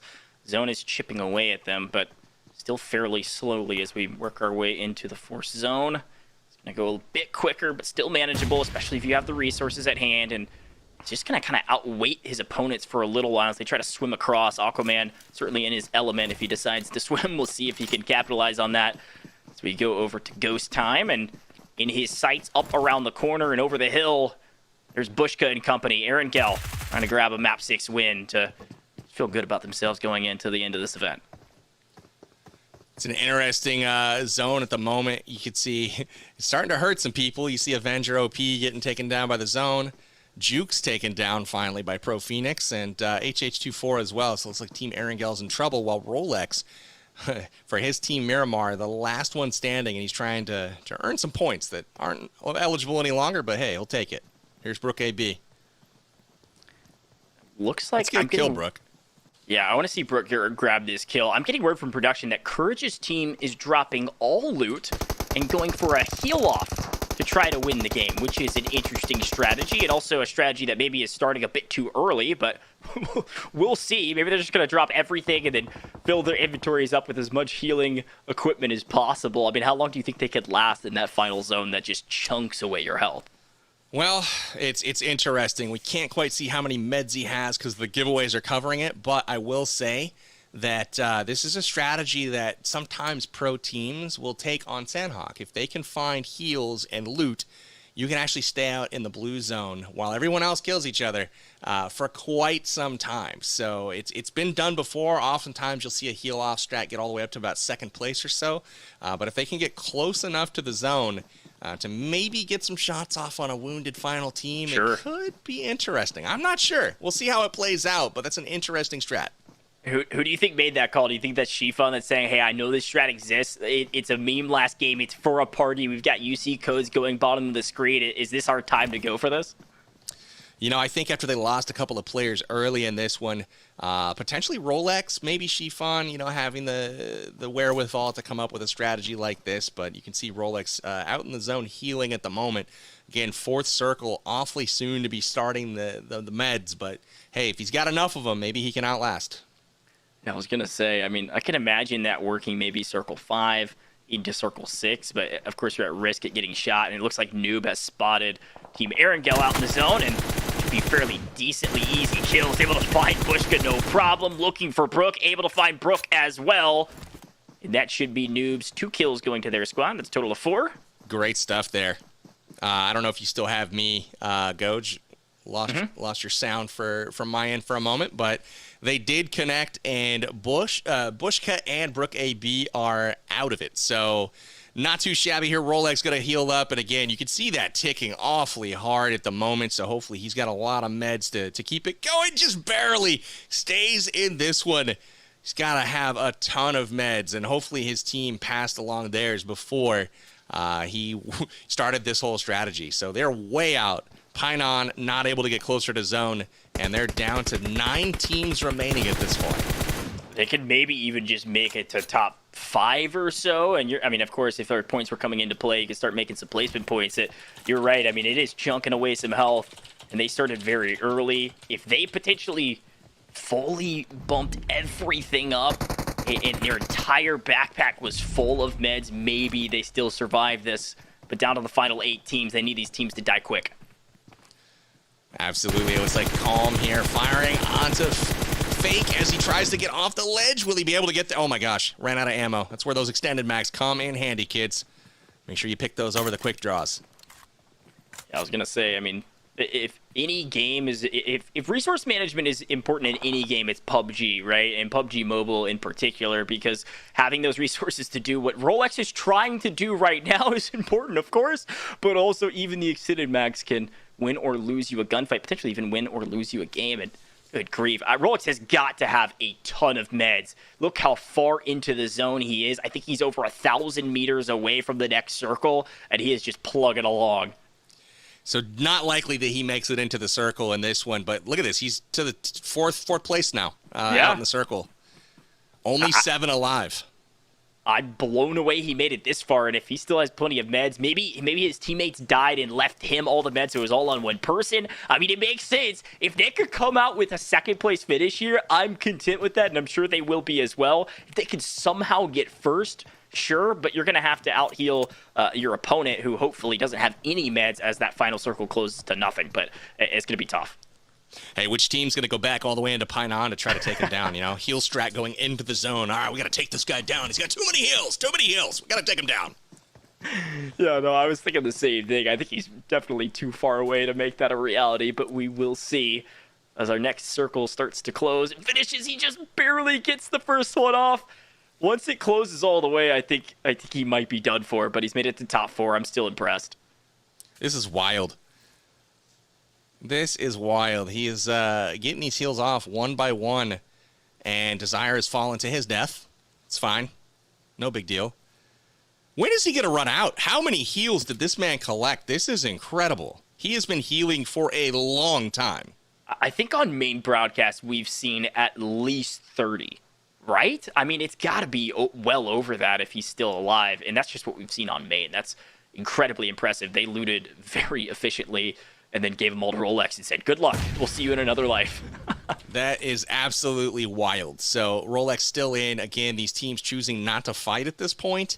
We got Team 14 and Team 9 and Team 23, all of whom are, I guess just waiting him out. He's done. Yeah. Oh, he started the painkiller. Oh, that is going to do it for Rolex, and he had meds to go. There must have been a misclick or something like that. The painkillers came up before the med cake, and he had at least one more. That's got to be frustrating. But hey, top 4 still very impressive for how long ago he started that strategy, and now they decide to fight. Maybe stream sniping a little bit. YouTube Doom, top of our kill feed yet again, and it is a 4v1. I can only imagine Noob, Doom, Desire, and Column are going to come out on top over Darkness. That misclick, I do believe, cost him a second-place finish because, I mean, they immediately took out, to get him to third. And then they're on the push, realizing it's a 4v1 at the moment. Now that Rolex is down, they realize, oh, yeah, there's not enough people out here to even make up another, half a squad, much less any real threat. And so Doom sees him. Darkness gets the knock, and that'll do it. The game is over. Well, big congratulations to everybody involved. What a fun last match. There's still code scrolling. Get them in while you can. It has been a blast. And, well, so much UC to give away left and right. But a fun map number 6 nonetheless. Powerbank, what an incredible event. Chat, it's still scrolling. Look, now you have time to type more in. Get down, type it in as fast as you can. We're almost done, but we're not done yet. Not quite done yet. We got some more codes. They should be wrapping up here shortly. And again, these are all unique codes. They're not used, but one person, if you type one in, it's gone. So you got to be quick. It is difficult to get them, but at the same time, there is a lot of UC going out to you guys, the audience. Hopefully, you all have enjoyed today's show. A big congratulations to House Karakin as they have taken home the House of Colors Tournament Championship, being the strongest squad out of all today. And they'll be walking away with some varsity jackets. They could be sporting the winner chicken dinner PUBG Mobile style, as well as being able to contribute $10,000 to the Make-A-Wish Foundation. So congratulations to House Karakin and to all of our competition nearby. Coach, any final thoughts from you, my friend? I've got a lot, but I'll keep it kind of short. First and foremost, shout out to Aaron Gell for getting second. I'll take silver medal every day of the week. I think Brooke got a kill at the very least. So, Brooke, congratulations. Very well done. I was impressed by everybody's gun skill and, of course, Bushka's leadership. But I had so much fun power bang. This was a blast of an event, a party to say the least, but also a competitive and sweaty tournament because all of our content creators competing today were extremely talented. They put their lives on the line and they played aggressively. So, all I can say is I had a blast. It was so much fun to cast with you, and I'm excited to potentially come back in the future. 100%, man. It was great to have you, and a big shout out to the production and creative teams as well. I absolutely love the out-of-the-box thinking that goes into these events in this format. So really impressive job all the way around. I had a ton of fun today, but it is now time to get into our grand prize winner. Before we go there, we've got just a few more codes that we want to roll across the screen. But again, remember, the giveaway winner that is about to be announced is going to be able to go to the PUBG Mobile Global Championship Finals that will be coming up later this year. Super excited to see them go there. Who knows? Maybe I'll be there. I don't know what the future holds, but you'll be able to take you and a guest, as well as get hooked up with a ton of gear. So really excited for that. And let's rock and roll. Let's bring up the grand prize winner, and we'll see who won this bad boy. So let's cue that up, and it is none other than Kai Decken. Congratulations, my guy. You are headed to the PUBG Mobile Global Championship Finals for you and a guest, and winning all of the loot that you see there on the screen. Huge congratulations. I mean, talk about iPads, iPad minis, AirPod Pros, and of course, those tickets. If you need somebody to go with you, just give me a ring. Go hit me up on Twitter or something like that. I'd love to travel with you, because 2 tickets for you and a guest to the Global Championship. Just all I can say is massive congratulations. And of course, there's some other winners that are going to be pinged online for 2nd, 3rd, and 4th. A few more gear going on. But Powerbang, one more time, tell us about the offline event. Offline event coming up March 26, 11 a.m. Pacific. It'll be in San Francisco at 50 Broadway. I'll be there along with Rolex and Metalcore and Elenice and Farouk and more. Make sure you guys put it on the calendar and come see us for some fun, food, real chicken dinners, you know what I'm saying? And of course, some swag. You'll be able to meet us and hang out. It'll be a load of fun, as all PUBG Mobile events are. So make sure you do that here in the coming days. Next up, if you guys haven't followed PUBG Mobile on social media already to get the news on all of the latest updates, the giveaways, all of the fun events that are happening offline, make sure you guys do that at PUBG Mobile everywhere on social media. And obviously, if you haven't downloaded the game, please do that as well. Join us on the Battlegrounds. This has been Powerbang. I'm here with Goj. Happy birthday to PUBG Mobile. It's been an amazing 4th anniversary, but we're out of here for now. Until next time, we'll see you on the Battlegrounds.